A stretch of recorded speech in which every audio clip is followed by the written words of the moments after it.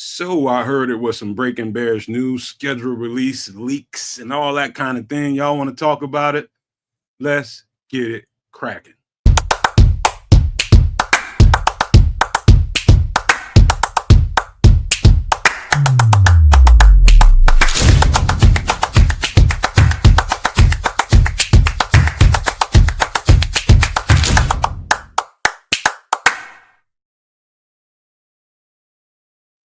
Yo, yo, yo, no maniacs, super no maniacs, and all in between. Welcome to another edition of some extra sauce for y'all's ass, man.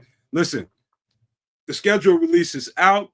It's a lot of conversations being had in regards to the schedule. I have not taken a hard look at it. I have not evaluated. I have not given it a second thought. I made a graphic. Kids also made a graphic over there in Canada, and we had a fist fight in the backstage about whose graphic to use. And I don't know who won, but one of those graphics is going to come up. But you know what? It's going to be interesting once we dial into the actual schedule. And when we get there, each individual game, I think is worth talking about because to me, it's about the matchup. It's not about who you're playing, where you're playing. It's about the matchup, how you physically match up against a particular team. And I know that the very first game on the schedule, I don't know, I can't remember if it's a home or away game, but I know Minnesota was the first game on the schedule. I do not know. I know this. I know we have Ben Johnson. I know we have a couple of new players and some new draft picks and things like that. And I know what Ben Johnson did to Minnesota, and it wasn't nice. But we have a different quarterback, and we don't have Jared Goff. But we'll get into each individual conversation about each team, some other stuff to talk about, some rumors and some other things that's going on as far as the UDFA. All that stuff is coming up tonight, plus our regular shenanigans that we always do on some extra sauce. Why you love this show, why we love you all. We're going to get into all of that, but let me pass the rock, bounce past my guy in Canada, the Canuck. What's going on, kids? Boom. It's Wednesday night, time for some extra sauce. My guy just, gave us a little cold breakdown of how we're going to do it here tonight. Should be a little bit interesting. We'll go through this schedule release, chop it up on sort of what's been going on behind the scenes. And, there may be some feet and little people and foolishness as well. Perhaps some tunes. Who knows? That being said, good to have all of y'all's out there. Give you guys a little bit of love for showing us some love. Big shout outs to our guy Joseph Archer, who's out there with the wrench. Super No Maniac Joseph Archer, that is. Nick Rembert's down with us tonight. What it do, Nick? Shout out to It's Crimson with the wrench as well. Keeping it popping in the chat. As we go on throughout the night, chat will definitely get a little bit more live, and I'll keep you guys up and propped up, if you will. Shouting out all y'all that pay a little bit of attention to what we do here. Let me give a big bounce pass over to my guy Triple R right underneath me. And I'll take that bounce pass and then jam that mother sucker tone right to the hole. No diddy. Big up to everybody out there. Welcome in. And I get it. There's a big hubbub and to-do about the schedule release. Whatever. Just tell me who they playing and when, and I'll tune in. But the pomp and circumstance, let's have fun with it. Sure. I'm not gonna throw no water or poo-poo all over it. I might tinkle a little bit and call it golden showers, but that's neither here nor there. So big up to Kids of Canuck, and for all of those tuning in. Show our channels some love there at Kids the Canuck on YouTube, as well as my own personal joint, Sports Chicago Style. Amen to that. Everybody check both of those channels out. If you haven't already, everybody within the sound of my voice, please go check out Sports Chicago Style. Give Triple R a subscribe, man. We all family. We just take care of each other over here. And make sure you go to my guy from Canada's channel, the Canuck, and make sure you go subscribe to Kids of Canuck channel, man. We all love you guys. You know what I mean? It doesn't matter whether we're here on the Nomad Network, over on Sports Chicago Style, or over on Kids of Canucks channel. Doesn't matter. We're all the same people. We need to show the same kind of love to everybody. Please do that, and we will be grateful. We thank you in advance. Listen, hopefully around 8:15, Samuel's gonna jump in with us and talk about some of this stuff. He's gonna be here for about 30, and then he had an arrangement with Aldo. He's gonna do some stuff over there, and a little bit later on, he might come back and kick it with us later on as we start talking, kicking the Willy Bobos and all that kind of stuff. But I'm like you, Triple R. Listen, I'm like you, man. Listen, all this stuff. We'll talk about the individual games and on the schedule, but I'm like this, Triple R. I'm about that action, boss. All that fucking going on, man. All them people, it's a whole lot to do. Sure enough. It's a whole lot to do. The rhythm of the night. I'm like Bruce Leroy. Yeah. I'm about that action, man. We need to get on to it, man. All that talking going on, man. It's kind of that's not my game, man. I'm about. I want to see what happens. You know what I mean? And we got a lot of time to do a whole lot of talking, but I would love to see some action. I need some action behind the words and all of the fluff and the huff and all the stuff that comes with it. And you guys, by the way, I know everybody is bouncing around from podcast to podcast. Everybody's got a podcast going on right about now, talking about the schedule release. And we're going to get to that in just a few minutes and dial into it. But, really, I'm jump off this. Like, a travesty, if there was a travesty in the world with all the shitty remakes out there, this hasn't been remade yet. This, God damn it. What is the name of it? You know what? So Last Dragon. The Last Dragon. Okay. What do you mean? What's the name of it? Come on, son. So all right, I'm gonna tell you guys something. One of my uncles, man, who is pretty much my big brother, he is a vintage guy. So everything, like his whole entire, I told him, I said, man, listen, dude, you need to turn this into some kind of an exhibit. It's like you go down in his basement and it looks like a vintage art collection. He's got everything from 8-track CDs to turntables, old school turntables, the 80s turntables, the 70s. He's got Tyco racetracks and stuff climbing up his walls. I don't know if y'all guys know what that is. But, these little race cars have little trigger mechanism to them to make them go. He's got all that going on. He's got trains. He's got, records, old vintage records from whatever era. I mean, it's like a museum in his basement, man. Well, first of all, no, man, pump your brakes a little bit with all that vintage old talk, because all the stuff you're talking about, I had as a child, playing with growing up. So I think of old and vintage, like the 60s and the 50s. You talking about the 70s and 80s? Is that really old vintage? Where you gonna find an 8-track tape at? Well, eBay, of course. He got 8-track tapes stacked up in his basement. Okay, well that's a little bit on the obsolete side. That's like having that's 70s. Yeah. Yo, but my daddy used to have an 8-track in the whip though. Like this is what I'm talking about way back in the day. Right. But this here, I don't consider this vintage. This is like 1980. This is DeBarge. This is like 1986, maybe 85, 86. This remake should star Michael J. I'm putting this out there now. Michael J. White, or Jai, if you want him. Michael J. White as Bruce effing Leroy in the remake of The Last Dragon would be the dopest thing of all time. Michael J. White's like 60.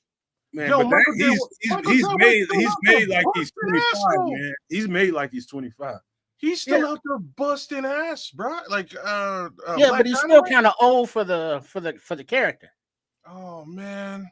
Joseph, I'll get to that question shortly, man. I starred your comment. We'll talk about it here in a second. We just, how we do on this show, man. We just talk. Sorry, man. Sorry, guys. We're a little bit off kilter here. It is extra sauce, is what we do, but he pulled this up, and I was like, damn, this is one of my favorite. I remember watching this in the theater. This is one of my favorite movies, man. Bruce Leroy was a badass, and so was Shown Up. It was super cool. They should redo this. Hey, kids, I can't remember. I want to say Triple R brought this up probably months ago. And I know that, okay, so my uncle he's got all this kind of stuff on deck. You go down there, man, he's got all this stuff. You ever seen this? You ever seen that? And one day we popped this on and was down there drinking Coronas, and next thing you know, I'm just locked into the shit. Bro, it's dope. This was like probably about 10, 12 years ago, and I'm locked into it. I'm just like, this shit is so cartoonish and goofy. It's good. It's really good, man. It's like it's I don't know. I think they made this to be a comedy. I wouldn't call it a comedy, right? Like I wouldn't call it a comedy, but it is definitely a bit of a take on the kung fu movies of the time, right? And a little bit of spin, a little bit of DeBarge music all up in there. There's a whole like the DeBarge family blew up this soundtrack, bro. They blew this soundtrack up. It was a dope soundtrack. Yeah, it wasn't. I don't think they meant it as a ironic comedy or nothing like that. Mhm. It was going for like, hey, let's make a 80s Bruce Lee kung fu joint. We can have a bad dude that rap the subway, where Chuck Taylor is, he got his little gang and shit. Then had a little, shy homie, just going minding his own business that's down with the arts. You know what I mean? That there was nothing comical about that at the time. It was a serious, not a kung fu movie, but it was a serious endeavor. Like I have to, yeah. Like I was just gonna put this one up, King Booker for real. I was walking around the schoolyard. What time after this on anybody's ass? I don't care who you were. Let's do it. Kung Fu kicks and all, man. And that's when I first started getting the Kung Fu Manchu shoes. The Kung Fu shoes that they be wearing that I got. Oh, you had them? Those. Had them. I still got them, fool. What? Okay. Let Nomad tell it I'm vintage. Oh no, you talking about you got the ninja shoes? A little sneak up on the motherfucking shoes. He's probably wearing them right now as he speaks. Go ahead and talk about some shit. I'll be right back. So you gonna go put them on? I'm gonna wait till Trip get back, because what's funny about this movie is I just went over there, man. He said, "Hey man, come over here." He said he wanted to show me some shit. And I'm thinking it's just like this guy's got like an entire garage, and his garage is adjacent to his basement, his man cave. He's got the walls on that garage are full of just absolute Hot Wheels cars. When I say this guy likes vintage, I mean he likes vintage, like old school bubblegum machines that you got to put nickels and dimes in it to get some bubblegums. Got actual bubblegum in the shit too. Little vintage pop machines, like little pop coolers and shit like that, and actual machine. I mean, it's like a museum in his house, man. Look at people are with the I don't even know what you call those motherfuckers. Biscuits? Oh, those are okay. I feel you. You can sneak up on a dude with them. Yeah. You know what I'm saying? Yeah. Never hear you coming. Never hear you coming, man. Yeah, you like in the city, you used to get them in Chinatown, but then now found them on Amazon for like a little next to nothing. You know what I'm saying? Well, at least they used to be. That's but they're very supportive for those who get the Planet Fascia for Shire that had to bottom your feet on fire. These stop against that. They're very supportive with cutting and like I got a lot of weight going. Like when I'm moving around and stuff, and these don't have the blowouts, like the gym shoes did with Zion was wearing them, So yeah, these are quite comfortable, quite dope. Bro, it just reminds me of these my two friends from grade school, bro. They used to like these two kids used to run around the schoolyard like ninjas, for real, and just fight each other. But they're best friends, and they both of them ordered in them slippers, and they're running around and like we just kind of look at them, you know what I mean? Like what's wrong with these two? All every day doing table rolls on the ground, kicking each other, blocking it up. They have zero karate training of any kind, but that's what they would do every lunch hour. Back there, you didn't need no training. All you have to do is watch the movies. That's it. 5 minutes. Every Sunday morning, there'll be Samurai Sunday. I was just about to say that, Triple R. He's got all that. My uncle's got all that shit going on. Samurai Sunday, all that kind of stuff. The one of them, man, that he's real serious about. Like he's got, I think he went somewhere and paid some good money for this vintage a VCR. It's a VHS tape of his 5 deadly something. 5 deadly sins? Or No. Five Deadly Five Deadly Venoms. Venoms. There, Venom. I just said it. He's got that. He's got some kind of actual Yo, he must cutting. listen to Wu-Tang Somebody Clan. that produced this, that actually produced that. He got Run a Shaw. copy of it, the editor's version of it. Run Shaw. Mm.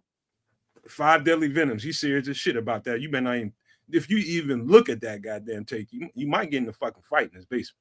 It's a bad movie, bro. It is a badass film. Like those are those, like, I wish, man, those old kung fu movies will never, like, it'll just never be like that again.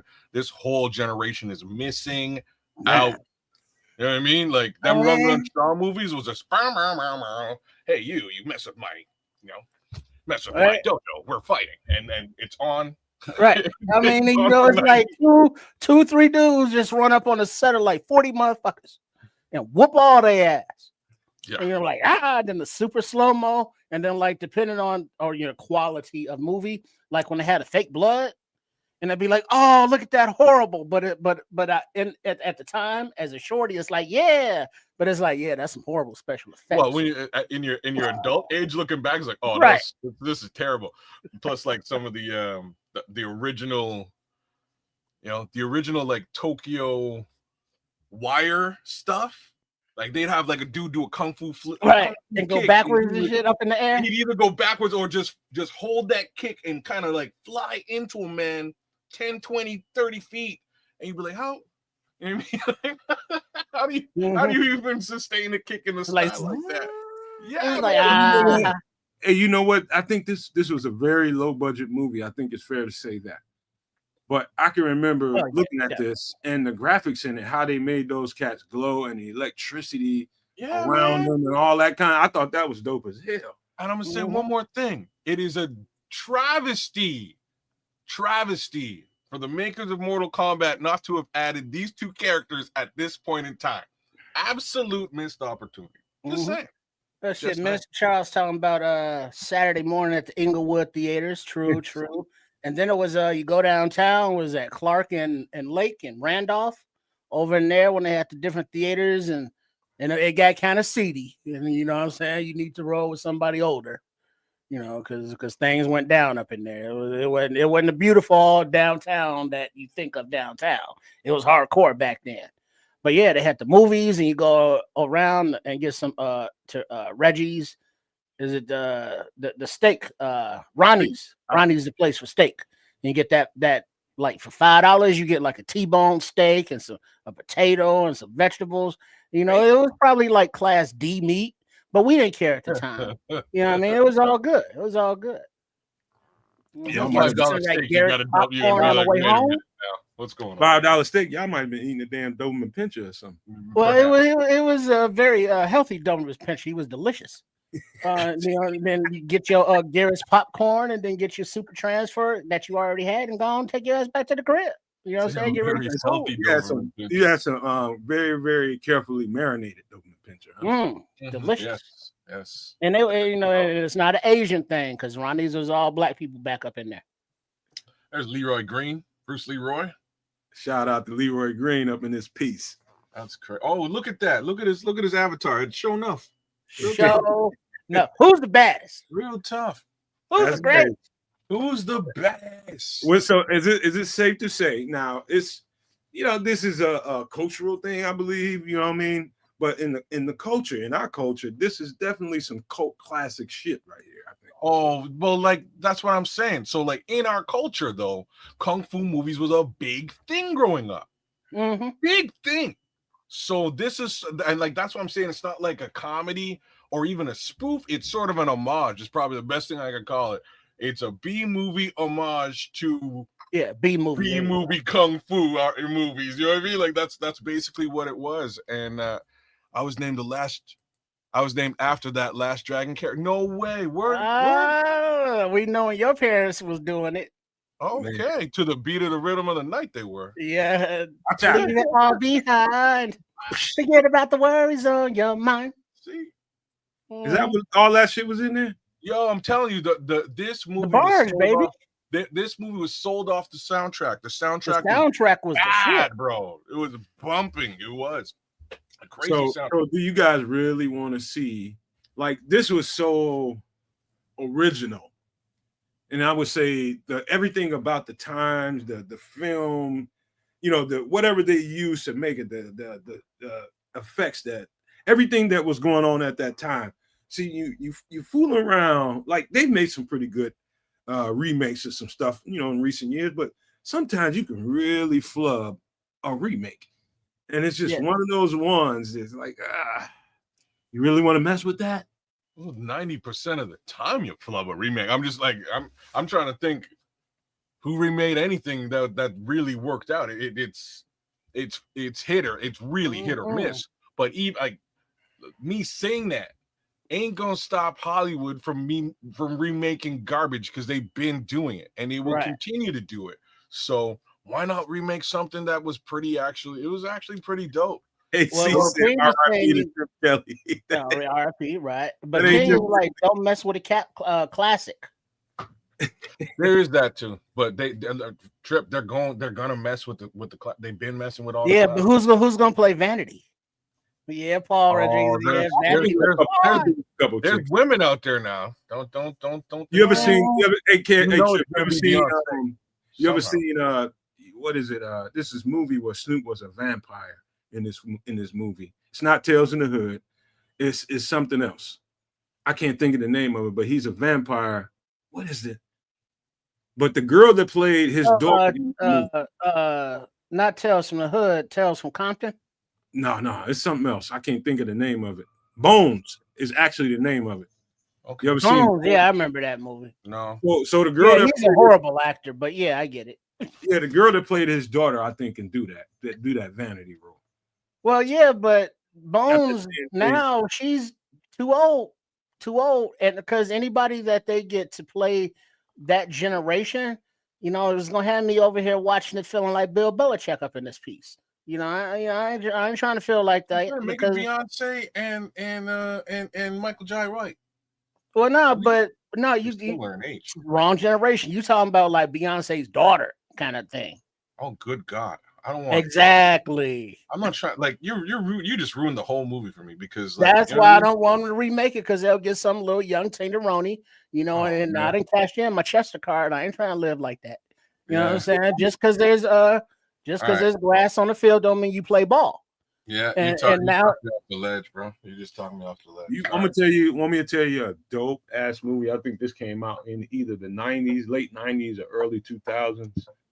And Bill Duke, I don't know that people know. Bill Duke's an actor. He played in The Predator. He was him. I think was he Predator?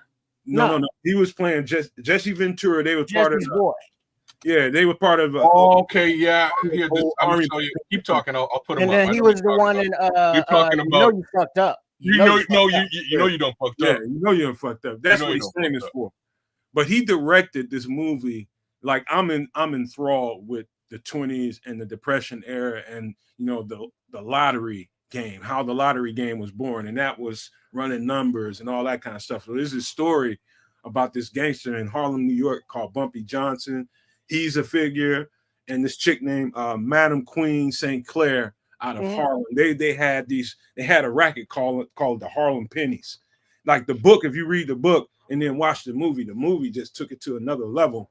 But it's called Hoodlum. I don't know if you ever seen that. Yeah. But man, that is one of the most underrated movies I've ever seen in my life. That and the first Underworld that I saw. Wasn't that Lawrence Fishburne in it? I think so. Lawrence Fishburne was Bumpy. Yeah, because they filmed that I was working at a moving company box store kind of place back then when they was filming it. And part of the filming took place on Lawrence Avenue.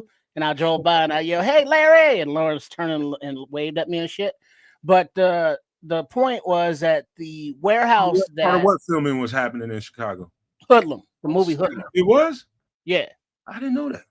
But where they had the big ballroom scenes for their nightclub scenes and the dancing and shit, they rented out the warehouse. And they had, it was like a sound stage, but it was the warehouse that they just made into the set. And so after hours, we could go in there and be like, oh shit, and see the set. It was all set up and shit. And then when the movie came out, I was like, oh shit. And so I was like, yeah. But yeah, that was a classic movie. You know, black actors doing their thing. All right, so if we can't use Michael Jai White, who can we use? Who could we recast Bruce Leroy with? The only person I can that is Bruce Leroy in this. There is nobody right now. It has to be Like- like introducing. Like you got to remember in this storyline, it appears that Bruce Leroy was just like a kid. Yeah, teenager. Yeah. You know what I mean? So that's why it has to be like some nobody that, you know, new booty that nobody knows. Nobody, so- kids. He says nobody. Okay. Exactly. But like lethal injections like Zendaya can play Vanity, and it's like, yeah, she does get Well, that's what I'm thinking. Like if we're going youthful like that, okay. Oh, you know who could do it? Michael B. Jordan.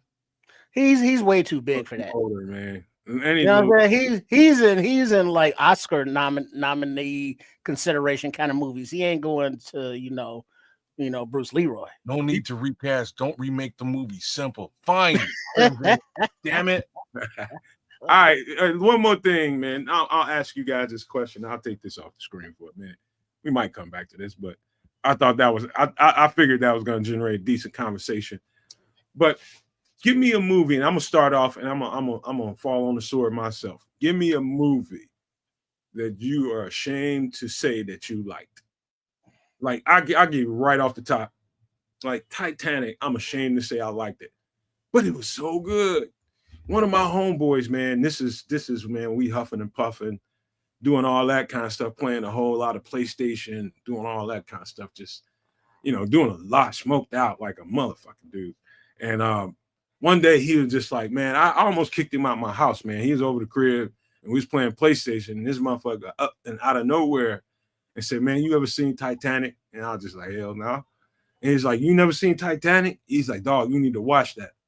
I was like, what the fuck? I ain't watching no goddamn Titanic, man. That's some sensitive ass shit, man. I'm not watching it, dog. And we went back and forth about it. And I called him all kind of soft ass motherfuckers and all that shit, man. And he was just like, man, you can call me all the names you want to, man, but you need to watch it. I'm telling you, man, it's a good ass movie.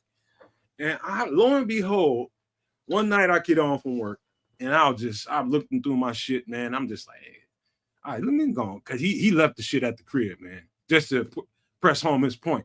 I popped the shit in. This is when we got CDs and shit going on, DVD, Blu-ray, and all that. I put the shit in and puffed a little bit. Next thing you know, I was locked. Titanic turned out to be one of the best movies I have ever seen. Number one. Number two, I'm ashamed to say that, man, because it's very emotional.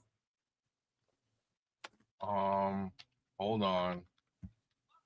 Very emotional. It's a very emotional movie. I refuse to watch it because it's I don't like. I already know what's gonna happen. You know man, what I mean? you know your soft ass probably watched the Barbie movie or something. You need to be ashamed of that show. Barbie, wow! If you just throwing Barbie at me, I haven't watched that movie either. But there is one movie that I am ashamed of watching. It's a Tom Cruise film. I'm gonna give you the name. Huh? No, that's a good movie. I wouldn't be ashamed of that. I'll tell you what it is. It's Tom Cruise and his wife, his previous Nicole Kidman. Oh, you talking about it's a sappy ass film, man, but it's so sad. If you talking about Tom Cruise and Nicole. Oh, here it is. What is it? Eyes Wide Shut. No, that's dope. That's not sappy. You should not be ashamed of watching that movie. That's a dope ass movie. Eyes Wide Shut is dope. The movie I'm talking about is actually Far and Away. And there goes the fourth Musketeer right here. Boom. Sam Emma's up in Sam the building. What's happening? Hey Sam, they up in here being soft, man, talking about they was crying. This guy said he was crying watching Titanic. They were crying about what? Kid said he was crying watching Titanic. He's trying to put it on the rest of us now. Well, he watched the Titanic. Yeah, he burst into tears. They had to give him a box of Kleenex. Yeah, they had to give him a box of Titanic had to be. Oh, okay. So wait, you talking about sensitive movies like that? Yeah, what you saying? What we? Well, I what's mean, I've gotten to the age all right, where we gotta get him up to I speed. cried the in the question- movie, Oh, yeah. but not the Titanic. The question was, what movie did you watch and you shame to say that you watched?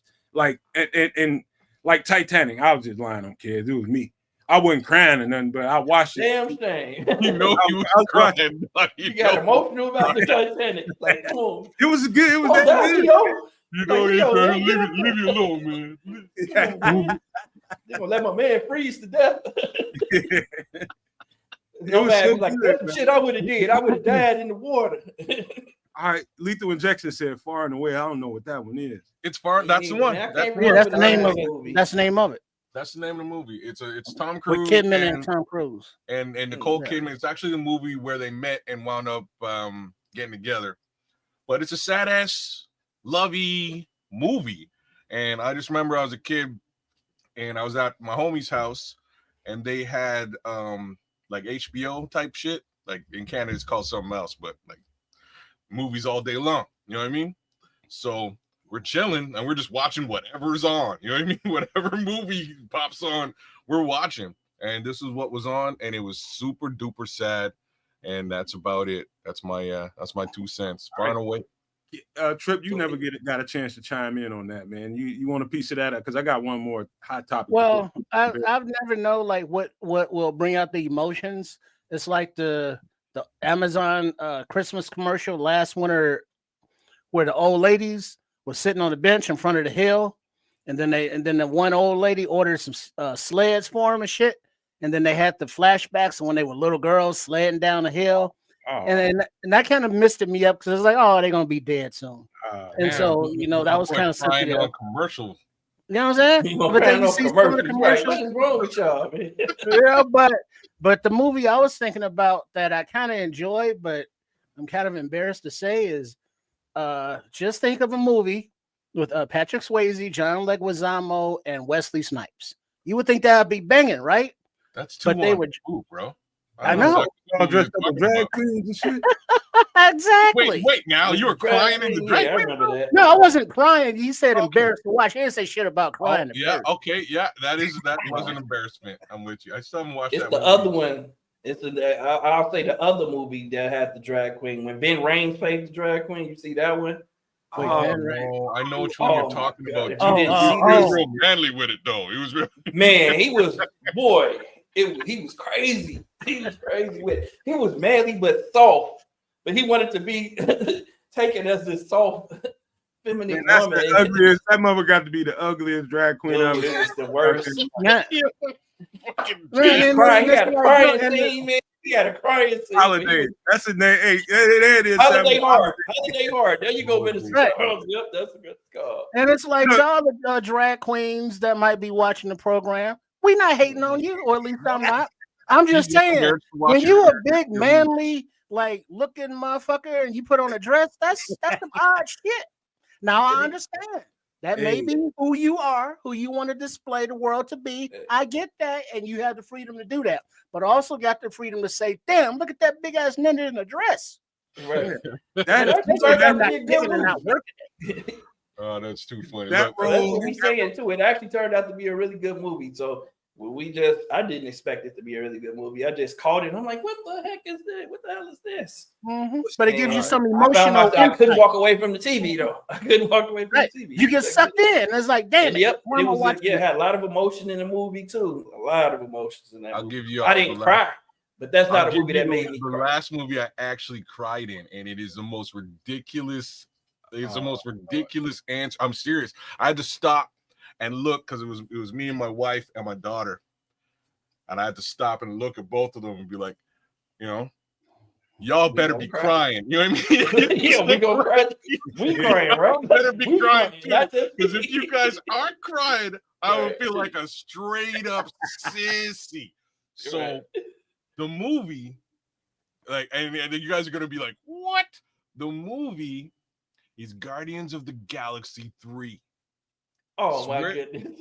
Swear to But God, oh, man. man, what's so? Yeah, that was the worst one. Worst.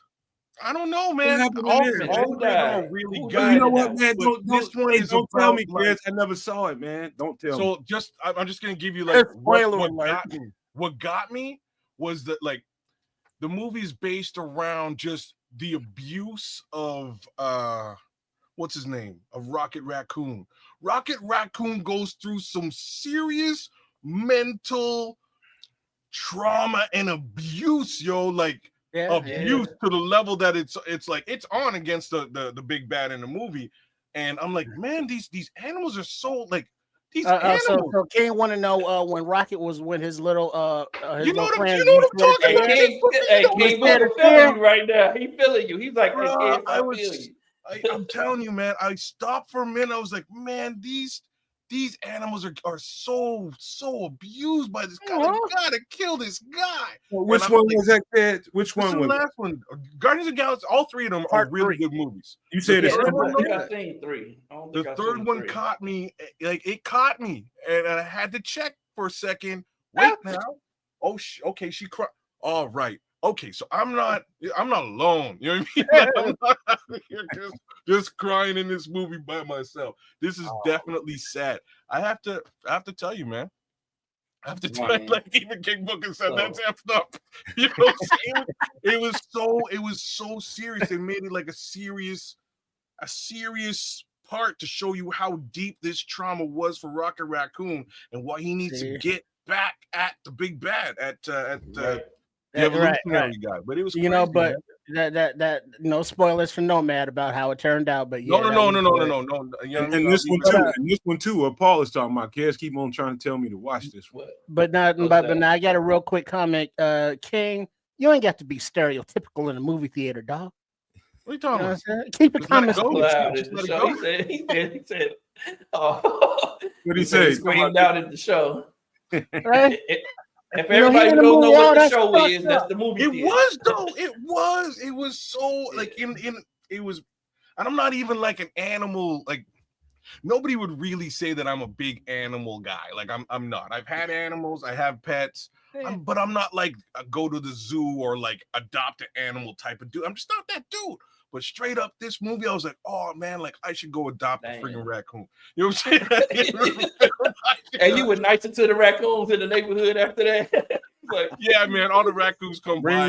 Bring your happy ass to my house. You can get all these motherfuckers in my backyard. Hey, right. Oh, all right. Wow. There's a decent joke in there somewhere. You know that. Hey, no man, you know that they can be, pretty much domesticated. I'm sure they can be, but I ain't gonna domesticate that. Yeah, they can be. I've seen it. Yeah, I've seen videos with them domesticated. My boy's mom domesticated raccoons and skunks. She used to take the actual stink pouch out. I'm telling you, she brought them in. She brought them into school, man. Yeah, man, you can take the stink pouch. I'm telling you, it's a whole process. But she went through this process and adopted like.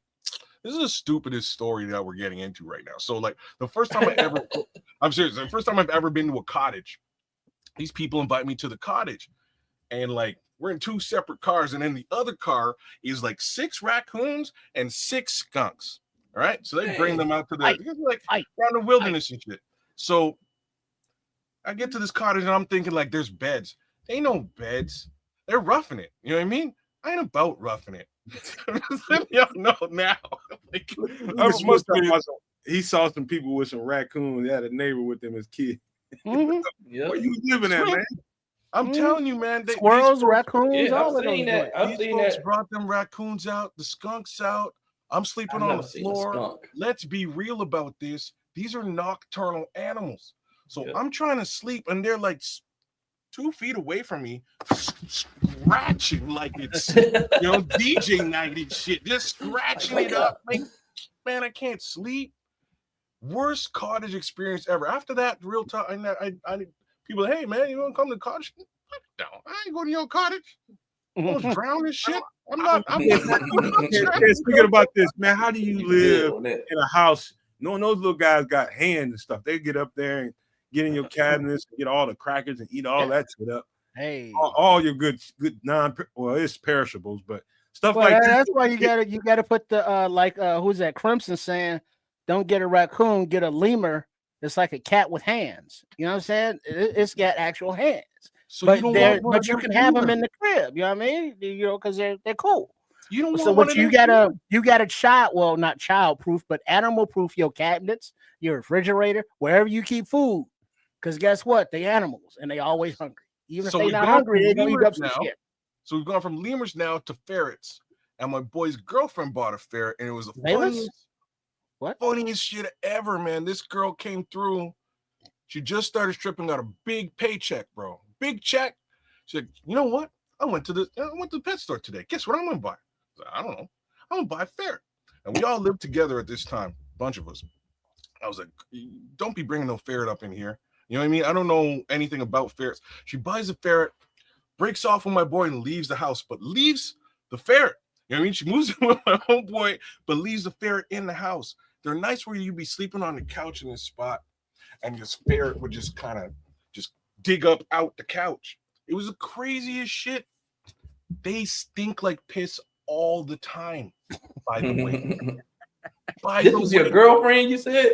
Not my girl, my boy's girl. Like he winds up having like 7 kids with this girl down the road. Stink though. You say she got a, because I want to go back to the story, because the first thing I heard was she got a big check her first time as a stripper. She started stripping. Like, I'm telling you, she started stripping. She came home and she was super happy. She said, look, I got a big check. She got a big check. She was snapping out there. I'm So going. was she hot? I I guess I money. just want to ask, did she look like a stripper? Bro, she was built like real talk. Okay. I just finished saying that she had 7 kids. She still looked good. Oh damn! I hear you. She didn't make the ferret like into her show. I don't know what was with the. She should have trained it like to be part of her show, some kind of thing. Right? If she was like a talented, I didn't say she was talented. Now, Well, she had 7 the kids, body. so you know. She just had the body. I've seen like there's 2 different things. I'm sure you all have seen some talented strippers, and then you've seen some fine strippers. Yep. And then you see some strippers that strip because they need the money. They're usually not the same. You gotta have one or the other. Yeah, I was kicking it with. Hey, I was kicking it with one in Indianapolis, man. She's cold blooded, man, and she got her PhD after she was getting her master's when I met her. Yeah. You know what I mean? She was cold. Oh, so when she was like, "Yeah, I'm in school for my master," she wasn't bullshitting. No, she wasn't fucking around. Oh, okay. She owns right now to this day about 7 duplexes. Fucking look, what you call it? One of those little good start. She owns every building in the strip mall, and it's like, believe it. Fair lady's a real estate agent right now, selling mad real estate. I'm just letting y'all know she's making. I believe it. Yeah, they usually land on their feet somehow, like into some good opportunities. Among other body parts too. You know after laying on their back, they land on their feet.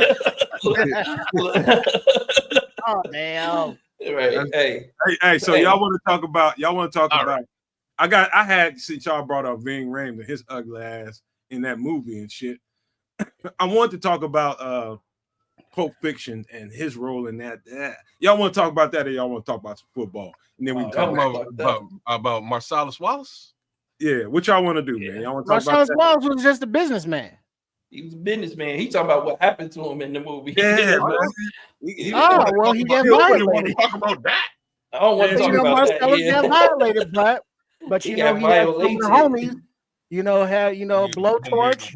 You know, and a pair of pliers. You know, get medieval on those fools. Hey, Joseph Archer said he want to talk about football, and then Paul Rodriguez said in all caps. He want to talk about Marcellus. All right, that's crazy. I tell you what, we'll get into the schedule release, man. Real quick, all right, before we get into it, I just gotta say, man, about the crying in movies, man. So I never cried. I don't usually cry through in a movie, man, unless it's like something that I can kind of relate to, or it's something to do with some kids. So that being said, I cried when Ricky died. And of course, in Boys in the Hood, when Ricky got shot, that was probably the first movie, and I was just preteen at that point in time, or I think I was probably 13, 14 when that came out, and that had me messed up. I cried like I knew him. That's right. That's too real in our environment, man. And I think that's what it was. It was happening around me. It was happening in my neighborhood, and people get shot and killed. So, and then the other movie that I cried on was I don't know if you guys ever seen this Beast of No Nations with Idris Elba. I ain't seen Oh, it. wait, It was he's the about African the dude? Congos, about when Yeah. they were having war in the Congo, they had all these young African kids that they were training, and man, come to find out, he was staying them little kids. He was staying the little kids as he was training them, and that fucked me up when I figured that out. It was like, man, like he's fucked up. Hey, Yeah. but I got to know, Samo. What's that? When after Ice Cube was like, "Let me out," Doughboy is like, "Let me out the car." I actually been in that situation. Did you think that he was being soft for getting out, or that he should have got out? Nah, I've been through that situation. He wasn't soft. He just came to his right mind. So at the time, I thought he was being soft. I was like, no, man, you got to go get your payback for Ricky. No, man, you got to go. You got to make sure they get that dude. I used to think that. know, nah, he wasn't soft. He was smart. Yeah, he wasn't soft. He wasn't soft. He was soft. No, he was soft. But yeah, he was soft. That's not what made him soft. That moment, he was just soft. He was just soft in general. I'm gonna say, keep it real. That motherfucker soft. Man, how the Furious rave a soft ass kid? Hey, he acted his ass off in that movie. We still be doing that in the hood, man. Yep. This shit. He was swinging my bad. Furious, and that was shit. Furious. What? That was the one with Cuba Gooding Jr. Yep. Yeah. The Hood movie. That's Boys in the Hood. Boys in the Hood. That's what we talking about. Right, but no, Cuba Jr. Gooden wasn't that. Yeah, bro. Yeah. No, wait, which one was Ricky? I got him confused. He was the Ricky was Morris Chestnut. Morris Chestnut. Yeah. Man, which movie was that? That's the same movie. Same movie, bro. Cuba Gooding Jr. You don't realize Cuba Gooding Jr. was the dude that said "Let me out" though. That was Cuba Gooding Jr. I think that movie kind of made Lawrence Fishburne's son in the movie was that was Lawrence Fishburne. I can't think of his name right now in the movie. It's his character's name. Okay, yeah. See, I got that one confused. Where at the end, where old boy got blasted when he was protecting old girl. That was the one with O Dog. You're talking Menace. Yeah, that was the movie with O Dog. That was my bad. That'll draw a tear. That'll draw a tear. It's that high five song. You can drive the highest peak, swim the deepest sea. I will cross the desert land. I will do anything for your love. Something about that song. Was that Tony? It's like me and Triple R, by the way. Yeah, right. It's like, man, what key is that again? Man, dude, that movie gets me, man, because like damn, there's so many relations I can find to that movie. Both of them movies. Oh God, man. Oh damn.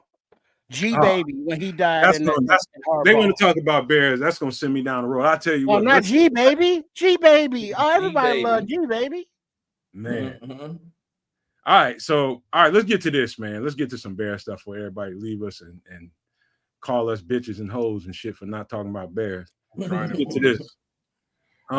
This will not go away, you guys. I'm just gonna lead it off with my thoughts, and you guys can tell me what you guys think. This is what I think, and this is getting boosted by ESPN 1000 and 670 The Score, and everybody else that's even Chat Sports. You gotta give them all credit for this, but they're so people basically don't believe in the edge rusher room that we have inside the building, and they're saying, we need to fix this.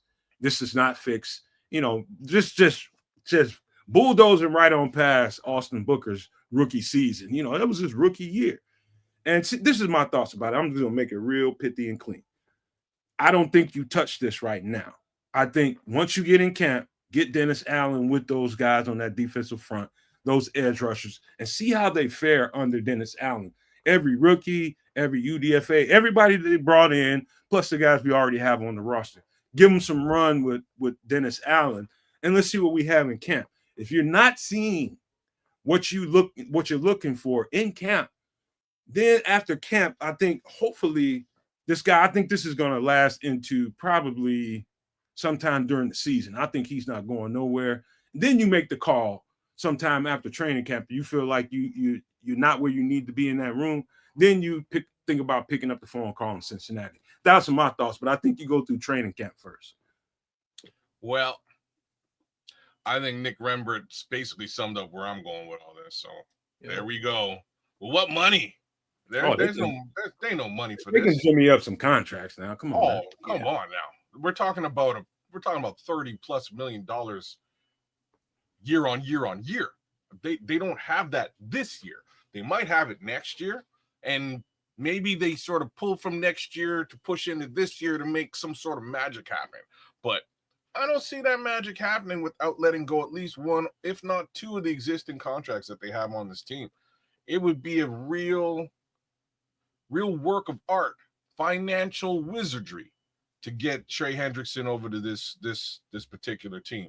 Now, I'm also gonna say that outside of Austin Booker, who's the guy that you brought up, I don't necessarily believe they did the right stuff in that room either. I'm not familiar with Deo Odengbo, so I'm gonna have to wait and see.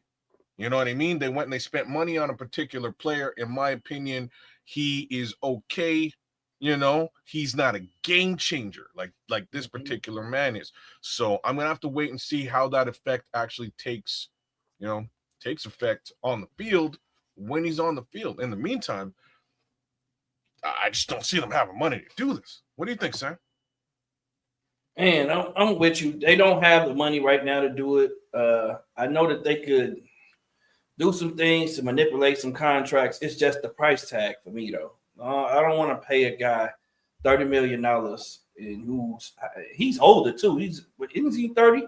Is he at about 30 years old right now?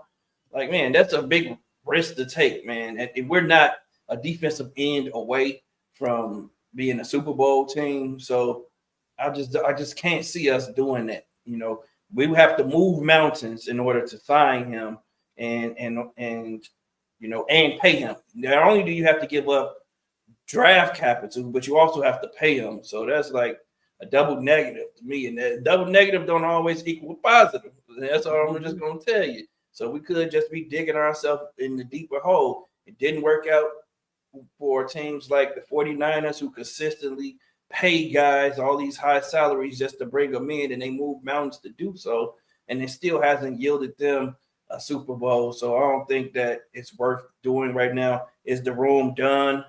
Is the room what it should be? I'm with kids. I don't know what Deo is. He could turn out to be good, but I don't think he's not the quality of player that Henderson is. So of course, everyone wants that to see the production before they actually say that he's going to be a good player. But right now, we just don't have that. I would look to trade for a player that's from another team that might be available, but not Henderson. I'm not paying a guy, trading for a guy, giving up draft capital, which is going to be a lot. We're not getting him for less than a second-round pick or a couple second-round picks, and end up having to pay him. I'm not on board with that, especially not right now. Yeah, I'm and like Jay Capone is saying, okay, well, fine, let Detroit get him, and we be looking stupid. It's like, well, fuck that's out there. That's out there. You gotta. What do you call that? What do you call? That's almost like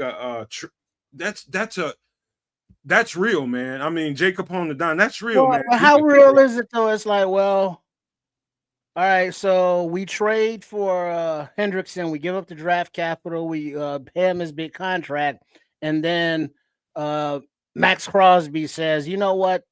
Fuck Las Vegas, I'm out. On a shoestring of a trade capital, and Detroit picks him up. Whereas like, well, if we didn't get Hendrickson, we would have been there for Matt Crosby. There's always a what ifs, and I'm not a fan of drafting a player just because you want your division rival who's drafting behind you not to have that player. You want to help your team and let the chips fall where they may, whoever the fuck they sign a trade for. You know what I mean? You got to play who they got. You got to play with who you got. And right now we got this room of young guys, some of which are, unproven, some like Deo on his second contract. But let's give the opportunity for at least Dennis Allen and the rest of these defensive line coaches in this case, to get a hold of, Booker and and all of the other kids in that room to see if defensive end or edge is really a need. We want to say it's a need from, 1,000-foot view outside of Hallis Hall because they have a lot of guys who haven't made a name for themselves yet. What if, the other kid from K-State that played on the other side of Booker is a complimentary piece to him. And they, turn what they did at K-State into the Bears on the NASCAR package. Then we don't need Hendrickson. And so we can't just say, hey, there's a good player out there. We got to get him. We got to move heaven and earth, whether it be salary cap and making adjustments or trade assets or keeping a guy from another team. It's like, nah, you build your team the way you build your team and trust your coaches to coach up the players that you all had the synergy with and brought in, and not just jumping at every possibility that's like, oh, this guy's available or that guy's available. It's a little different if it's like, oh, this guy got cut because they couldn't afford a salary. He's a roster salary cut. All right, then you don't have to give up no draft capital. You can just sign a guy, a free agent, and then bring him in that way. Or a practice squad guys that you feel is better than somebody on your roster. You want to sign him, you can bring him in that way. But giving up stuff, capital, giving up draft, and bumping out some of the young guys that we already have, it's just, I don't know. It just feels like not a prudent move. If this was a team that would, like Sam was saying, was ready to compete for the actual Super Bowl now, and while we all have raised expectations, which we'll get to in a minute when we talk about the schedule, but maybe a playoff team, but not a Super Bowl contending team. Super Bowl contending team, yeah, you go out and get him if he's that piece that makes a difference that you're lacking. But right now, just because, nah. All right, so the kids reshuffled where we are. So I'm gonna reset this conversation really quick. We'll go around one more time, and I'm gonna pass it to Samo. And sometimes, Samo, you got to just really look at what happened on its face as what it is. So they got an opportunity. They had an opportunity to get edge rushers. They did not draft an edge rusher. What that tells me, and you guys can tell me how you think of it, and I put out a short kind of talking about that earlier. It told me that they feel good about what they had in the building, number one. Number two, it's three things. Number two is they felt like the UDFA market would have some value to it. That's the second thing. And the third thing is the door is always there and ready to be open to do this trade. I do think, and Mr. Charles said, what makes you think this guy's going to still be there once the season starts?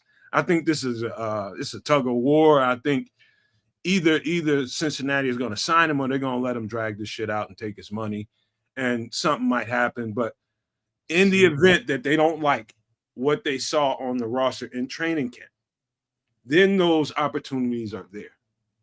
Then those opportunities are there for a Trey Hendrickson. If he's there or not, I don't know. We just have to find out. But I think they told us a lot, Samuel. I think they told us a lot in this draft. They didn't think the edge rusher room was as bad as we on the outside think it is. Right. Yeah, I don't think they think it's as bad as we think it is, and I don't think it's as bad as we think it is either. I like Booker a lot. I think Booker's going to come back and he's going to be a damn good pass rusher. Now, if he can hold up against the run, it's another thing. But we don't need him to hold up against the run. We're just using them on passing downs, and we're kicking Odangbo, who's a good interior rusher inside. Then we have a better interior defensive presence now, which is also going to make those defensive ends a lot better. And this other thing we got to think about, fellas, is like, this is not the defense from last year or the past few years with the Matt Eberflus defense where we're not going to be aggressive and we're just going to rush our front four guys. Dennis Allen blitzes, and he blitzes a lot. He's bringing pressure from a lot of different places, from every position. Every other position in that back seven, like, is eligible to be blitzed, and he does blitz them. So that's going to be the difference in those two defenses. So he's feeling like I got enough talent right now at the edge, to stop the run and do everything else I need to do. I can dial up pressure, and that's what he's going to be able to do. If he feels like he has enough talent right now on the defensive line, he's going to dial up pressure. He's not going to be a Matt Eberflus that sits back in coverage, man. So that's what we got to consider as well. And the last thing I'll say is I think June 1st is the deadline to sign those free agents that you're talking about, where you don't have to guarantee their contract. So right now, that's why it's like a dead period for the NFL, where you don't see these free agents. You see all these free agent guys out there after the draft. That's because I think June 1st is the date where if you sign those guys, their contracts aren't guaranteed. So you can release those guys without having any financial implications at any point during the year. At any point during the year. So if those guys get hurt, you can release them. If those guys just aren't working out, you can release them without having to continue to pay that contract for the year or whatever year or two that you sign them to. So that's why it's a dead period right now, and why we probably won't see them add another player until after that June 1st deadline, or maybe not even till after mini camps and all that stuff, or we get in training camp and we see that we're having problems. But right now, I think they're just gonna let it ride, man. What would you do, Samo? What would you do? Like for me, I'm gonna let these guys run. I'm gonna let them guys run. Let it ride. I'm gonna let it ride. Like, who was that just talking about? The guys from Kansas, the other guy from Kansas that played opposite. That's Jeremy Robinson, Kansas. Jeremy Robinson could be a good player, man. We got Jeremy Cromer from last year, man. The UDFA from last year. I like Jeremy Cromer. Is a great pass rusher, and the guy can stop the run. He's had a year to get an NFL body, man, and get his strength back. I think he was dealing with an injury too when he came into the league. That's another dude that could turn out to be a really good player in this defense. Samo, do you think they could put Hardy out there on end? Hardy, I forgot about Hardy. Yeah, and I forgot about Hardy too. Hardy is a developmental player as well. So Hardy was starting to turn it around a little bit. Like, he had some pressures. So we got some really good developmental pieces. We don't know. The only thing is we don't know what production we're gonna get out of those guys because they haven't had the production in the past. But we have a lot of good developmental pieces that I like, and with better coaching too. Well, there's some really interesting comments in the chat, to be frank with you. It's all over the map. Folks are pulling for Booker. Folks are also saying, if we don't strike, Detroit's going to strike. There are some financial conversations in there that makes it a little bit easier for us to maybe facilitate this type of contract.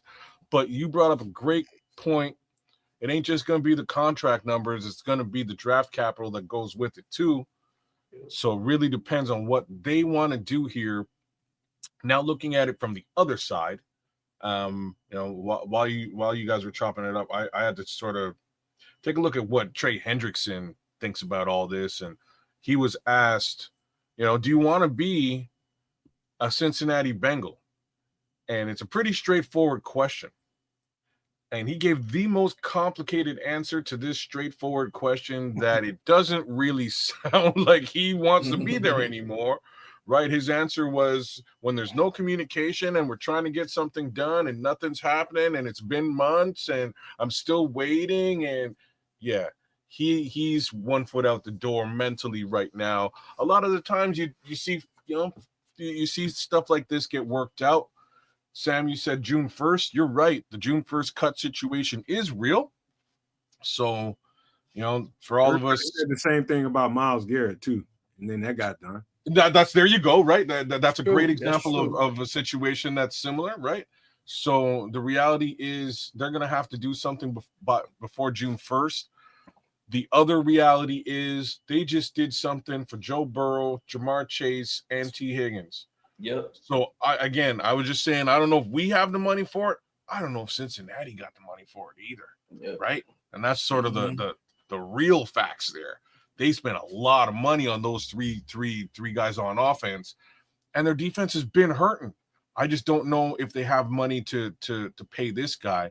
If you notice, their draft was all on the defensive side. They really doubled and tripled up on their defense. So I would be surprised if this does get done like the Myles Garrett situation got done. If it does, God only knows where they're pulling the money from. But Dante Purified Samo kind of opened this door up in his comments about how Dennis Allen's going to structure this defense and how he attacks. He's a foot on the gas kind of guy. and he depends on those interior guys to be able to get upfield and help those edge rushers get home to the quarterback. And so the nuance of football, especially on the defensive front, you got to understand how that shit plays together. You know what I mean? For the interior guys to really get upfield and really move that line of scrimmage back, it's just going to help those edge rushers get around that corner. And if a quarterback sees that edge rusher get around the corner because of those interior guys, he's just going to try to step up into the pocket. And here come those interior guys. They ain't going to stop coming. And so the formula is simple. What Samuel said is real simple. You're going to get simulated pressure because he's going to keep his foot on the gas. That's one clear thing that I saw on film with Dennis Allen defense over the years is he just keeps his foot on the gas. He expects his corners and defensive backs to play match up, tack up, and play man-to-man. Hold your man down, let these guys get home, and hopefully if a ball gets thrown towards you, it's going to be overthrown or it's going to be off balance. You know what I mean? Because the pressure is going to get there. And so, I mean, you got to go look at New Orleans Saints film on defense to really understand what we're talking about here. But the best way I can describe it to you guys is it's just going to be, man, everybody's going to get in on the action. And I will say this too. I think based off what I've seen on film, goddamn Kyler Gordon is going to ball. He is going to eat in this defense. If you look at Cordell Flott, the slot corner in that defense last year, man, he was a terror. He got 4 sacks in one game. That just tells you, he's going to be aggressive with the slot corner or the dime safety or whoever it is out on the field at that particular time. He's going to use those DBs as a weapon. And so he's looking for guys to have certain traits. So what I would say, last thing I would say about this thing about trading for Trey Hendrickson, yeah, it's going to end up with, we're going to get way more sacks than we normally would. But think about what you're giving up. Well, that goes into a question to wrap it all up that Ron C has. Said if you can trade for a DN like this, you go get the DN, trade Kmet and a 3rd round pick, make the deal. And so it's like, all right, you got to give up Kmet and a 3rd round pick. All right, maybe that's not horrible.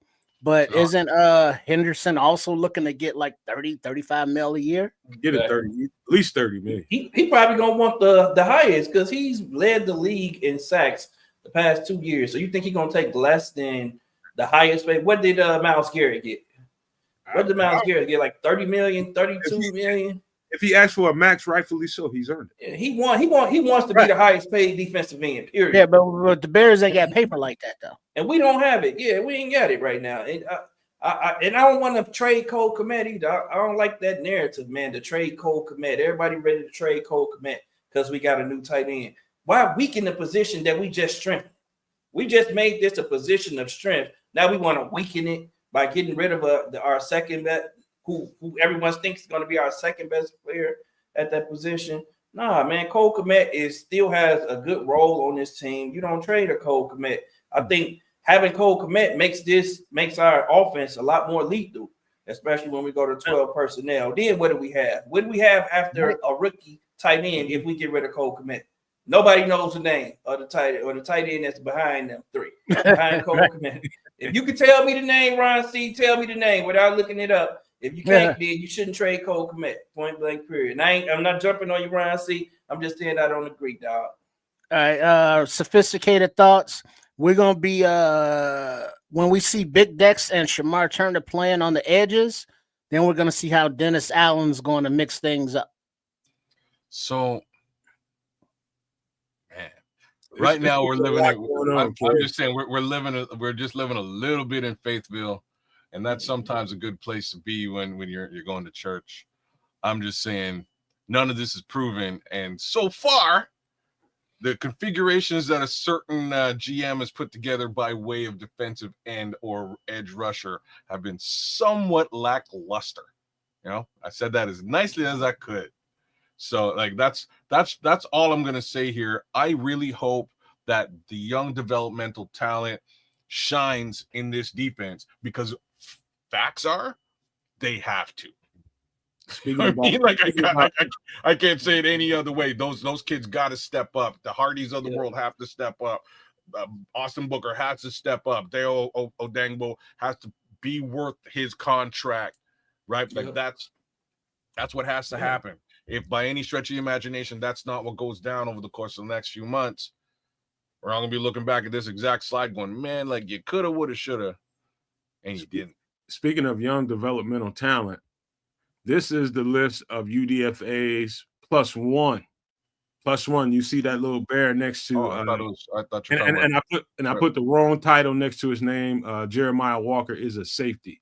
There's a corner that's getting converted into a safety by way of reports out of Hallis Hall. What's Chef Trips doing on there? Chef, I don't know what he doing. What the hell, man? Why you always Chef Trips just be all up in everywhere? The fuck, man?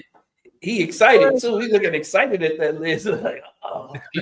He saw young developmental talent. He heard that. He just like, yeah. I like paying. Yeah, that is the thing. That is. That's a trip thing, man. He don't want to pay nobody. He want to see these young developmental guys. Because I mean, just look at this list here. I mean, Carlton. We were just talking about defensive end.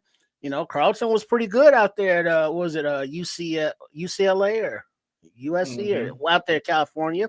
But UCLA, you never know out of these guys who will be the next jackhammer, Jack Sanborn, or the next teabag, you know, Tyson Bagent, who they talking about quietly is earning a contract extension.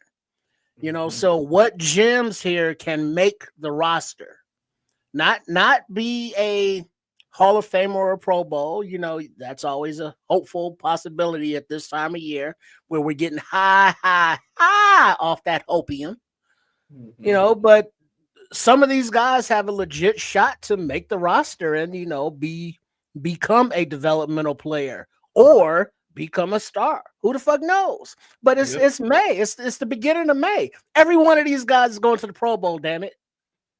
I will tell you guys this, man. And I know at this point, I think there's a lot of people. It's a couple of favorites here at this point. Fan favorites. Definitely Major Burns is right there on the top of that list.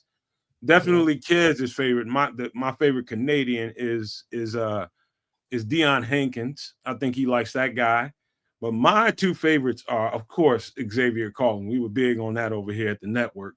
Xavier Carlton. But I'm telling you guys, I think the sleeper of this whole class. And so let me get this out of the way. So wait, before you say it, I'm gonna go.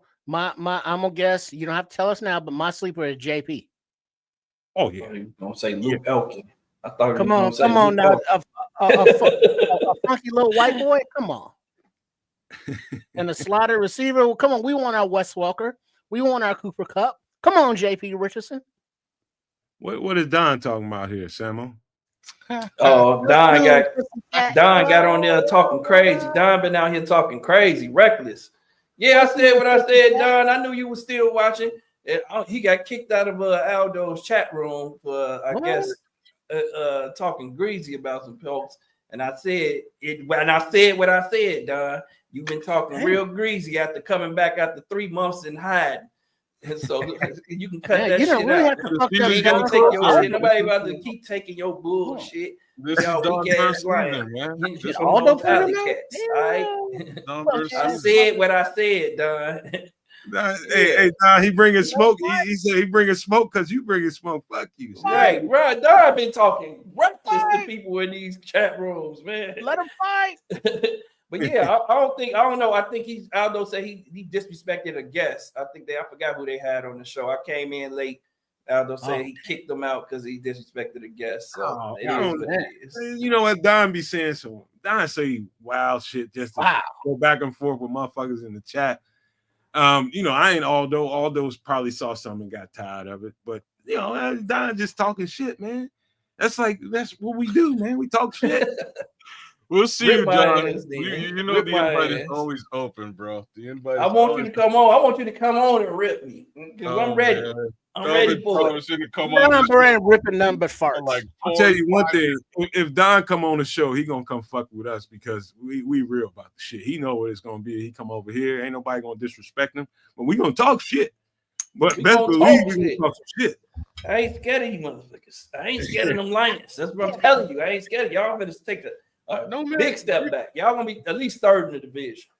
JP's your guy, Nomad? For real? Wait. Who's third in the division? Who you got second in the division, Sam? He said Auto Man because I didn't Vikings. agree with his bum ass. At Nomad, I would be on there. I would be on there this year to rip. Damn. He thought he was going to come up. He even lost a bet and was supposed to come on the show. Right. And reneged. Never showed up. But Don, you know the invite is open, bro. You know the invite is open. By all means, come on. Still my guy, though, Don. I appreciate He'll cuss you out. Hey, you know hey, what all that bullshit aside, Don, that motherfucker know he talk major shit. But I listen. I'm telling you, man, the motherfucker knows football, man. He does. Yeah, he do. He talking shit. He got under my skin a few times, especially when the Lions started winning. If he has my skin, I just left him alone for a while. Like I gotta just not talk to him now. Like, hey, what can you say? That's when we put him on pause for a couple months. Instead of him disappearing for a couple months after the playoffs. Boom. Ain't nobody put him on pause over here, man. Oh no, I'm saying I definitely have, but not that kind of pause. Not in the chat. He knows what's up. Me and Don used to go back. We used to go at it in the chat back in the day, man. We used to go at it all the time. Rabbits. And there's been them times where it's just like, you know what, they're winning. You know what I mean? I got nothing to say. I can't even talk trash. Does Don go in any Detroit Lion chat rooms though? Because who the fuck goes in Detroit Lion room chat room? Like, what's that all about, Don? Like you in all of our chat room. Every chat room I go in, you in. How does he have time to go in any Lions chat room? Yeah, there are no Detroit Lions chat rooms, bro. That's what I'm trying to say. I'm a hustler, baby. Right. Don got 2 phones going. He's like, I'm in there. Yeah, I'm watching them too. I'm on my other phone in the Detroit one. Or do you want any Green Bay or any fucking? No, he does. And not only does he go into Green Bay. Not only does he go into Green Bay, he goes like my boy was on here and he's a snap, man. He's like a hockey fan. He's on the hockey chat room. Yeah, and he was like, "Oh snap, Don Burr's in here." And the wings, huh? He in there talking about the wings. Right. The red wings. Don Bur's, he's out there cussing us out too. I can't remember what team. I'm gonna have to check with him now. Now you're making me think Don the bot, man. Like, he's the realest bot of them all. Right. All right, so real talk, man. Listen, I misspelled this guy's last name. Not only that, I mischaracterized his position. This is Jeremiah Walker. Of all the tryouts thus far, and I'm not saying I don't know what will happen in the days moving forward. They could bring some of these tryout guys back on and bring them into camp. But of all the tryouts, the guy you see with the Bears symbol next to him, Jeremiah Walker, converted cornerback to safety. He's the only one out of the bunch. And so that was another, Samuel, that was another position everybody. Cornerback to safety or wide receiver? You cornerback to safety. He has what? See, Nomad was all fucked up when he made this. Yeah, he was all messed up. I was in a rush. That's what I was. Well, because he's not a wide receiver. He's a cornerback. Right. And he's converting to safety. He's 6 feet tall. I lost his fucking name. 6 feet tall, 200 pounds from Stephen F. Austin. Mm-hmm. So they're gonna convert him to safety. What I saw on film wasn't anything that the naked eye can tell you some stuff, but other like his body type, I can see why. You know what I mean? He's a decent corner. What the good thing about him was you watch enough of it and you notice how they move him around. He's a boundary corner 1 minute, he's a slot corner the next minute, and other times they move him back. You know, somebody gets nicked up for a play, they throw his ass back to free safety. They'll put him in the box and play strong safety. I think it was the versatility that attracted this guy to them. How he beat all those guys out to get the camp contract out of all those guys, which I thought it was a few of them on the list that I really, really liked. He's the guy that made it, man. He's the guy that got the camp contract. He's going to come in there with those already signed UDFAs, all that entire list. But I thought that was interesting. A guy from Stephen F. Austin, who from the naked eye ain't gonna really flash on you and be like, okay, what is it about this guy? I think it was his versatility, Sam. Yeah, that shows some versatility, and I heard he got some speed too, so that helps in the defense that they want to add speed to. So, man, he got a chance. I heard about him, and I think Ja'Day Walker was the other guy I heard had pretty good camps. Oh, all day, okay. But JP Richardson is the guy that I ain't gonna say who's the first, who's the last, but that's a guy that I got my eyes on this guy. I think this guy is his skill set is advanced for a college player. I mean, like highly advanced. Like, and I was talking to these guys on a couple of other shows talking about. I started seeing Wes Welker. I started seeing play that funky slide, white boy. Man, I mean, his skill play set. that funky slide, right? I mean, like Tyler Scott pales in comparison to his skill set, and he's in college. Oh, you mean the 4th round pick, Tyler Scott? Damn. Yeah, man. I'm not for Tyler Scott, man. What are you doing? I'm not laying it on thick. I'm telling you, man, this guy's skill set. Tyler Scott catching strays. His name, I'm telling you guys, his name is gonna ring bells throughout the entire camp. I promise you. Wow. That's JP, you saying? JP Richards. Yeah, I haven't watched him. Man, that's the good thing though, man, because last year, I don't know how y'all felt about last year, but I thought it was some UDFAs last year that should have made the team that played their ass off, especially the tight end. I want to say his name was Bates. Bates. He was his ass off. He made the team last year, man. He did enough to make the team. Sweeney, and so was Sweeney, who was on the team. He wasn't a rookie, but both of those tight ends should have made the team, and they both went on to other teams. They got picked up right away and made 53-man rosters, like because of what they did in the preseason with the Bears. So I'm hoping this coaching staff gives these players more of an opportunity because and Reddy Stewart was the other guy. Reddy Stewart made the team last year. You know what I mean? He made the fit. Now he's in Minnesota, right? And now we allow him to go to Minnesota. He's gonna be a fucking stud in Minnesota. I said that right away. I said, unfortunately, he's gonna be a fucking stud in Minnesota. I don't know how they let that happen. Because they chose the other corner. Oh man. But I mean, and all these names that you mentioned is like, all right, the tight ends, Sweeney and Bates, but they kept Everett and fucking Mercedes Lewis. Exactly. And then Reddy Stewart, he made the team. He was looking good, but then he didn't, and now he's in Minnesota, and now we got to face him. All right, so they selected they chose to keep Amir Speed and make him a part of the 90. Kids, you know what I think it is? I think it was the concept. I think Reddy Stewart definitely plays better as a zone slot corner in a zone concept versus man-to-man. I think he can play man-to-man, but I don't think that's his strong point. After thinking back on what his tape looked like, I think him sitting on a route, look at a quarterback in a zone coverage definitely benefits his skill set. I believe if you had to point something out, I believe it's that. He's playing the ball, not the man, more times than not, right? So I have to agree with you for sure. And now Amir Speed, his name ain't half stepping for cool names. If he could trade that with Major Burns, I would be more in. Like Major Speed. Yeah, sure. That would be awesome. Actually, that's a great name. Real talk. That's a great name. Major Burns is a little bit worrisome. It just worries me a little bit, but he does have Major Burns. I'm just saying for a safety, it's not a good name, bro. There's a couple of people in the comment section want to whip your ass for saying that shit. I didn't name the boy. I didn't name him. He ain't my child. He's not my kid. For pointing it out, they want to whip your ass.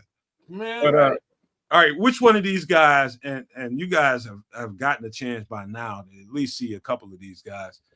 Which one? Give me a guy. If you got two, that's fine. But if you got a guy that really, really intrigues you on this list, now's the time to say it because we're getting ready to get into mandatory. I think it was veteran mandatory, whatever it is. We're about to mix up the rookie class with the veterans, and we're gonna start no pads, but we're gonna still start saying some shit, kind of shake loose. But give me a guy or two that really intrigues you on this list.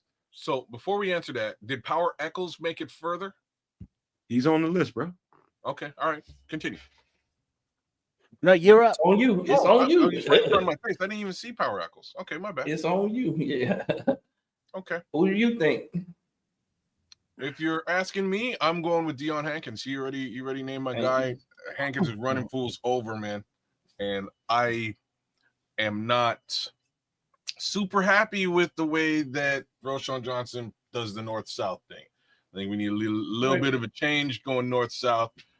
And I think our guy Hankins brings a lot in between the tackles. Worst come to worst, he will truck you. And I watched a bunch of that. So fingers crossed for Dion Hankins.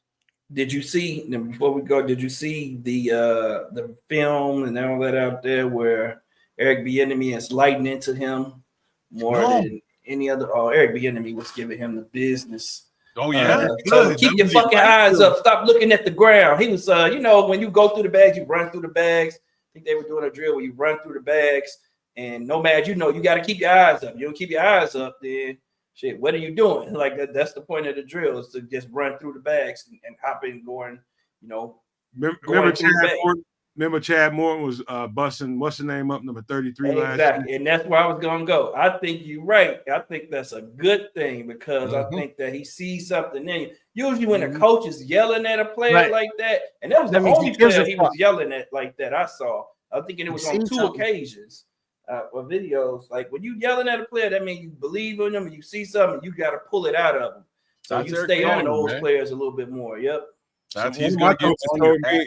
One of my coaches told me a long time ago, when you don't hear me saying shit to you, that's when you need to start worrying. When you got to worry. Yeah. When you just allow me to make mistakes and don't say nothing and don't try to correct me, then hey, your days are numbered at that point in time. Your days are numbered. You just a body out there. As the excitement from Chef Trips exudes, I don't know about picking any one particular one of these because of just don't have all the information, but I see the attractiveness, like the Xavier Carlton. If he can be a good edge DN, he has a place on the squad. We could use safeties. Is Major Burns that guy? Power Eccles, deep room. I don't know what he brings to the table. Long snapper, has a history with Torrey Taylor, our punter. Is he a good long snapper? We can use an injection of youth into that spot. Hankins, is it between him and Monangai battling for that bruiser role, or can Hankins actually have an opportunity to beat out Travis Homer, since we have so many other young guys who can take that special teams role?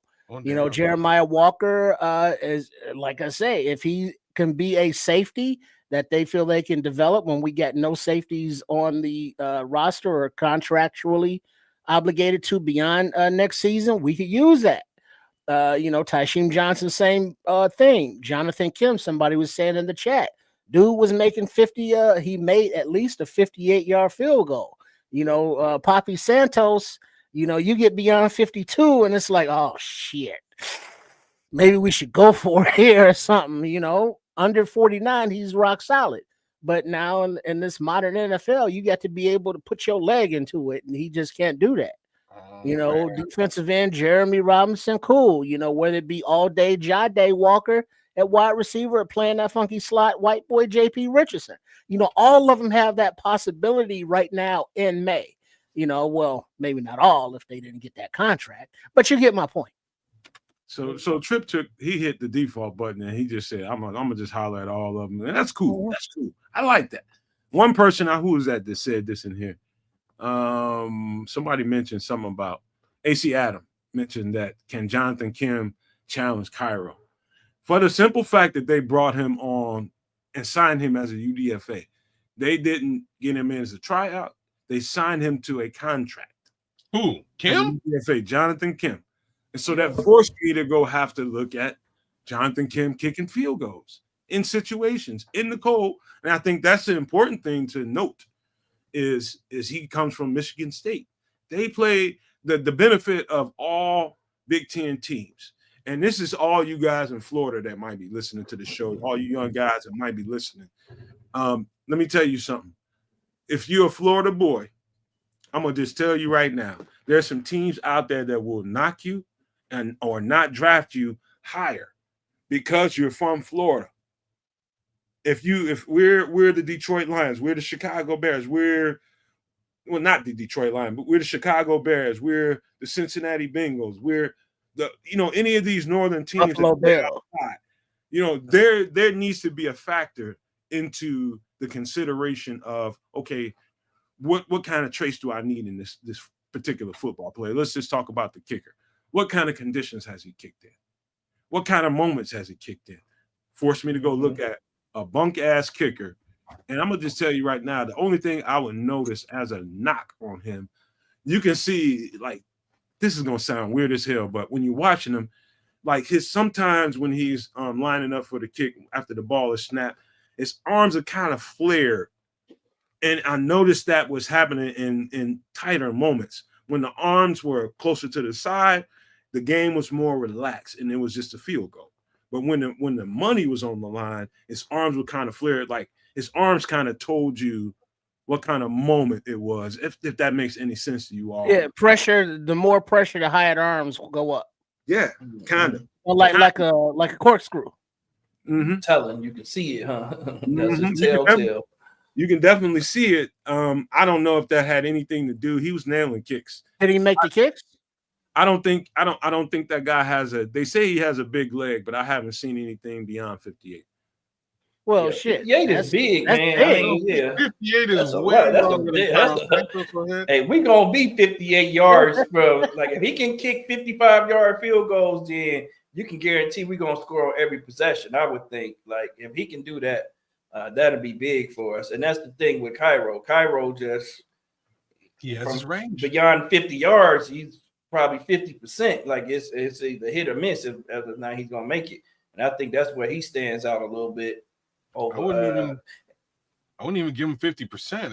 It's like I don't know if y'all remember this game, the game where he just stopped and he's like, "Yeah, that's like, no. too, you know what I mean?" Yep, That's he was too, just like, nah, I can't even. don't even put me in that situation. Right? No, that's I'll be embarrassed out there. Don't bother. You need to figure something out. And even them, and we saw it last year. Even those existing kicks have a very low trajectory. Yep. Right. The longer the kick, the lower the trajectory. You know That's what the it other is. thing about him. I forgot about that, kids. Good point. Is that his trajectory when he goes, the further he goes out, the lower it goes. And teams are noticing that, and that's why we saw those blocks. Teams are taking notice, like, okay, we know what to do to stop this dude. And Ben Johnson not having that. We're not going to lose a game off a field goal. And we might have an opportunity to win a game with a 55-yard, right, 58-yard field goal, and we got to have somebody we can rely on to do that. So I think he definitely has a fighting chance to make this team. Kim does. Definitely. Question, Nomad, that you watch this tape, knowing that the detractiveness of Santos's game, beyond 49, he's his percentage goes way down. The farther he goes out, the lower the trajectory. So with Kim's game that you noticed, whether his arms go up to over his fucking head, as long as he's making field goals, how is his trajectory and how is his consistency, and on extra point attempts as well? Consistent is probably the best way to describe him. Consistent. He's very, very consistent. One thing I notice about him is sometimes the trajectory is a little bit low. He needs to get those things up. You got longer guys in the NFL on the interior. Those guys like the Calais Campbells of the world exist. You know what I mean? It's he's going to have to make some adjustments. But I think with kickers, they're very, very sensitive. You know what I mean? On shit, Sam will know. He played in college. You know what I mean? It's just like you leave those motherfuckers alone, let them do their thing, and you wait for the results. You know what I mean? Yeah. Like, okay, it's like, all right, your time's up. You know what I mean? So he's very consistent. I noticed that he was smashing 50 plus, probably smashed at least 9 or 10 in a row, I think, in the Big Ten, and they playing something everywhere, man. They play something everywhere. 50 plus, you can hit a 50-yarder 9 times in a row. You got some consistency to you, and that's gonna probably get you on the radar of a lot of teams. You know what I mean? Yep. You can hit consistently 50 plus in all weather conditions. That's gonna get you some notes. How many 50-plus yarders did Cairo miss last year? Shit, more than he made. That's a good More point. than he made. Exactly. And more than he made. They go for fourth down. And you know, and we're talking 55 as, let's say, the bar. You know, you want to set the bar at 55 that you can be consistently successful with. Santos, his max is 51, 52. You know what I mean? So he's not even in the category of consistently hitting 55-yard field goals because he can't kick a fucking 55-yard field goal. Yep. That's the only problem with Cairo is the fact that he can't get you. So what do you do when you have a very consistent kicker that can't, that's inconsistent beyond 50? So you don't put him in those positions, right? I mean, if you know he can't kick him 55 yards, you don't line him up to kick him 55 yards. You punt or you go for it. So you don't put him in that situation. And like when Samo was, or Keds was saying that he went Scottie Pippen was like, nah, I'm out. You know, that's beyond where I'm comfortable. So if his limit is 52, you are now putting your team at the disadvantage, your special teams to the disadvantage to every other special teams in the league who has, you know, a new modern kicker who can be consistent from longer distances. And that benefits your offense. You know, that benefits everything. That helps win. You know, consistency is good, but if it's within that shorter distance, now you got from the 49 to the 55, that could be 3 points versus none. I can't believe we sitting here talking this long about a weak ass Barbie doll. You know what, dude? Like, hey man, this dude might be money for us, man. How do we not make it to the Super Bowl? Double motherfucking doink. Double doink. Hey, this matters. This shit matters. Like if we get to the year and Cairo botches some kicks, we're gonna be talking about this shit again. Like, man, we should have kept. You know what I mean? Because how many games are on the legs of the kicker where it's like, all right, we make this extra point, we good. Especially we make this field goal, we win. And we saw last year all them kickers making fucking 60+ yard fucking field goals and shit. Like, and we can't go games to win games. Like that shit. Like, every team, and you know what? Every team is trying, especially in these moments, they're trying not to let you advance beyond the midfield marker. They know if you get beyond that 50-yard line, they think that your chances go up. And these kickers are really good nowadays, especially the one Justin Tucker that's in hot water He kind of revolutionized the situation. He's able to handle a 60-yard kick, you know what I mean? And now every be able to, but he won't be able to. He's the greatest Triple R. I know you about to trash his ass, but but I mean his off the field exploits have forever tarnished his on field possibilities. Yep. You know, but now let's look at the new school that Samuel's talking about. It was the kid in on the team Triple R or not? Who, Justin Tucker? Yeah. No, he got legal issues he got to address. He's gonna stay out of jail. He's not gonna be available. What do you do on the off season, man? What you do off the field? Come kick. Well, no, yeah, but he got charges. You know what I mean? He got charged. You know, he has legal restrictions on where he can and cannot travel. Do we not we, but whatever team he's on, do they have any international games? Well, guess what? That motherfucker can't go because his passport's been revoked because of his bail status. Hey, Trips, you just parked the plane about 30 minutes away from any school, any goddamn massage park. Right. Oh, hell no. But there's plenty of kids. I can't call the teams right now. Maybe Samo or the chat can help me. But that are kicking 60-yard field goals, and it's like ain't nothing but a thing. I still don't know their name. I just seen it last year. Hey, y'all get to thinking about it. Yeah, we saw it too. You remember how Justin Tucker started choking up in the postseason, and it started like late in the end of the season, probably like three games outside of playoffs. He started choking up. Now, does it make sense? Justin Tucker. Sense now, when your head ain't in it, you got other shit on your mind. That makes sense. If your head is not in it, is that a no Diddy or not?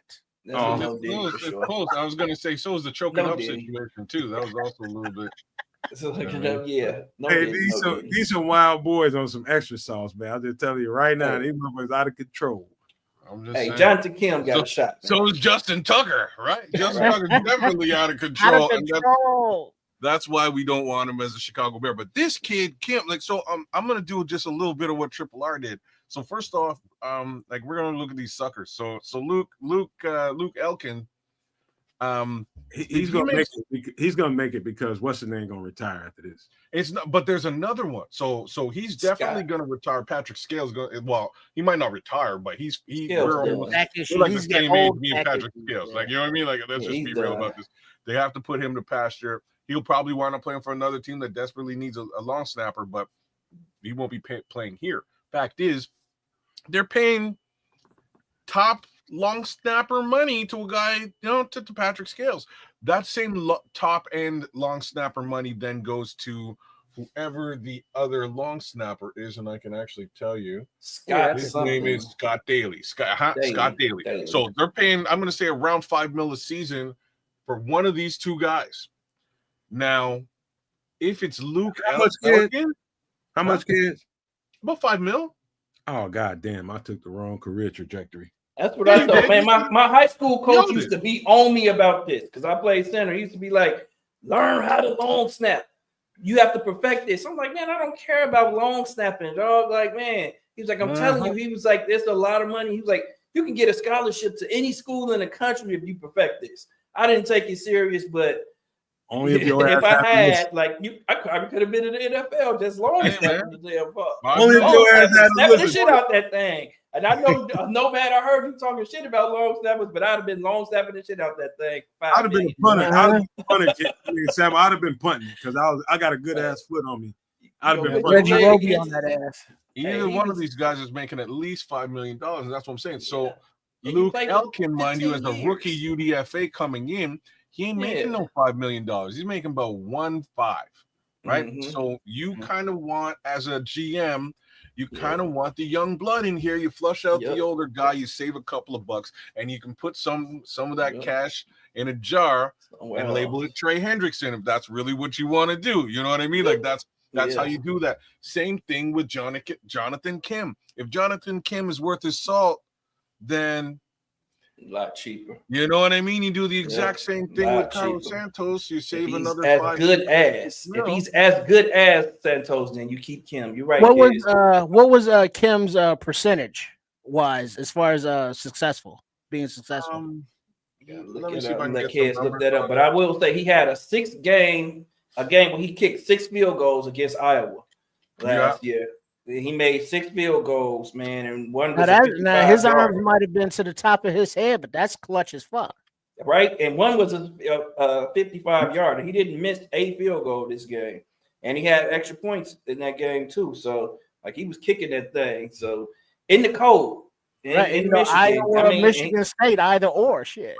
Right, and in the fact, I think Nomad said this, that he plays in the Big Ten. That matters too because Big Ten, all these cold weather stadiums. Well, you had to go to Iowa, you got to go to fucking Nebraska, all these different colder places. He's gonna have to blow Cairo out, or they won't move off of him. Yeah, that's what he gonna have to be at least as good as Cairo. No, you're right. He probably gonna have to beat him out. Yeah, right. Have to beat but here's how you beat it. You line them up equal distance. You have them, kick off. And you count who misses, who doesn't. Then you keep, as they said, back it up 5 yards, back it up 5 yards, back it up 5 yards, and eventually Cairo's gonna be like, tapping out, whereas Kim is like, all right, back it up 5 yards, back it up 5 yards. All right, that answers your question right there. It's like Santos, you can't even fuck with him. I'm gonna give you something else too. What up? If you, man, this is the most I've ever talked about kicking ever. I'm just right. I just had to stop it for a second. Long snap it. But this kid will angle it from the outer hash on some craziness. You guys kind of have to see some of his kicks. There's one kick where he like slices it and it cuts and then it like it raises and drops, and it was That's a skill set, fucking kids. That's a skill set, dude. That's You got English on it.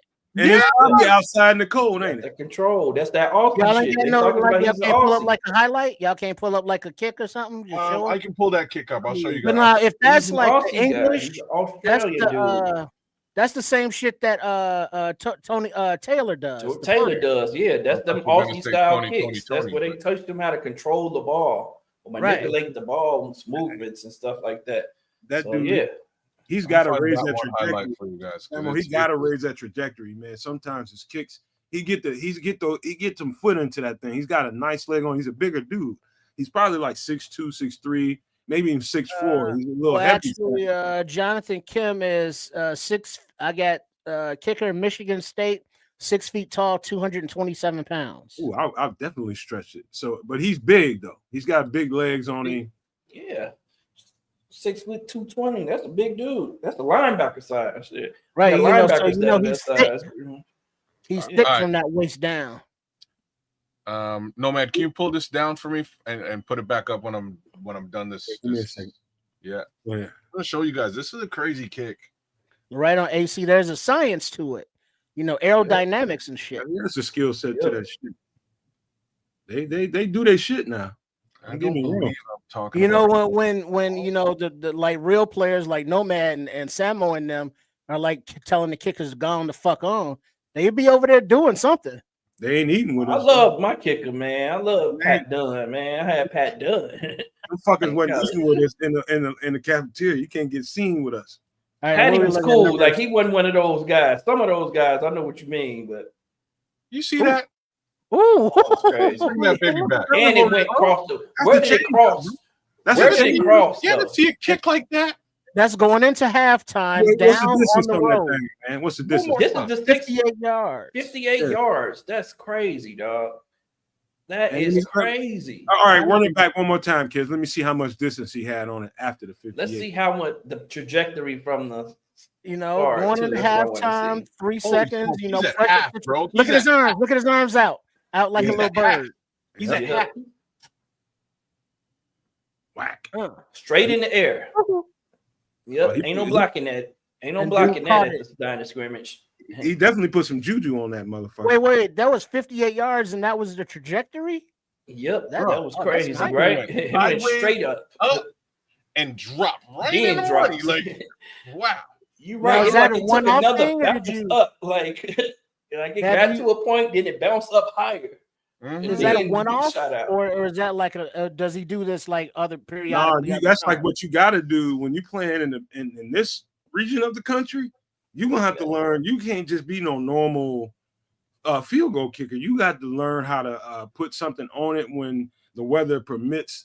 Wind gust is coming from the left, a wind gust is coming from the right. That's the hard part about it. Yeah, you gotta That's know what's how to hard. put something on that thing, man. That's what's hard about it. Kick it into the field with the wind. And once you learn, if he can do that with the wind, what's crazy though, and y'all ain't even talking about, is the damn ball across the middle bar. Go to it again. The ball Yeah, crosses the bar in the middle. Right. Like, he was Split it, accurate split as upright. fuck from the hash. He's Split got up more right. depth. You're Fucking right. He's got nuts. more depth to go. But That's this is fucking nuts. the six kick game you're talking about, Sam. Maximize the screen, kids. So it's as big as I can make it because it's you know Right what I on, mean? right on. Look at the flag. Paul Rodriguez said. Look at the flag where it's blowing. I don't see the flag. He turns it and makes it go like center it up. That one Okay, turned. now I see it. It's going Yeah, straight out. The wind's blowing out from that one. Soldier Nice Field, a angle. different story. Oh snap! This No one's wind close on to that one. 50 as well. That's probably Yeah. about 52. He had a 55 in that game. And look at the trajectory. It's not low. Yeah, it's going up every time. Poof. Yeah, it's going up at the line of Yeah. scrimmage. 4 So yards, 19. All right, kids, that's enough before we get knocked. when the teams Oh, put this is up a short these video, 6 that's why foot I- 8, when put these 6 foot 8 defensive linemen or edge in the middle Yep. and jump up, you know, his Mr. Kim's trajectory just from these like little replays is higher than what Santos does normally, Yep. you know, at longer distances. Mm-hmm. He's definitely got more I would just say more like if you were talking about a pitcher, he's got more in his bag than Cairo Santos. I would just say that. If that makes any kind of sense at all. What do you call him? The golf. Use the golf analogy where he got an iron. He got a bunch of different irons in his bag, man. But he's booting that. He's hitting that there's thing. Another one. There's one more. Yeah, I don't know what none of that golf analogy mean, but like Santos is carrying a 22, whereas Kim might have like more of a 357. Yeah. He's packing a lot more punch. Right? It's gonna come down to you guys want to talk about any of those guys on that UDFA list? Anybody you want to point out? Don't do no more video, kids. Are you sure? Pull it down, man. We already did too much. All right. Major Burns, man. Major Burns got a chance to make the team. I think we need some safety help, and Tashim. I like Tashim too. As a free safety, but Major Burns, man, I think he played too many positions for LSU. If you look at his film, he's not going to look great in coverage a lot of times, but he has the athleticism and everything that you need to be. And he has the speed. He comes down. He can hit. Like, dude has all the traits to be a damn good safety. I think LSU just had him playing too many different positions. He even lined up at linebacker sometimes. He's at safety. He's at nickel. He's at outside corner. They had him doing too much, man. And once you can focus on one position and, zone in and, get all your technique down for that one position, then he's going to be a damn good player, I think that was a steal. Samuel, I think them having him doing all that shit attracted Dennis Allen to him. That too. Yeah, I think that he can do all of that. Yeah, I think that's attractive as well. But I think that that's why his tape I think doesn't look as good as some other people say. When you watch him on film, you can see him like you're like I don't know about him. He's playing extra linebacker sometimes, man. He's playing an extra linebacker, like he's literally linebacker. Wait, hold on. Let me ask you this, Samuel. So you're Major Burns. You're going into your last year before all these position changes at school, and the coach is like, "Hey, I want to play you at safety. I want to play you at linebacker. I want to play you at corner."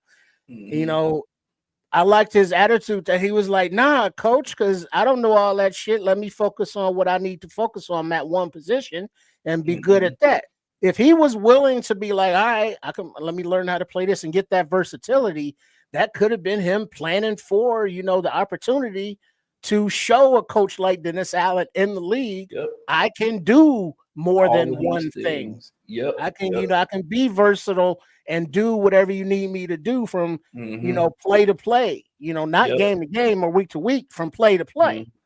And so that's definitely what attracted us to him. I agree. That's definitely what attracted us to him. I just feel like he didn't shine because of that. I think he has a lot to offer, man. They had him playing like 4 different fucking positions where I can see him playing 2 positions. Like, that's a lot on you mentally.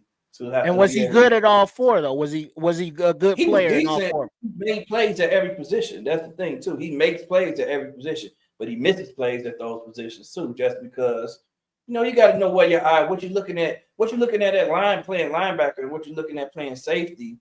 Like, you're looking at 2 different things. So, You know what I'm saying? So if you in the same game, you might confuse yourself a little bit sometimes, and you peeking at one thing and you shouldn't be, and you might get a little bit burned a little bit. So that's what it seemed like to me happened to him on tape a little bit sometimes. But man, when I tell you the dude can play football, he's a football player. So I think he has an opportunity to come in and make this roster. I'm not high on Hicks. I think Hicks is one dude that is gonna have to fight for his spot with these guys, with these 2 guys right here. I mean, because looking at Hicks, I'll ask all of y'all and the chat: have we pretty much seen his ceiling? How much more better can he get? I think he's just now climbing it. Really? He's just now climbing. I think it took him.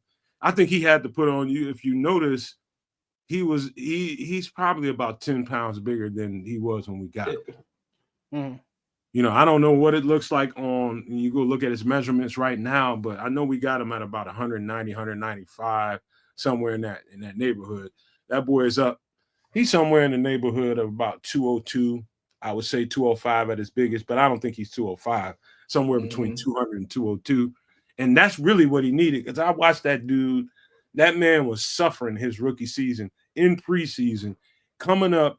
And I don't know that people understand this. Like, when you play safety, dude, you like, that is probably the worst job to play when it comes to open field tackling. Like dog, you by the time you get to a running back like Deion Hankins or what do you call it, Derrick Henry or somebody like that, that guy's at full speed already by the time you come down to put a hit on him. Now you got to stop him because you're the last guy, and you got to put a lick on him.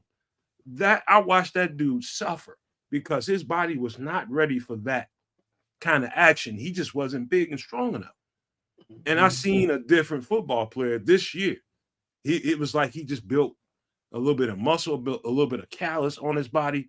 But I heard what's his name, the free safety number 31, Kevin Byard, talking about him, on his podcast. And he just out of nowhere, he just pulled it out of his ass. He was just like, one thing I want to mention here is I'm enjoying watching, Elijah Hicks, man. I'm watching this dude become a real fucking safety, and I'm just enjoying it. And he's watching Kevin Byard. I'm telling you guys right now, that's one of those dudes you better not sleep on in this camp. I think they say, man, you give those guys a couple of years, they can hang around for a couple of years. In that third year or so, man, they start to really figure it out. Yeah, that's when you start to figure things out. I don't know. I just see him get lost in coverage a few times last year. That's the thing I'm talking about. I'm talking about his physicality. Yeah, he played a lot more physical this year. I did see that, but I'm talking about the coverage, from the coverage aspect. Him being where he's supposed to be. And there was a few times this year where they're looking back and saying, like, man, dog, when you supposed to be here, when you supposed to be there. So that's the thing I was talking about with Hicks, which could get better now with it under a different defense too. So, man, we'll see it this year. Imagine how do you know, man? How do you think he matches up in press versus zone? Well, before I answer that question, which I will. How just imagine you're Elijah Hicks. What does that feel like when Derrick Henry is out in the open field and you got to close on him and make the tackle? Oh, Lord. You getting ready for a car crash. That's a car crash. That's a car crash. That's putting yourself in a car crash consistently throughout a game. Like when you come in, because you come in. I think that feels good for anybody. You name another anybody, right? Yeah. That's why he doesn't get tackled a lot. That's why you don't see Derrick Henry get tackled a lot, man. Well, here's the thing, though. I will give Hicks this, though. When in those situations when Hicks had to come up and make a play, he came in and he brought his ass with him. Unlike, let's say, a Bojack who was like, "Nah, I'm good." Yeah, right. He got to that point. Bojack didn't want none of that smoke. But let me to Trips. I think he asked, how's his trajectory in mostly? How do you see Hicks in Allen's defense? I think his skill set translates. I mean, until we see it in this, I think he can tack up man to man. Be honest with you, I thought they kind of put him in the wrong position, to be quite frank with you. I thought that Hicks was more of a slot corner than he was a safety because of his size and his traits, his twitch. I think he's got the twitch to tack up man to man, and he won't have any problem in that department. None whatsoever. He's one of those guys in that secondary. The only one I worry about in that secondary playing one-on-one on a regular basis and tacking up and playing man is Terrell Smith, because, there's no real consistent track record of him playing man coverage, because in Minnesota, they was mostly zone coverage. You see spots of him playing man coverage, but, on a consistent basis, there's no history of him doing that. That's the one that I would say that I'll keep my eye on as far as transitioning to another position, maybe safety. He might be a better safety than he is a man corner. And we can move on after this. I just want to make this real comment regarding Smith. And when he was drafted, it was for Flus's defense. So that's where scheme comes into play. And now that this is not your Flus's defense anymore, it's not vanilla. This is a rocky motherfucking road we got going on here with that Dennis Allen does. You know, that's his history. So Terrell Smith might not be a fit anymore for this defense, but that does not mean he is not a good player. And so if he has some trade value, you know, and he's not a fit, if he doesn't transition to safety, he could be, you know, one of those guys that is gone that we just didn't see coming. You know what, Trips? I've said this a couple of times, and I just want to get everybody's attention to this fact. All you got to do is put together the words that Dennis Allen says, put together the actions that the Chicago Bears have made. If you start thinking about the tryout guys, if you start thinking about the guy that we just drafted, Zah Frazier, start thinking about that and put it all together, the words, the draft, and everything else. All it's telling you is we see a guy on this roster that might need to move positions. And what we can do to supplement that or to backfill that position. And he's already openly talked about Kyler Gordon needs to learn the safety position, right? He's openly said that. And so you're already talking about that particular player taking some safety reps. And if you're going to be playing him in roles like that, then who backfills the cornerback position? Maybe they see Kyler Gordon as a possible safety role, of course, but maybe they see one of either Tyreek Stevenson or Terrell Smith as playing one of those roles as well. And so what do you do to backfill that? Make sure you got good corner depth, and let's draft the guy. That's just the way I saw it. Everybody else might not see it that way, but that was me. Yep, and I think there was talks about him having played safety at Minnesota at sometimes. He has the speed too. Dude ran the 4.41, so he has the size. So I think he might be a good candidate to move to the safety position. I like that, especially with the depth that we have at corner now that we got Zah, you know, a guy who can be that press corner. I thought it was Zay. Zay, yeah, Zay. You're right, it is Zay. It's spelled Zah. Right. Did I say Zah too? Yeah. My bad, Zay Frazier. I'm gonna get that guy on the show, man. I need to talk to that guy, man, because I see some stuff in this game. Like if Al Harris is doing his yeoman's work, what I think he's gonna do with that guy, similar body type, man, this it's different playing zone coverages, man. You know, when you can look at the quarterback and actually playing cloud coverage, that makes the game, that puts you in a different, you know, you're going to be able to turn the ball over more. Jalen Johnson actually said some stuff, man. He said some stuff on one of these podcasts. I'm going to take this down for a second. Keyshawn Johnson podcast. Yeah, it's on Keyshawn and podcast. And he was talking about these lofty numbers. And, you know, if he'd have said any of that stuff while he was in Fluce's zone coverage, I'm saying he can get all those high water marks, all of them. And in a man coverage, you're going to have to really ball your ass off as a boundary corner to get that many picks, man. Mm-hmm. You don't have to. I mean, it's not like you're looking at the quarterback. It's like for real, you're going to have to be playing a lot of off coverage to get those kinds of picks. Yep. There's no other way to do it because you're going to have your back to the quarterback and you're going to be playing puppy dog chasing down the field. How you going to get all them picks? And if you tighten coverage, the ball shouldn't even come your way. You're not even getting that many opportunities. He's got 7 picks for his whole career. He said he's going to get 7 picks this season. Well, that's just wild. That's crazy. Yeah, wow. How many picks did he have after he got his contract?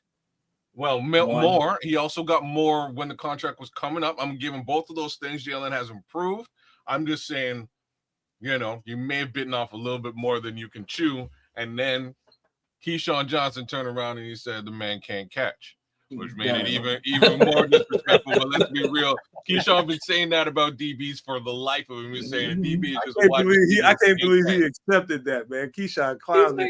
Keyshawn like saying it. It's just like, I want this bet right now. Keyshawn like, I want this bet right now. He was like, we're gonna make this bet. Like, you're not getting 7 picks, dog. He's like, you dropped 7 last, and he told him, you know how many you dropped last? All right. One more last thing, Terry Hudson. You absolutely right. That's one player I would definitely point out. That's one of those guys that can take on this roster. Power Echoes, man. His tape is like instinctively, man, this motherfucker, he reads. When I say he reads the situation, and it's one thing to read a situation and be able to like you can react to a play as a linebacker, and you can anticipate what's about to happen and be able to jump something. You know what I mean? And really make yourself more valuable than the next man next to you. This guy's got a knack. This guy's got a knack. Jack Sanborn had that particular knack too. So does TJ Edwards. It's certain linebackers just have this knack to be able to predict or kind of detect what's going on. You see enough formations, you see enough this or that. You kind of know, like if they got a bunch left with a tight end on the other side motioning to that side, you kind of know what's coming out of that play. They're gonna only run a few plays out of that, and you kind of know what it is. But if you hit that thing right at the right time, you're gonna jump a ball, and then you're gonna take that thing and hit your head on the goalpost. He's got a knack for the ball and knowing where to be at the right time. He's a sideline to sideline runner. He's not a blazing fast guy like Hippolyte, but I'm telling you, this motherfucker right here, watch out for Powell Echols in this camp, man. I'm telling you. Cool. All right, let's get to this. Go ahead, Sam. No, I'm just saying. All right, cool. I haven't looked at him at all, to be honest. Got to check him out. He's tough, man. He's got some instincts to him. But let's get to the schedule. Let's see what all the shit is about, man. Let's get right on into this shit. Here it is. I'm not gonna say anything. The first person that wants to take off, go right ahead. Is this first week? Is this a home game or no? Woo! Home game. Yes, it's a home game. Had to give a little Ric Flair love there. Okay, so the orange is home. My bad. I should have known that. All right. So we're up against the Minnesota Vikings. That's the worst goddamn game one that you can possibly have. Fucking Brian Flores. That's just all I'm gonna say. I'm just gonna leave it there. Well, I disagree. Well, maybe I don't disagree. Okay. I don't know what to say. Like Brian Flores' defense is going to be a dangerous situation for young Caleb and this burgeoning brand spanking new offense. But they also have no clue what we're doing or what we're about yet in both capacities, right? On offense and on defense. So we'll see what this shakes out as. This might be a very interesting football game, and I'm definitely into it week one. I would say this too, guys. One thing that I did notice on film, looking at all that Detroit tape and looking at that Detroit offense, man, and I'm gonna preface my statement by saying this. They had Jared Goff. We got Caleb Williams. This might sound like a swipe. It ain't. It's just the goddamn truth. At this point, Jared Goff is a heavyweight. At this point, Caleb Williams is a featherweight. So I watched a heavyweight Jared Goff that's been through enough football and been through enough situation. I mean, absolutely dice up Brian Flores' defense. He just diced them the fuck up. Took them apart. I think it was in the playoffs or late in the season, whichever one it was. He just took them apart. And Ben Johnson had the answers. So now if I was to say, you know what, I'm looking forward to this game. I'm looking forward to Ben Johnson getting his opportunity at Brian Flores again. That's what I'm excited about. And my hopes are that Caleb Williams can rise to that occasion. And so what I see here is this is a dangerous game, game one. Caleb Williams is learning a new offense, a new verbiage, new hot routes, new checks at the line of scrimmage, all that stuff. People just think you just, plug in some goddamn, some kind of card and just automatically uploads in your head. And you got to learn this shit. It's a new offense, new verbiage. Everything is new. So game one is going to be a challenge for him. Quick question. Yeah. Who's the Vikings quarterback? Hey, can we get to Samuel and me and get through this goddamn schedule? 2 hours into the show, y'all. 2 hours. You can answer the question. Questions after. Hold your questions until after the form, sir. Hold your questions, sir. Samuel. Right. Go ahead, Trips. Go ahead. Get off. Oh yeah, brother. I see that you have the Nature Boy. Woo! Ric Flair on the screen. But on Monday night, opening night, in Minnesota in their big ship of a stadium. We have the Dennis Allen defense going balls to the wall against this Minnesota Vikings rebuilt offensive line. And guess what, Mr. I was premature, kids? Who's the quarterback for the Vikings? We don't know. All right, so Justin Jefferson, who's giving you the ball, Mr. I got grills? We don't know. And on the offensive side of the ball for the Bears, brother, oh yeah, Caleb Williams and this offense will have the opportunity to feast against a defense that they have been successful with every time they've played them with the Brian Flores. So I look forward to the Bears getting in the Vikings' ass and not in the good way all the way, Diddy. And I can't wait for that guy, Jordan Silvera, to have to suck it. Yeah. Woo! Forgot about that. Apple. Apple. Woo! You got it. Now that was on point, Trip. I'm with you, man. I think the Bears got a good chance to beating them, man, because we just talked about Ben Johnson, man. Ben Johnson is in the last 6 games against the Vikings is 5-1. And he's been averaging, I mean, these numbers, it's crazy numbers averaging 30 points a game, 405 yards per game, and beating the Minnesota Vikings. So I feel like he has Brian Flores' number.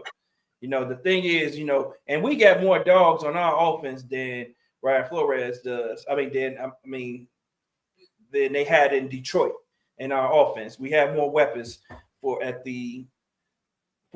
Ben Johnson to use against Brian Flores at this point in time. So the thing is, though, like Lil Man said, are we going to be ready in week 1? And I feel like, you know, Ben Johnson is a smart enough coach to have us in good enough position to win this game. You know, we got to think about it. We got competent coaching now. You know, we're not going to go out and try to give Caleb the whole playbook for this one game. You know, we're going to do what works. He knows what works against Brian Flores and Brian Flores' defense. So I'm confident in that. And then you look back at what Caleb did against Brian Flores last year. First game, he had 191 yards and 1 touchdown. But that second game at home, Caleb was 32 of 47 with 103 passer rating, 340 yards passing with 2 touchdowns. And we lost that game in overtime by 3 points.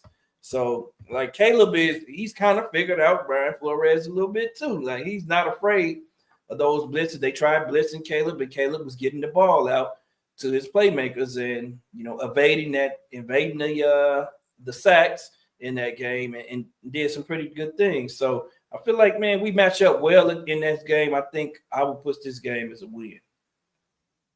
Go ahead. Now go. One last comment is that first game against them, the better part of the entire offensive line was hurt. True. Yep. Right. So I just want to put that we're starting Karan on the left-hand side. I'm 90% sure Nate Davis was not playing. I think we had Matt Pryor on the right side, and Darnell was likely hurt that game. It was a porous offensive line situation. Ugly game. Yep. No. I'm not one for putting on Bears goggles at any given time. I'm talking about the matchup. I'm talking about, you know, the competitive. Listen, Bears styles make fights. In this matchup, you know, they do have looks like JJ McCarthy, but we don't know exactly who the quarterback is going to be. I think it'd be a fucking mistake for them to come into this season with that good of a team with JJ McCarthy. I think they need to do something to get the right quarterback. JJ McCarthy ain't that dude to me. You know what I mean? So if JJ McCarthy happens to be the quarterback of that team at that given time, he's going to need a certain playbook. He's going to need a certain scheme that day to beat the Bears, you know, with Dennis Allen on that, calling that defense, because he's going to get pressure, just like Caleb's going to get a whole lot of pressure. It's going to be, to me, it's going to be the battle of a defense. What defense is more impactful in this game? In my opinion, that's what I think is going to happen. You got a young Caleb Williams in his second year with a brand new offense, again, trying to, you know, rise above the fray. This is hard to call, man. If I'm just taking my goggles off and calling this the way I see it, What I see right now is a defensive struggle. That's what I see.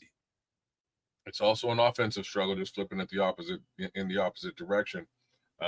Traditionally, Justin Jefferson and team had a bit of a hard time getting by the Chicago Bears.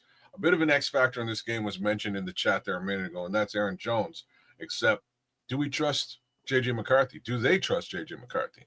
Is he going to be able to find Aaron Jones in space and give him the opportunity to work crossers? Maybe you will. Maybe you won't. That's really what that's where things get really interesting, right?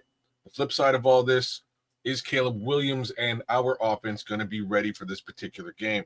I have a strange feeling they're going to practice their asses off all offseason to be ready for this opening game. Yep. And I don't think Ben Johnson likes the idea of losing to the Vikings game. If they go into this game with J.J. McCarthy, I'm going to, by the time we get to game time, kids, and I'm gonna lean Bears. Mm-hmm. I'm gonna lean Bears because for a couple of different reasons. I think, not to say that we'll see how this defense comes together, but if I'm gonna take a year 2 quarterback, even though he's in a new offense, I'm gonna take that year 2 quarterback versus this guy that's his very first NFL game. Come on, doggy. I'm gonna take the Bears in this one if JJ McCarthy is a quarterback. Cool. All right, week 2. So the Detroit Lions, I'm chalking this one up as an L. I'll start there and let you guys. Wait, an L for who? For us. Oh, hell no. I ain't either. I'm with you, Trip. Wait, go on, Samuel. Cook him, Samuel. Cook him. Hey, look, I'm taking the dub, man. They're going to take a step back. They lost a lot. I lost all their coordinators on offense and defense. I expect Jared Goff to take a step back without his sensei and Ben Johnson. It was like with Mr. Miyagi behind him, he's gonna take a step back, I think. And that defense lost more than it gained. And now we don't know. I don't think that Aiden Hutchinson is gonna be healthy enough to be a real factor by week 2. If he's gimping right now, by week 2, he's still gonna be a little bit gimpy. You know what I mean? So, and they haven't added anybody to that defensive line, which is why everybody talking about Trey Henderson being traded to the right out to the Lions. I don't see that happening just because they don't want to pay draft capital and pay cash for him. I just don't see Brad Smith doing that. I think he's a little smarter than that. He was trying to build it through the draft. They didn't add another pass rusher. They lost the other pass rusher they had. What's his name? He's a free agent now. They released him. The guy used to play for the Packers, and then now he went to play for them. So they don't have this Zadarius. Yep, Zadarius Smith. Yep. So they lost Zadarius Smith too. Like that defense ain't what it, and they lost Aaron. They lost the coach. They lost the defensive coordinator who had that defense humming. Aaron Glenn. So I just think this team is going to take a step back before it takes a step forward. They have to figure themselves out. And I think this is a good time to, catch them slipping a little bit. We have better personnel. I think we match up well against them. We've been beating them with flukes, man. So we've been kicking their ass with flukes. Now we're going to have an actual offense and a defensive coordinator. Hey, Samuel, it's usually on this show, kids is the Lord of Darkness with all the naysay. And, today it's me because It's you today. I see. Today, I'm just telling you, these first couple of games, man, these first few games, I think once the schedule was out there for a week or so, I think people are going to come down to their senses and they're going to realize the competition. Now, we got the dopest fucking division in football. Period. You know what I mean? So these ain't no fucking, okay, I think a lot of this person, I think a lot of that person. I love Dennis Allen, I love Ben Johnson. No, fuck that. These dudes got to go play football. They gotta play ball. You kids, you up? Sure. I'm really looking at these first 4 games, and Nomad sounds a little bit worried about them. I think this is somewhat favorable. These 4 games, right? These first 4. I don't know who the Detroit Lions are going to be week 2 of this season for a lot of the reasons Samuel just laid out. But the biggest reason is they just lost their offensive coordinator who knows everything about the way that they conduct business on both sides of the ball. You know what I'm saying? Like this guy, Yep. guy should be Inside information. going to Detroit with a boner. You know what I mean? Like walking in the door ready to go. Yep, So that's true. That's kind of where I am with this Detroit game. I don't know how well, and it comes down to the running back room. I don't know how well the running back room stacks up against Detroit. They're going to need to run the ball to win this game. I'll say that out loud now. So, you know what I mean? If the run game is working well behind, and it's like something we didn't talk about in the Vikings situation, is this newly rebranded, refreshed offensive line that we have. If this offensive line is able to hold back and hold down against Brian Flores in week 1, I'm pretty sure they can do the same darn thing against the Detroit Lions the following week. I'm a little bit positive here. I don't know. Just to piggyback on what both these brothers just said, coming off of a Flores-led defense going to a Lions defense under new coordinator, okay, cool. You know, going into a Jared Goff-led offense who's standing back there like a big old piece of meat, and we got some hungry-ass defensive linemen. So, you know what I mean? I like that matchup under a new offensive coordinator. You know, are they going to continue to do what they've been doing, that because that's what they know, or are they going to do something totally different, which will play into the defensive favor that way as well? So, I mean, and there's always the classic Samo quote, Detroit is going to Detroit. So, I mean, there's high anticipation for a Bears victory to go 2-0 in the division and on the season. All right. You know what, man? I'm gonna let this preseason play out. I'm gonna let this training camp play out. I'm gonna see how this thing shakes up. I could move my chess piece later on, but you know, getting into this third game with the Cowboys now, I'm gonna lead this conversation off with this. One thing I noticed about what Jerry Jones said, he wasn't very active in the free agency and doing all that kind of stuff. And team got on him. And, you know, the media got on him. He said, we're going to be very active this offseason. They signed Jack Sanborn. Yeah. Yeah. And he said that we're going to make some significant moves, particularly trades this offseason, and it's going to change everything. All right. So what I read that as, the first thing that happened, they got George Pickens. They grabbed George Pickens. Significant for them. Second thing that might happen, and this might douse a lot of hopes of a lot of people who love Trey Hendrickson. That could be the next move. They did not sign Michael Parsons to a contract yet. Wow. Maybe, just maybe, they're leaving the option open. Say, Michael, you want to be the most dominant Michael Parsons you can be?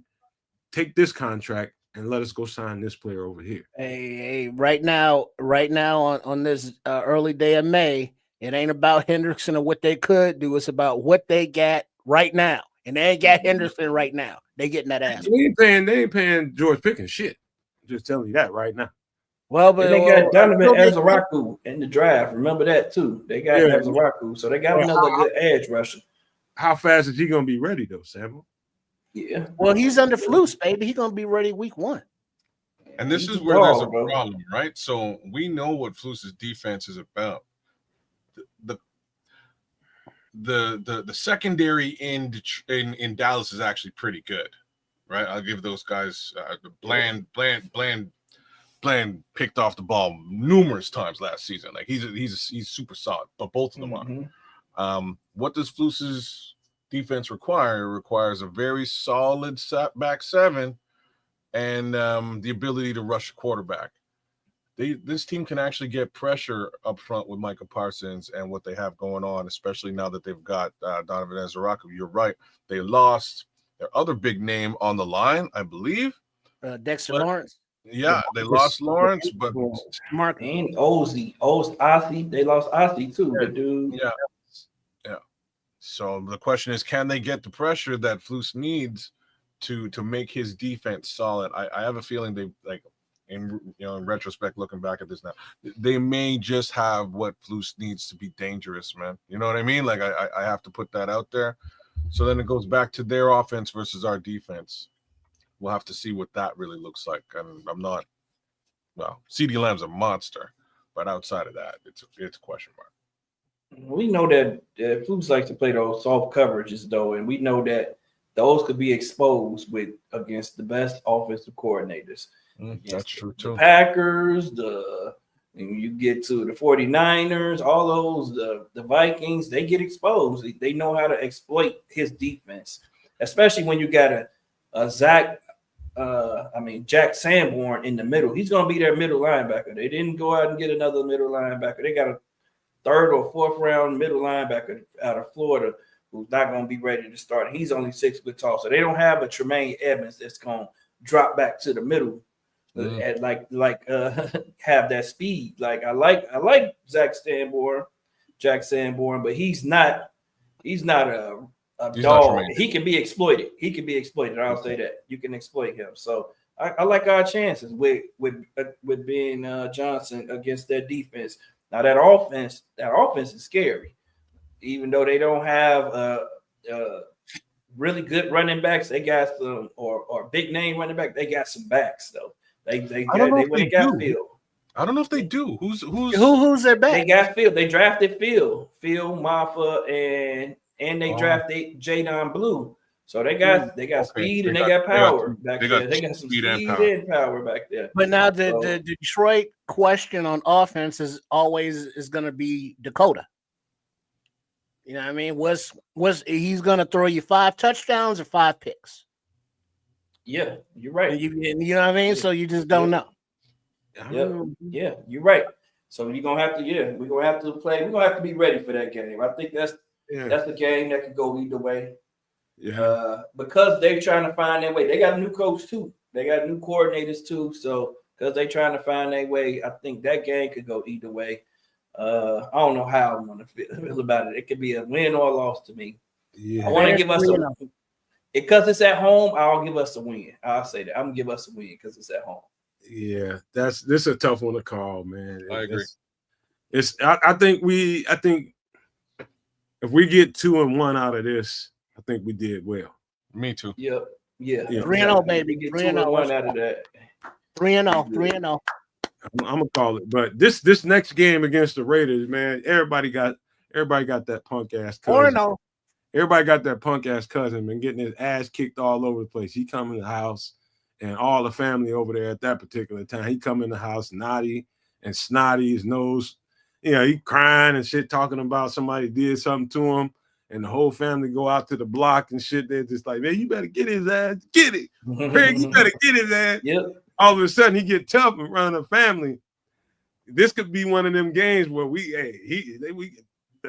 Raiders might be in trouble here. This could be that game that this feels like after some struggle in those first 3 games. Not saying that we're going to lose them. I'm just saying it's going to be tough. You know what I mean? There is nothing easy in those first 3 games. This game, I'm not saying this one's going to be easy, but this is going to be one of them.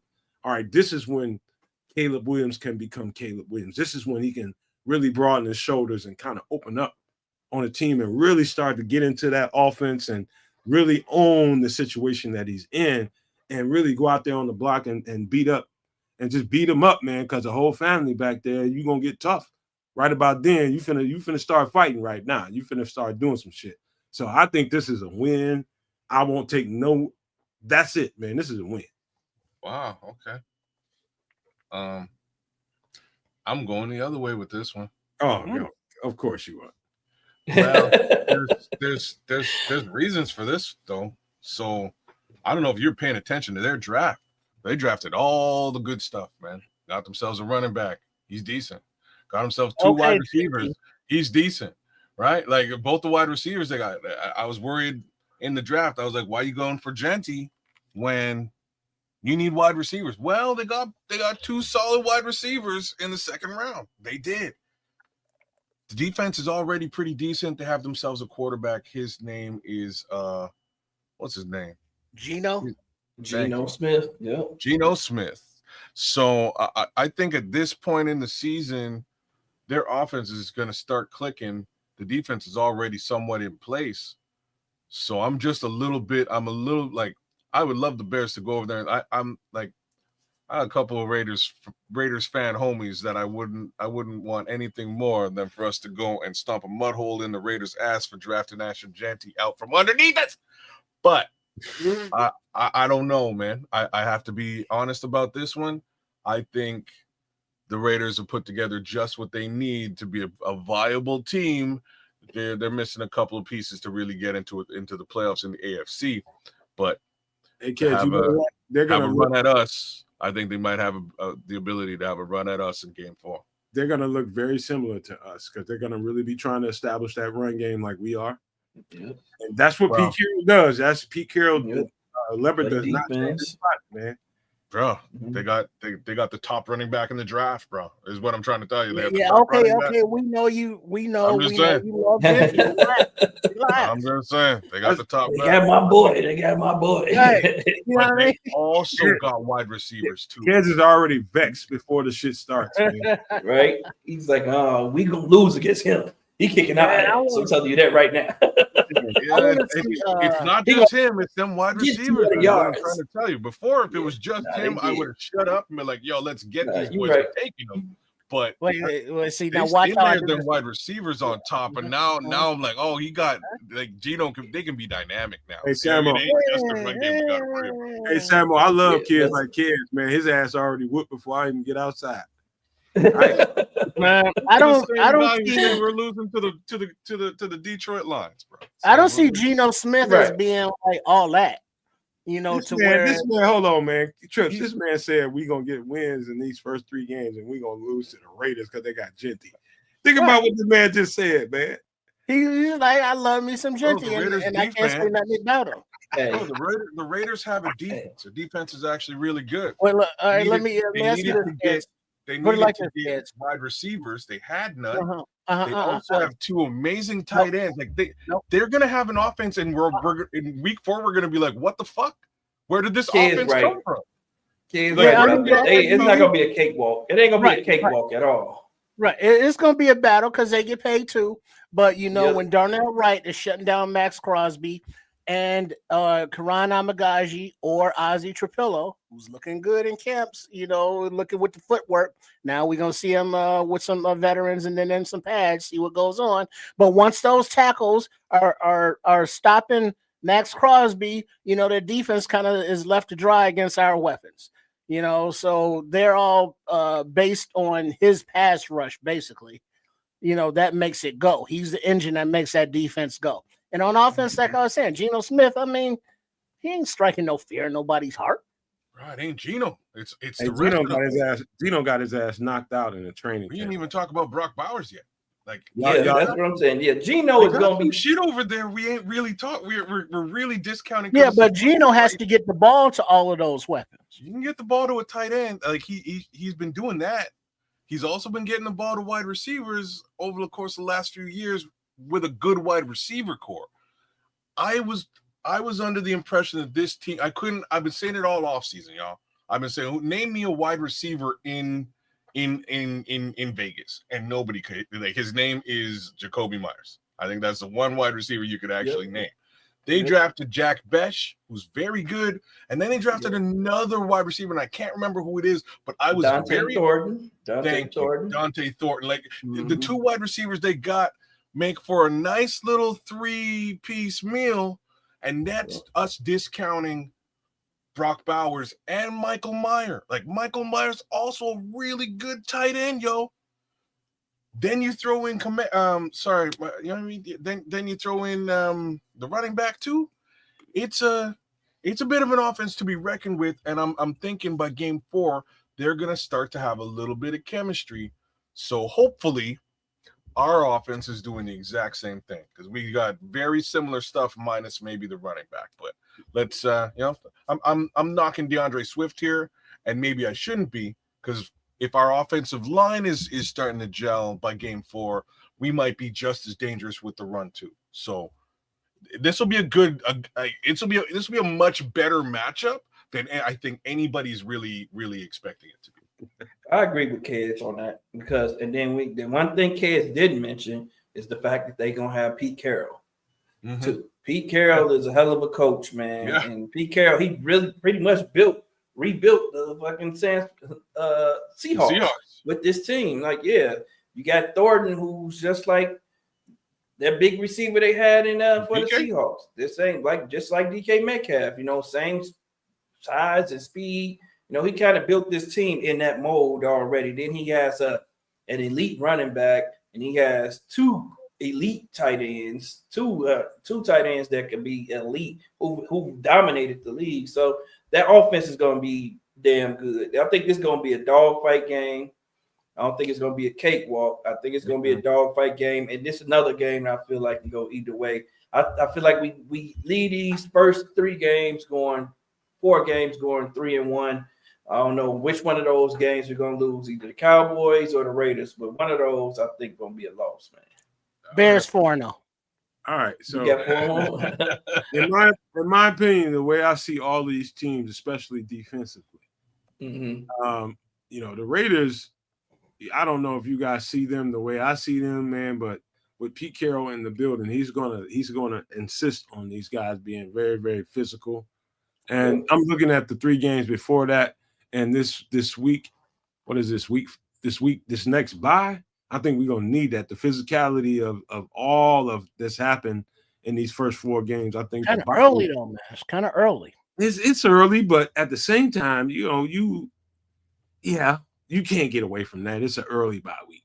This one of them things people are gonna be talking about. But think about this way: when you got a bunch of young pieces that really, really are trying to find. We're talking about a quarterback that's trying to find his way in the system, and a new head coach that's trying to find his way with the quarterback in the system, a new defensive coordinator with a bunch of new pieces. Everybody's trying to find how they need to be. This is a great time to you get 4 exhibitions, and then you get a week to regroup. All right, this is what we are. This is what we're going to do. This is what I like offensively, and we're going to stick to this. We're just going to build on this stuff that I see on the field. So you get what I mean? This could be a good time to stop your team and say, you know what? This is what I think we are. And I think we should just run with it. And then you get a different team coming out of that week 4 bye, week 5 bye. So that's just the way I see this bye week. It's of course you would love to see it later on, especially when we're challenging. If we're challenging, you want that bye week to come so everybody can try to get a little bit more healthy and then make a run at something. But I think that's the way most people see it. It's like, okay, if we're decent and that bye week is at week 12 or something like that, 13, that'll be better. But think about it this way: in a new structured offense and defense, how valuable that can be after 4 games. Yeah. Well, I would love that bye week to be later in the season, but it is where it is. So let's, unless anybody got more to say about the bye week and its placement, we should move on to the Washington Commanders. If they get good, they're going to be beat to shit by the time they get to 12 or 13 games. Yeah. Oh, this is why you need depth. You know what I'm saying? Oh yeah. No, they're going to be gassed. You're right. They're going to be gassed. They're going to be gassed by week 13, and that's right when we face the Eagles. It'll be great. Anyways, so the Commanders. Look, man, I'm not going to say nothing. I'm going to let you guys take off. What do y'all think about that game? I think they had a great drive, by the way. They've got a really good roster across the board. So, this is like you were saying that was the last game where Caleb Williams sort of just goes and goes off. I don't know about all that. I'm a little worried about that particular game. I'll be frank about that. This game, though, this is the game where he goes to Washington and he whoops some ass. This is the way that I see it. I believe the kid goes to Washington, and hopefully by now this team is clicked together in some capacity, even after losing potentially against the Raiders. I think they go into Washington and they get their just desserts. They should have won last time around. I think they win this time. if you two guys don't mind, just real quick, one thing, and I know Samuel remembers this. We was on the show, and this is before Caleb Williams was drafted. We were looking at that draft, and we were talking. And I remember Samuel saying to me, he was just like, "No, man, I think Jaden Daniels is a better quarterback than Caleb Williams." I said, and I think he's a better fit right now. I think he's a better pro-ready quarterback, and I think that was the conversation that we were having, and I think that actually played out. This guy was a better pro-ready quarterback than Caleb Williams. That doesn't mean that Caleb Williams can't rise to the occasion and become a better pro-style quarterback. He is more adept to the pro game than Caleb Williams was coming out. I believe that to this day. You know what I mean? But that doesn't mean that Caleb Williams doesn't have a ceiling that is high. I think he's going to have to discipline himself. And I still think that even at this point, Jaden Daniels is the better football player at this point until Caleb Williams gets there. Period. That's just the way I see it, man. Yep, I agree. I agree with that. You want to go, Trips? What you think about this game? And then I'll go. Bears 5-0. Woo! I'm seeing as bad as flu shit the bed, the team was right there on the victory last year with the Hail Mary or whatever the fuck they call it out there. But with now Al Harris out there coaching up the defense and Tyreek Stevenson, no matter how much you want to have a short memory and move on, he will forever be known as the kid out there talking shit to the fans when the quarterback is like ready, set, hike. And, so he was not in position. It was actually like, what was it? His man or he hit the ball that caused the interception. But whatever it was, he was out of position. And that doesn't happen along with flu shit in the bed on the play before. That doesn't happen. That's a Bears victory. Yes, the Commies have a very good team. They drafted very well. They had money to spend. That's cool and all. But I think that the Dennis Allen concept of a defense with the talent that we have matches up well with the Commies, and that we can get more pressure on Daniels as well as we have more speed now to bring that pressure with to be able to corral him and his athletic talents once he's out of the pocket.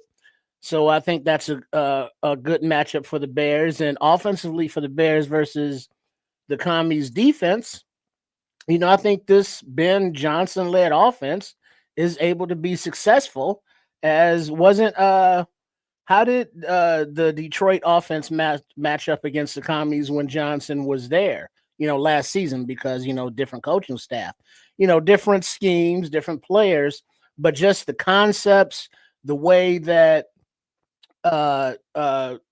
Coach Johnson, breaks down his opponents, how he takes advantage of their, where their negatives are. And I think Ben Johnson, with this offense and the second year of Caleb Williams, is going to be more of a offensive force than they have been. So they're going to be putting up more points.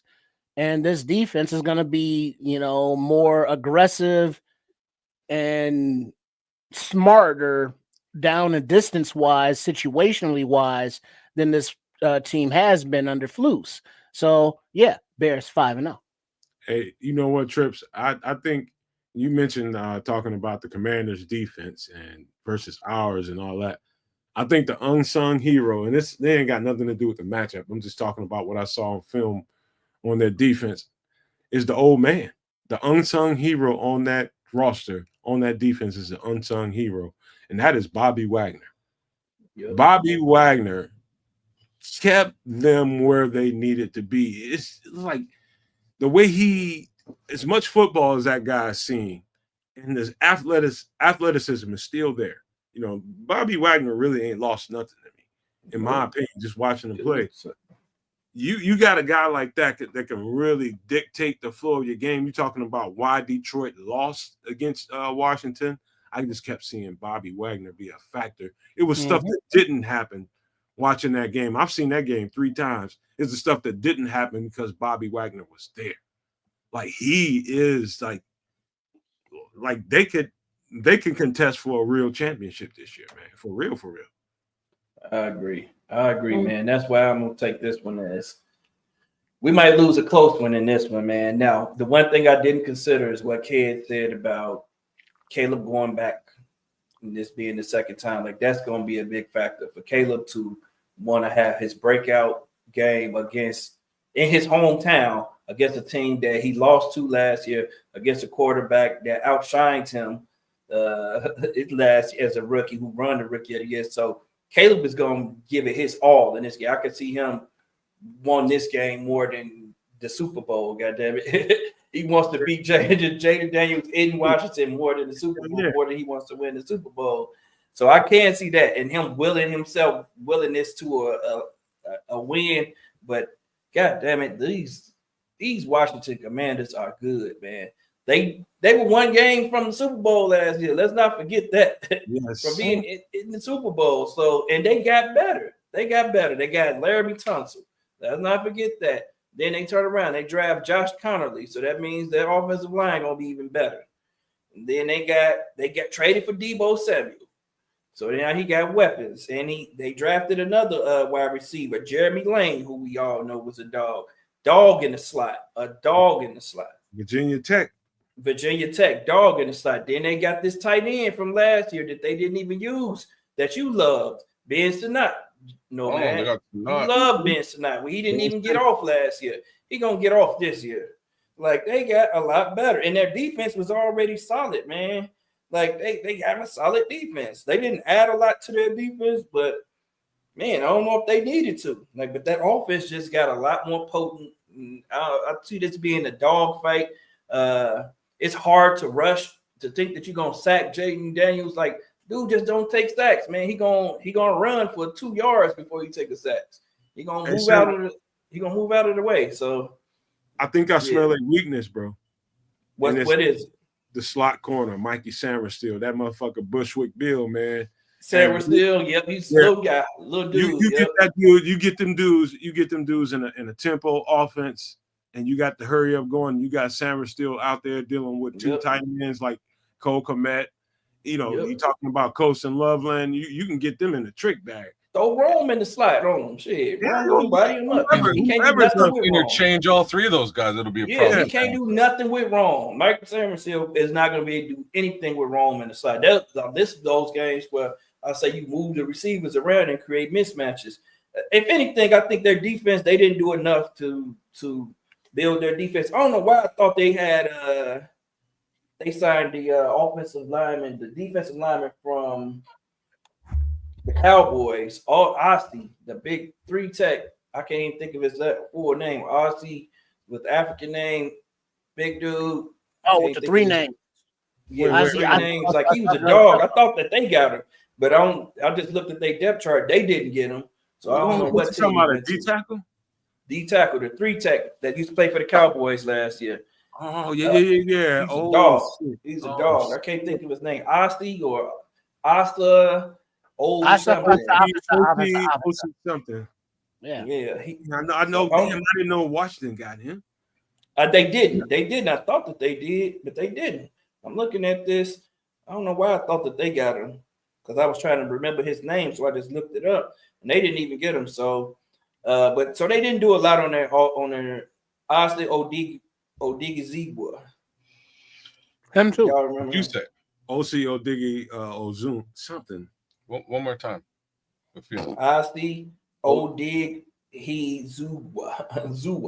Did he do what? Did he do what? Not guilty.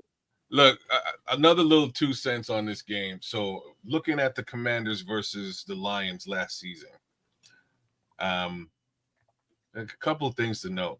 521 yards total for Detroit versus 481 for Washington. That's like big. Like what we're saying right now is Ben Johnson ate their lunch, right? Like he ate them up on offense. Hey, I ain't know that. Here's why they lost the game, and Nomad was saying it was Bobby Wagner. I'm not so sure it's Bobby Wagner. I'm sure Bobby Wagner had a lot to do with it, but 5 turnovers, yo. Jared Goff was the problem. Oh yeah, he got that. He's gonna have 2 of those games every year. And 2 of them, not one. That's but when it was, right? That's when it was. It was right smack in the middle of this game. This is a high-scoring game. It's 45-31. I'm going to say that you cough up to 0 turnovers on the other side. You cough up 5 turnovers. You lost the football game. Why he threw those turnovers, why he went over the top to try to throw those balls over Bobby Wagner. You know what I mean? Because he's Jared Goff is trying to get the quick game going. That's what Ben Johnson's going to do here. He's going to get you in a short area and bust your ass, run the ball. And the quick game, he's got Caleb Williams with that quick-ass release. He's going to use it, and he's going to put Luther Bird and DJ Moore and everybody else that we got on this roster on your ass, catch and run. That's what it's going to be. Yeah. And then when you're talking about what Detroit did versus Washington, I'm telling you, man, you watch that game closely, Bobby Wagner caused a lot of he probably chapped Ben Johnson and Jared Goff's ass because Jared Goff did some uncharacteristic things because Bobby Wagner's there underneath. Yeah, he's a chess player, man. Bobby Wagner gonna get them in the right defense. And he had their numbers sound like. Yeah. All right, let's move to the next one. This is, we're talking about the retirement of Derek Carr. We're talking about, Spencer Rattler. I still think can form into a good quarterback. I don't know if that's going to happen now. I don't know exactly what they did in the draft, but I see this as a W. And I do think they got the best tackle last year who got hurt, Talise Fuaga. And that's a whole other conversation. But the Saints, I don't think they're equipped to challenge us, man. But I do think Demario Davis helps keep them in games just because he's just that good. I can't argue with any of that, man. That's pretty much my sentiments as well. This team doesn't have a quarterback. If the quarterback is Spencer Rattler, it ain't the same team we're talking about. So really, we're talking about the threat of Alvin Kamara, the threat of Taysom Hill. I believe they got themselves another running back too. I just feel like that's what happened there as well. But outside of that, there's really not much to talk about with respect to the Saints. I think we eat the Saints lunch all day long. Bears 6-0. Yeah. Wow. Bears. That's all I'm gonna say. Bears. It's an easy win, man. Yeah, There's an easy win on the schedule. If we lose to the Saints, we're in trouble. I'll say that. We're in trouble. If we lose to the Saints, then we're in trouble this season. They have nothing that can stack up against us. Yeah. Like we have matchup nightmares for them everywhere. We have their defensive coordinator who knows the weaknesses in their offense. So this should be an easy win, man. Well, you see, but that's see. That's where the trouble comes in. Because after going 5-0 against the commies, everybody's gonna be overlooking the Aints, looking toward the Ravens. And that's what you call a trap game. Don't let the Aints become a trap game. Yeah. Go full force and dominate them on offense and defense with talent and superior coaching, which we should do on both sides of the ball. And we're talking 6-0. Don't look back and don't look forward, team. And we're 6-0. Let's go. It's a tougher schedule than we think it is. I just tell you, that's a tough schedule. This is actually a tough schedule. We've had the benefit of 2 seasons with really light, easy schedules. This schedule isn't as soft as these last 2 years were. Have to say it. So speaking of, go ahead. Sorry, my bad. I didn't realize it was. I was looking at the thing. I thought we were at New York Giants. I was like, speaking of soft, but I'll save that for a little bit. Yeah, you skipped 2 plays ahead. I did. That might have been just out of the reality that I don't think we come out of this particular game with a W. So without getting in, without getting into the long and the short of the Baltimore Ravens, I think this is definitely an L for us, unfortunately. Unless we are, if we are looking like Trips is saying, if we're 6-0 at this particular point, then all bets are off. It's a football game. Winner takes all. But I don't really see us I don't see us stacking up well against Derrick Henry and Lamar Jackson and the boys there. Listen, this game is going to. I think this game will be so pivotal, and I say that because we've had the 1, 2, 3, 4, 5, 6 games in. We'll know who we are at this point, and either we can match up with their physicality. That's what this game is going to be about. Can we match that physicality? Can we match that intensity? Can we be the aggressor? Can we go on attack mode against Baltimore? That's what this game is going to be about. It's you're thinking about Derrick Henry. I'm thinking about, the speed that we just acquired at linebacker. Can we keep Lamar Jackson contained? Hungry hippo. That's, to me, I'm looking at the pieces that they just acquired. Ruben Hippolyte, you got your fast ass Tremaine Edmonds. I think game speed wise, I think TJ is faster than people think. This is going to be a linebacker, defensive line, defensive. The first levels of your defense are going to dictate who wins this game. So your defensive front, you're talking about your defensive line, you're talking about your linebackers. Can they stop this team from forcing their will on you? That's what it's going to be about. They're going to hand that ball off and say, Derrick Henry, pound the shit out of these dudes. Go ahead, Trip. Oh, yeah. You do like to go on. She say bear down, fellas. Hold on. She say bear down. Bear down. Bear down. Hey, mama. Hey. Bear down. Hey, mama. Look at you with your daddy's forehead. I don't know what you just did. Look at your daddy's big ass head. Look at you, girl. Your daddy's big head.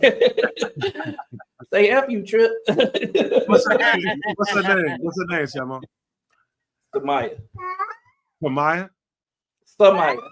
Samaya. I love it. Yep, hey, Samaya. Baby, hey, say bear down. Say hey, hi, Samaya. Say FGB. Say bear down. She's looking at mama. She's trying to go to bed. FGB. Say, night. Look at her rocking rough and stuff with her afro. Samaya. Yay, Samaya. Yay, Samaya. You ain't even got to go on Maury because ain't no denying that one. He said I ain't got to go on more because ain't no denying that one. You ain't never lied. Oh, look at it, little chubby. Well, I like got those some hands numbers. on her now. She might slap the shit out you, Samo. Hey, she got some big. Hey, what you just say, no man? Yeah, she got some hands on her now. He said she got some big old hands on her. I be talking about wife that all the time. Hey, but look at it big like hands. this. I'll say she got them heel hands, baby. Hey, that's good. Teach her how to put them in some dude's throat when necessary. Y'all got small pets. Y'all better watch it, man. She heavy. Smacking us. Yeah, she be laying a smack down on me. I'm like, this girl got some hands on her. Yeah. All right, look at it like this. The Ravens, they're a hardcore team. They've been battling in playoffs for the last few seasons. They had safety-wise Hamilton from Notre Dame. Then they just signed, was it Starks? So their back end is pretty strong. The offense will need to exploit the cornerbacks more and the run game. And when you say the run game, you look at their linebackers, and it's like, oh shit, Roquan. Oh man, fuck Roquan. Because guess what? Roquan gets paid a lot to lose because he's a loser. That's what Roquan is. And so on offense, we got the speed, to get Lamar Jackson off his spot and uncomfortable. Because when you see him not be, the MVP multi-million-dollar Lamar Jackson is when he gets pressure and his mind gets all cattywampus. And then Derrick Henry, we got the linebackers and safeties that will come up and tag his big ass. He don't want none of this black and blue smoke. So that's why, with all sincerity, 4 or 5, Bears 7-0. Damn, Trip. Shit wild as hell, man. All right. Boy, you wild. But I do like this next part of the schedule because I'm seeing this, and you give and take, and this is, I'm knocking on wood right now. Give or take, injuries will start setting in. Guys are gonna be there, guys ain't gonna be there. You're talking about now. You know, you might see Cincinnati as okay. They didn't even make the playoffs. Let me tell you something. As long as Joe Burrow is there, they're gonna be a perennial team that's gonna push for that spot. Pretty much. This is a team. This is a team that I think with Dennis Allen, like I'll tell you one thing. He's gonna throw that ball in the air. He's gonna throw that ball in the air. Either guys are gonna make plays or they won't. This is a Kevin Byard game to me.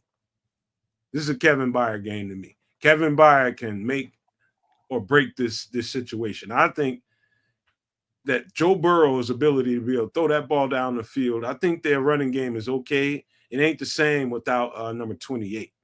It's just not. Here's why the Bears are gonna go 4, 5, 6, 7, 8-0.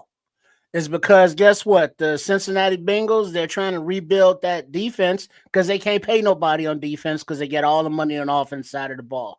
That's going to be like some free cheese for this Bears offense.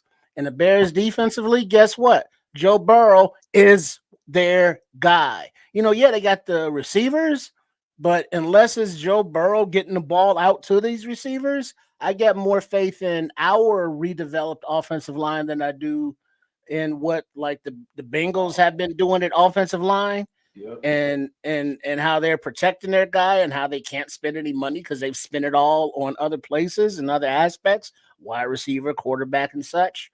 And their running game has been like meh, you know, for the last several seasons, and they just lost. Who was it?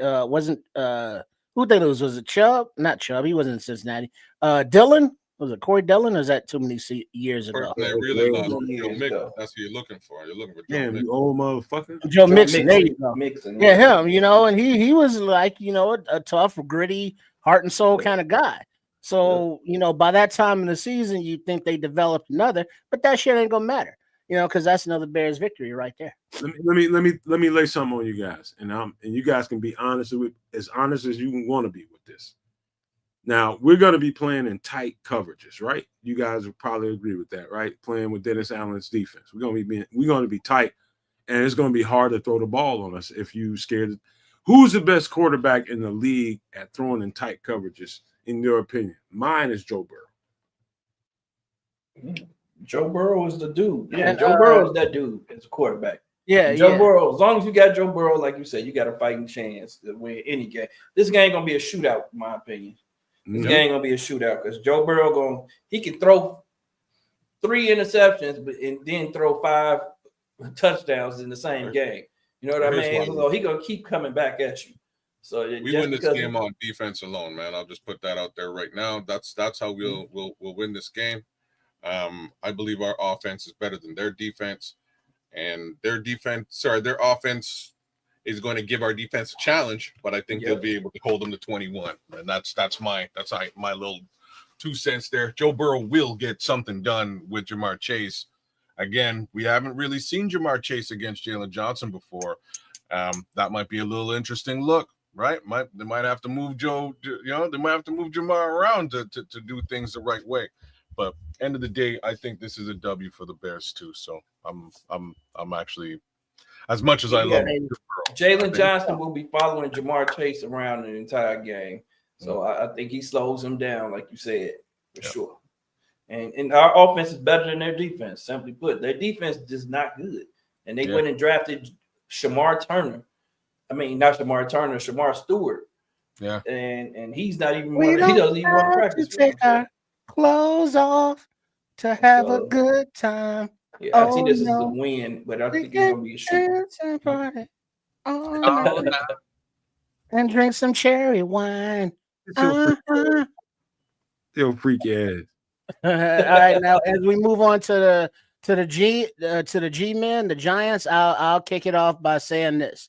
That's 4, 5, 6, 7, 8, 9-0. The Bears will go. See what I did there? Because who's that quarterback? Is Tommy Colcutt's going to bring some fresh gabagool to the locker room, and slice up this defense? I don't think so. It's Russ. Gabagool. Gabagool. You know what I mean? And the Giants defense, they got some nice pieces, especially on the defensive line. They got depth at edge like some bitch.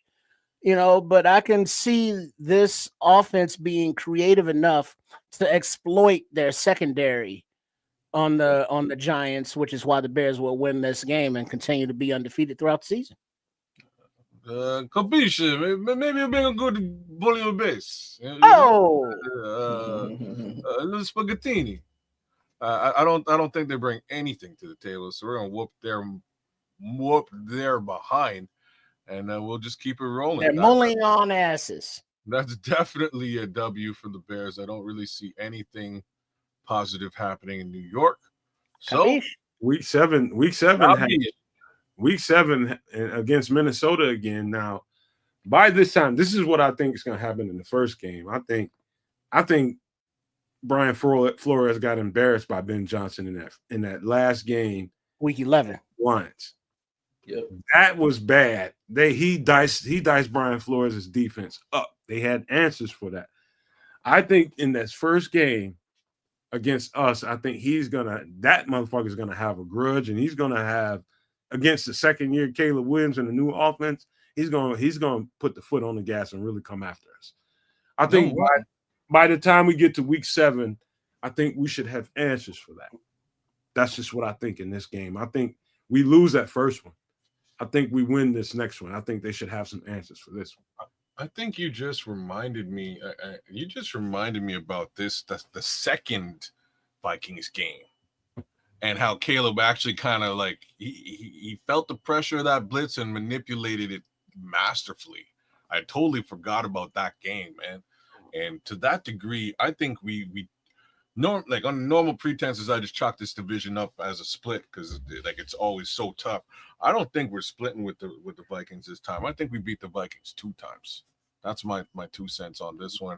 I don't think they have what it takes, especially at quarterback, to get the job done on offense. So even given Brian Flores' defense, just the way that pressure, that Caleb was able to sort of manipulate that pressure last year, this year with a much stronger offensive line, I think we eat the Vikings lunch twice this year. 9-0, baby. All right. Yeah, we can move on to unless Samuel got any thoughts on the Vikings game too. I don't know, man. That one might be. I don't know. That can go either way to me. Like you said, I think Brian Flores might figure some things out. Their defense, they'll know what JJ McCarthy is by then. Either he's gonna be good or he's gonna be trash. So I think this game hinges on the development of JJ McCarthy more than anything else. If he's getting better or if he's just not figuring shit out, then we're gonna stomp him out. We'll beat him twice, in my opinion. But if not, hey, if he's playing like his coach, like a Kevin McConnell, has coached these guys up, because Kevin McConnell makes guys play out of quarterbacks, play out of their bodies or past their God-given talent, beyond their God-given talent. So if he's doing that, then hey, it's gonna be a game, and they might win. But if not, it's another dub. We're gonna beat them twice. Sam, I must be the only one that thinks. I don't think JJ McCarthy's gonna be the dude. I don't either. I don't either. Sam, you nailed it though. Like if Kevin O'Connell is the quarterback whisperer that he just sort of like that he kind of looks like he might be, maybe maybe JJ comes out and he's a guy, right? Like look what he did with Sam Bradford this past season.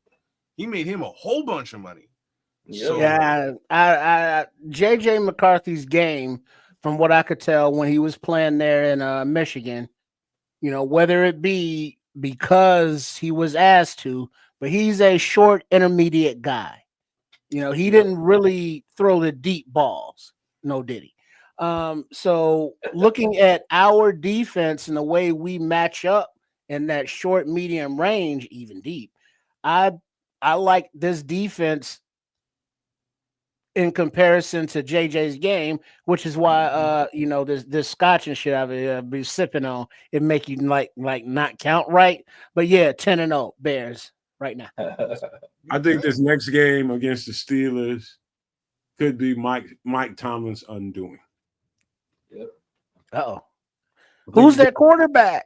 Exactly. This game could be Mike Tomlin's undoing. That's Finally, a big statement, bro. I think people are going to get, they draft decently, but I think the Mike Tomlin era is on the rocks, man. I mean, like taking all kind of big ass waves right now, and they don't even have a quarterback. And they seem to, Trips, they seem to think that we're the Steelers and we play a certain kind of ball. All we got to do is get a quarterback and we'll make it work. Right. That shit ain't working, man. Who's it on that they've been drafting so many problem children at wide receiver? Is that the GM or is that on Tomlin? That's all Tomlin. They have confidence in him and his ability to be able to bring a guy in here and say, we'll put him in our culture. We'll put him around our leadership. We'll get him where he needs to be. And, a couple times in a row, you're talking about Deontay Johnson. You're talking about, what's his name? George Pickens. And you go back a little bit further, we talking about Martavis Bryant, AB, like dog. Plexiglass Burris. They have Mr. One Yourself. I forgot about Mr. One Yourself when I did this list last week. They have, and I don't even really blame the receivers. I blame the consistency of the offense. Ever since Ben Roethlisberger's left, they have struggled like black folks in the 60s when it comes to, getting quality quarterback play, consistent quarterback play. And I think the entire team has suffered from it, whether it be receivers. And I'm not taking nothing away from some of them dudes might have just been like, all right, man, you know what?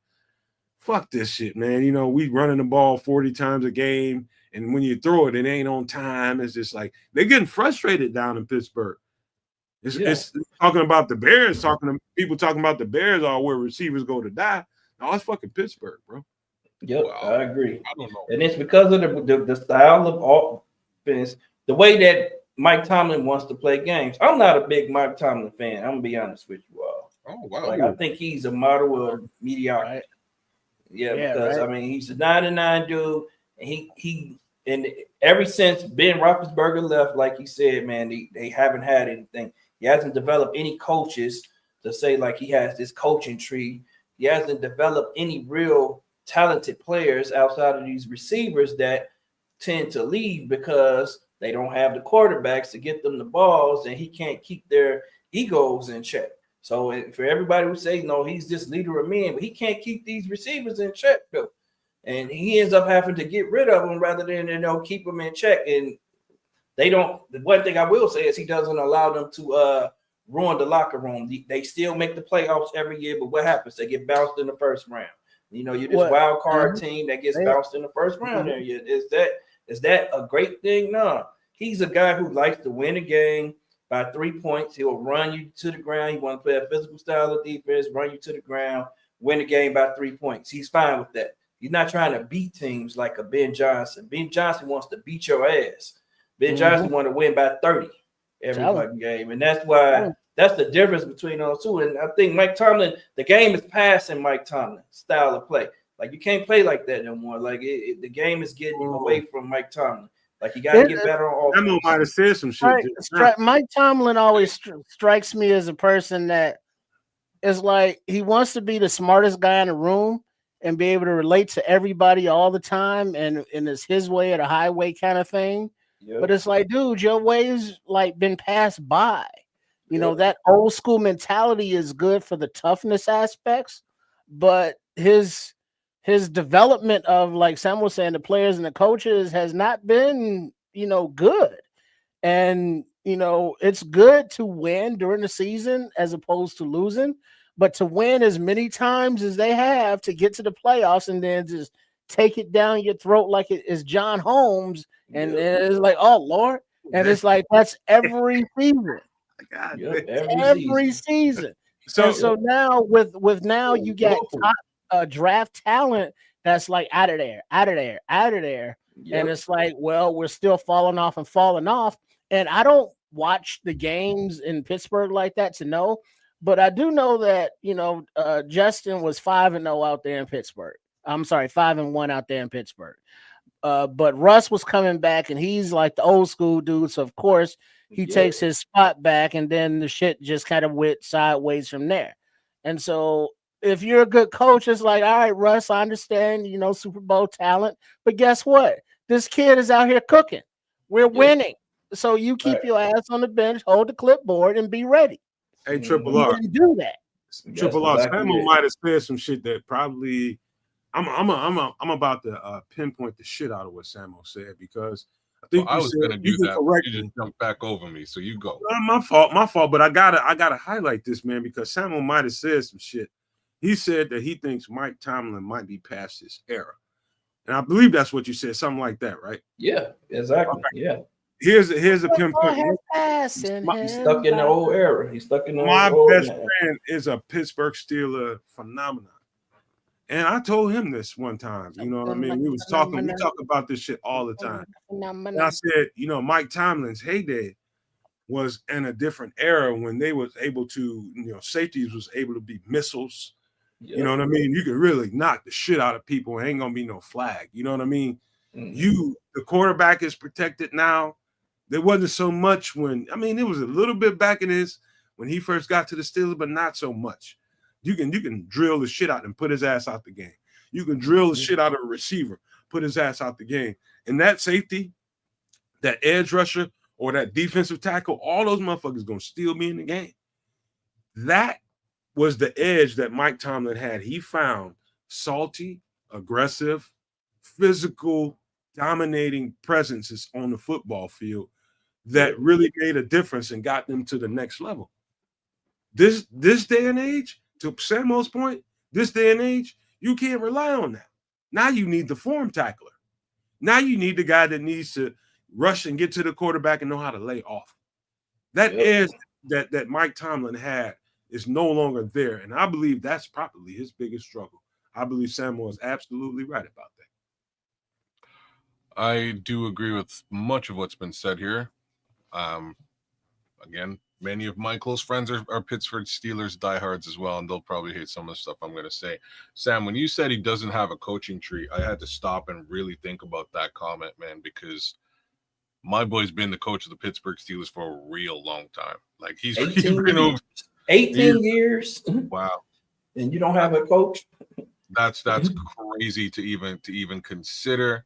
That you don't have a coach. Them motherfuckers be drinking too much, man. I think they be in the office drunk in the motherfucker. You ever seen Tomlin's eyes and shit? Yeah, he do be looking. Wow. He got those eyes like he be like hitting the blunt though. Oh yeah, it does kind of look like you got that red shit going on. You're right, like glassy red. But look, they just flat out don't have what you need to compete in today's NFL. They don't. They got a decent defense.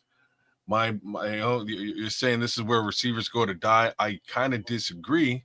I think Mike Tomlin has the uncanny ability to take just about any wide receiver and turn him into a superstar. But the minute that guy leaves Pittsburgh, there's their head cases, so it just doesn't continue on. And like I said last time around, there's one guy who's the exception to this rule, and that's Emmanuel Sanders.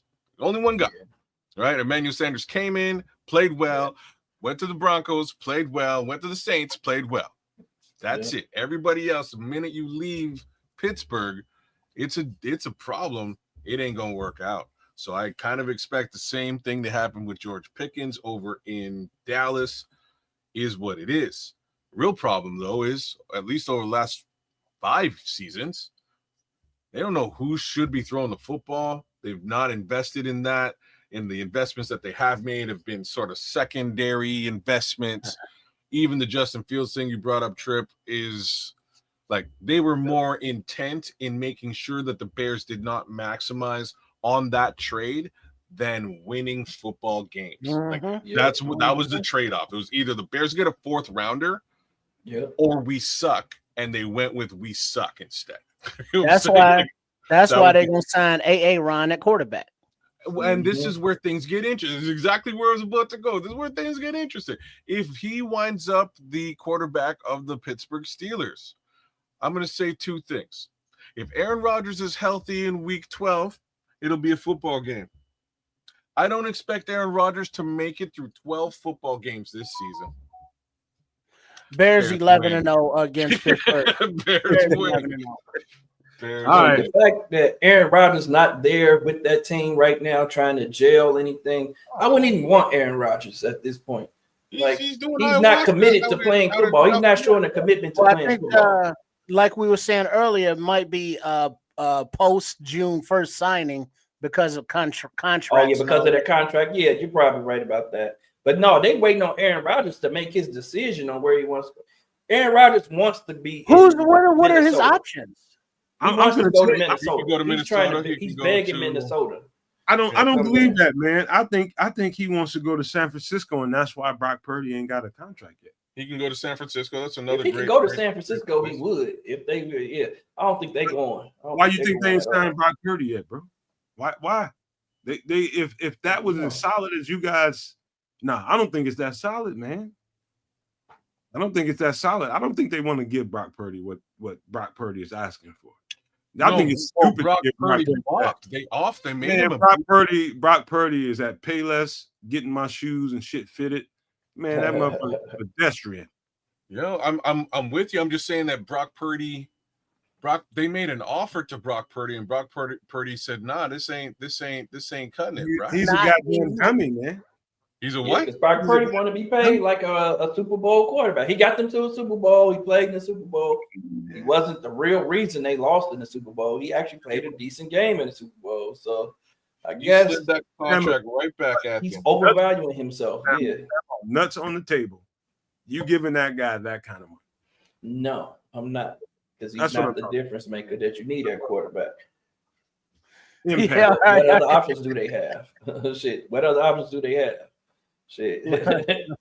Like Richard Long is saying, late night therapy session. Yeah, That's right on. kind of what these shows are. ain't Right. it? All right, so now that we've analyzed San Francisco and the Purdy contract situation and the Bears, I have going 11-0 after Pittsburgh.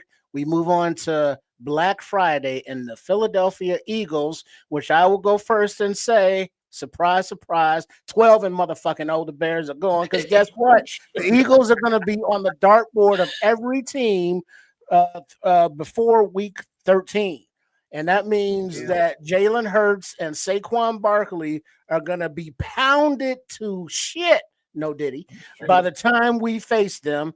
And this team is going to be hungry on national TV to prove a point as a litmus test against the Super Bowl contending Eagles. So, yeah, 12-0. We're gonna have to put some money on Triple R's books in the mental health unit. We're gonna have to put on some comments. This is gonna be in a straight jacket. You know what? There's levels to football, man. And you know what? By this time, we will definitely know what kind of football team we have. We're gonna definitely know what kind of quarterback we have, what kind of offense we have, what kind of defense we have. Is it together? Is it not? Are we a competitive team or not? Can we win games or not?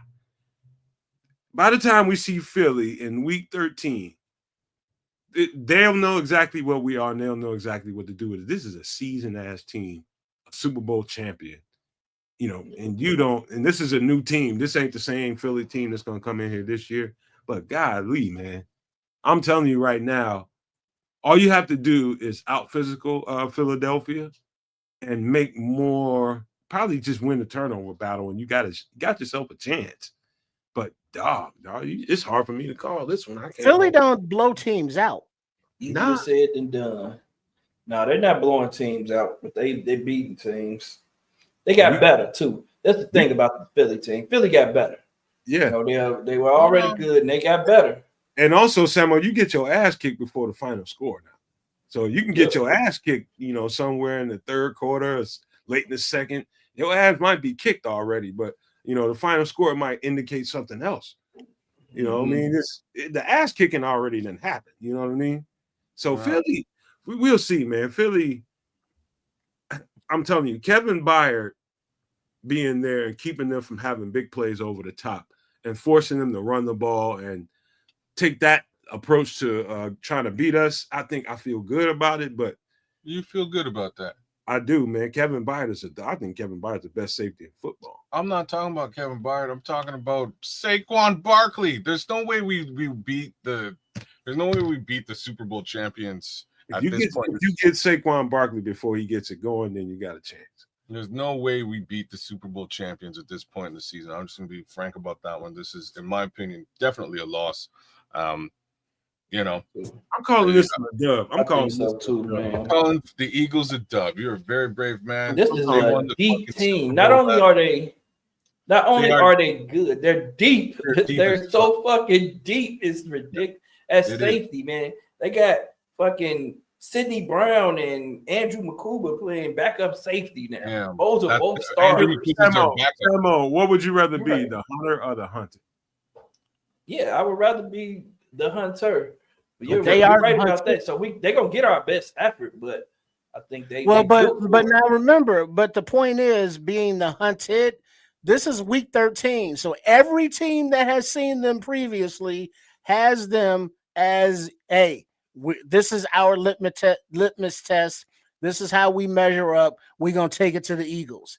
They're gonna be beat to shit by the time they face us. They're gonna be beat up. Yeah, they're gonna be everybody's best. The depth on this team though is crazy, man. Like Sam is saying it. Fucking I just ridiculous. want to say one last thing. I need to figure out when their bye week is, because I can smell it being the week before. When's their bye week? I don't know. If it's the week before, we really gonna be in trouble. Oh damn, we toast. Yeah, and remember they got Jahad Campbell this year. Man, come on, man. They cheating. It's almost like they cheating, man. It's like the Philadelphia Eagles are cheating in the draft. Philly and Baltimore, like both teams. They've got a formula.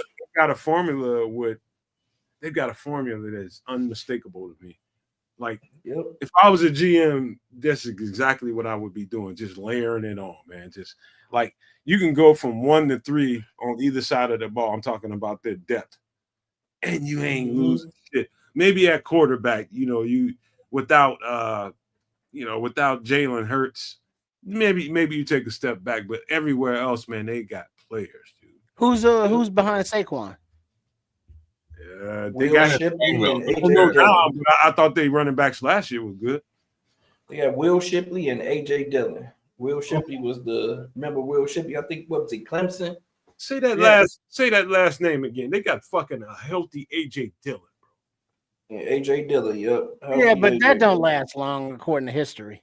No, he ain't gonna have to play as many snaps as he did in Green Bay. That bitch gonna be a problem, Triple R. Well, he's their Thunder, right? Yeah, if he goes down now, you're right about that. I know where you're going with it, Trips. And if Saquon goes down, if he's not healthy in that game, we have a real good chance. Oh yeah, if Saquon have a hell of a chance. Week 13, we can win this game. I'm just saying, our chances go way up. Nomad's saying, like, you know what I mean? If we're gonna force them to run the ball, we're running against probably the best running back in the fucking league. Like, I don't know what else to tell you. But if he's not there, that's a whole other story. Right? Whole other story. Let's hope he's not there. I don't care. Right. I don't like players being injured. Maybe don't get it twisted. Load management. I'm not hoping for or projecting anybody's injuries or hope, I want everybody to be there. But the point being, not that Saquon is hurt, but he's going to be beat up by then. Yeah. And he is not a, workhorse back like that. So when he's out taking the blow, who they got backing him up? And, that's where the advantage comes in to the Bears side of that equation. Here's why it does it. So and we're playing in Philly, just by the way. Our bye week is in week 5. Their bye week is in week 9. So I thought it was probably going to be the week before. It's just to make matters worse. It's not the week before, but it's not far away. They're still going to be more fresh technically than we will. Next we go to Lambeau Field. FGB. And, I'm just going to say this. I don't think let's just say this. I think Green Bay is as good as advertised. I would just say that. I would just say this. I don't think the last game in that we beat them, I think that's kind of a mirage because they kind of didn't have everybody they needed to out on the field because they was getting ready for a playoff game. I don't know if you guys remember that or if you guys acknowledge that at all, but they didn't have key players on that field. We just ended up getting the dub. Being honest, I'm just being honest. I still think Green Bay, as much as we hate their asses, are a viable, serious contender year in and year out. And we got to accept that fact. I don't give a fuck how green that uniform is, how much we don't like it. The competition is going to be there. And when all the bullshit is to the side, we're going to have to fight them motherfuckers.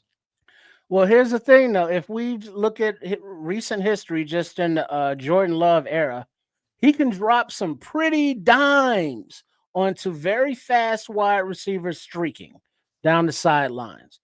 But some of his passes over the middle in his short game, especially when he's pressured, he's suspect. And the Green Bay's bane of existence has been their offensive line. They can't keep none of those motherfuckers healthy to save their life. And that's been an issue with them. So that's always suspect. And defensively, isn't what's his name? The diva motherfucker on that side of the ball, Alexander. You know what I mean? Is he gone already? He requested a trade, but they didn't trade him. Who knows what's going on with him? And so their whole defense has not been one of those dominating forces. They have good players, but they've never been where it's like, oh yeah, that Green Bay defense, you got to look out for those sons of bitches. They've never done that. They can be had, and they get had often. So, hey, Bears in Green Bay, week 14, the Bears are going 13-0. All right. So here we are in at home again against. Wait, I didn't make any comments. I didn't say anything about it either. Go ahead. Yes. So the trip, man, like I was gonna give this one an L too, man, but I'm not. You spun me around.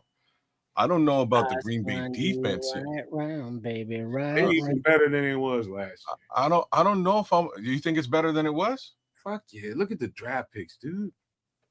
I know that they selected a bunch of wide receivers. Mm-hmm. I'm not sure what they did on the defensive side of the ball, if very much at all. They got Anthony Belton as a offensive lineman who I thought was better than the kid from what's his name? He went early. I think his name. What is his name? And I liked him too a lot. Grant. No. Sanvea. Last name starts with an M. Membo? Membu. And I love the shit out of Armand Membu's tape, but I think Anthony Belton has a better upside than even Armand Membu. And so Packers drafted him. I'm saying defense, Doc. Okay, they did make a nice pick there. I just can't remember exactly who. So the nicest, I'm looking at their squad right now. The nicest selection that they made defensively, I would have to say, is probably Baron Sorrell. You don't think that's a big deal? No, I don't. Because when Kev said Baron Sorrell, everybody was like, "Who?" Like Baron Sorrell is a monster. Fair. I'm not saying that he's not. What I am saying is that the guys in front of him aren't all that great either. They've lost both the Smith boys. It's basically Rashawn Gary and now Baron Sorrell that you have to worry about. Quay Walker's all right. Quay Walker. Lucas Van Ness is over there doing damage too. Sorry, my bad. Lucas Van Ness is over there. But that's. I don't think their defense got much better. And my hopes is that our offense is at this point in the season is a force to be reckoned with. That's the only way. Question, kids. Mm-hmm. Do you think the Green Bay Packers know how to draft? Yes, certainly. Okay. All right. I'll just leave it there, kids. Trust me when I tell you. Wait, hold on, no man. When you say can GMs draft or teams draft some positions, other positions they not so good at. Offensive line for sure. Yeah. I'm with kids though. I'm with kids a little bit on them not doing enough I don't to think they did update anything their on the defense. Is what I'm trying to say. Yeah, they Whether didn't do can draft anything or on not. defense really this year. They didn't need that much. But they have a solid defense. I think their defense was already kind of solid. But they're beatable. This is the same defense that Is Alexander Ben Johnson was able to beat up on. Is Alexander still on their team or no? Alexander stayed. Yeah, I know they were talking about trading him, but he's still there. And I want to kick his shit talking ass so bad. Yeah. So there's, I hate that dude, man. I don't know why I like that dude. I don't think the defense has gotten much better. I am going to say that normally the Packers draft the other way around, like just normally. Normally they're more defense heavy and less offense heavy. This time around, they went and they got themselves two wide receivers. 2 years in a row, they both went of them heavy are good. defense, kids. Say 2 what? years in a row, they went heavy defense. And that's fine. I'm just saying that this time around they didn't. This time around they went wide receiver and wide receiver, right? Mm-hmm. And then they went trenches and trenches on the offensive line, which again is good. I'm not saying they fucked up. I'm just saying that this time around for the Bears offense is heavy, right? We went offense heavy this time. So hopefully our offensive line is a little bit more powerful and our wide receiving core is a little bit more powerful, and we can get one up over the defense that they're fielding this time around. I'm sure their offense is going to be threatening. It always is. And this time again, with two new fresh wide receivers as a part of the core, and those that new tackle and new bodies as far as that offensive line is concerned, it'll be a bit dangerous against our defense. But I think this will be a really good game. I think Bears can take this game too. Lambeau Field, win or loss? I go W. All right. I'm with kids. Dub. I'm going Dub. Yeah, with Richard Long, Caleb was undefeated at Lambeau. He want to keep that streak going. I think it's 2-0 in Lambeau. Ben Johnson talk that shit. He's gonna back it up. Oh yeah, because what's his name? LaFleur. I keep hearing that question about Ben Johnson. I'm about kicking your ass, and that's getting to him. He didn't like that at all. I think we take the L at Lambeau, and I think in between this Cleveland game, we get him again. I think we get Cleveland. Who's their quarterback? Is that Shador? Shador gonna be on the field? Week 12, I think Joe Flacco probably gonna be somewhere in Florida, fishing on his little boat. All the money. Shit, Joe Flacco, he got a big ass yacht, little boat my ass. All the money he done made over the years. He got some right. He gonna have a nice size yacht. So you're saying that Shador Sanders will be the starter at week 15? Yes. Bears win. Bears 14-0. Bears win. Okay, I'll take a W on this one. We at home. Good defense. I mean, but other than the quarterback issues, what do the Cleveland Browns put up as a form of defense on the defensive side and a form of offense other than who's the quarterback? Do they have a running game? They got Myles Garrett. They drafted two good running backs. Yep, they got Quinshawn. They drafted Quinshawn and Dylan Sampson. So they got two good running backs. Okay, a couple. They don't have a quarterback though. They don't have a quarterback. They got two really good running backs. Yeah, so they drafted Thunder and Lightning. Well, what about their defense? The only problem they have is what's his name? The safety. What's his name? Cole Moore, whatever his name. I think he's out for the remaining. He was a key. I can't think of his name right now, but that's on ESPN if you want to go check that out. The safety who was a key to what they do, he's going to be out. Now they got to find a replacement, but they did make a move and put somebody on the other side of Myles Garrett in the offseason in free agency or something. But they got Mason. Remember, they got Jordan Mason. I mean, Mason Graham. I'm talking about more Jordan Mason. That was a good move. Yeah. And then they got who was it? Was it Carson, the linebacker? Sorry. The guy you're talking about, Nomad, is Mason Graham. It's Mason Graham on a Mason Graham. Yeah, they did something else, man. They did something else. Is it Mason? No, is it Mason Graham or Will Campbell? It's one of those top guys that has just been shit so far. Mason Graham. That's the guy they've been looking at him like this guy doesn't look like top 5 pick in camp. Oh, seriously? He came in the camp pudgy and shit. Fat motherfucker. Yep, he looks like he's out of shape. He was looking terrible, man. Like something was going on with him. But you know, he got some time to get it together. I didn't like him, man, because I was just like, man, he looks a little like you can see a guy like Samo. You would know exactly what I mean. A defensive tackle. You would see somebody that is physically fit and built to play that position. He might put on a couple of pounds. He might lose a couple of pounds, but he's physically made to play that position. I look at Mason Graham, and I see a dude that it looked like somebody put a whole bunch of air into him. Yeah. And he's just, I had questions about him, man. That's why you didn't see a whole lot of shorts about Mason Graham. I'm just like, I see something, and I don't really know how to describe what I'm seeing, but something seems inauthentic about him, man. And he just looks souped up, man. When I see people talking about a guy too much, first thing I do is just go look really, really hard. And I think he got his ass kicked a few times. I think other than his get off, that's what he has to bring to the table, a fast get off. But if that offensive lineman meets his fast get off, it's over with. Yep.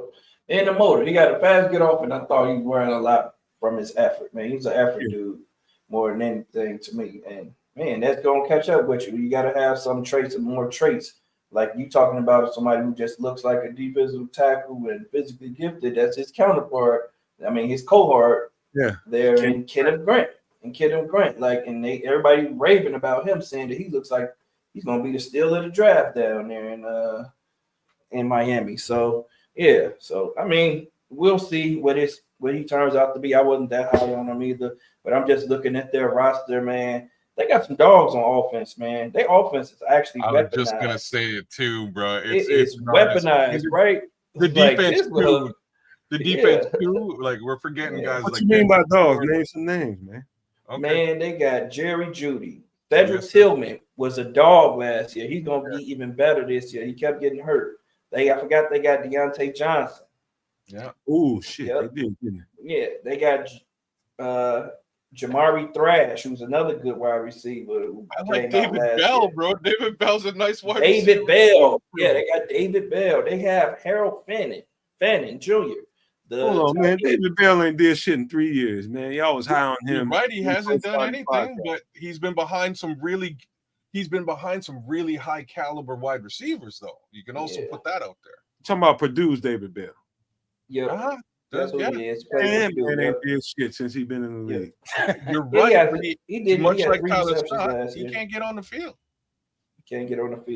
But man, they got some good players. They got some good, solid players on offense, man. If they can figure it out, then they could be a problem. Njoku, Harold Fanning Jr., Quinshawn Judkins, Dylan. Well, they could be a problem, but that's week 15, and the Bears will be 14-0. So week 16, the Packers come to Soldier Field, and it's going to be second verse, same as the first.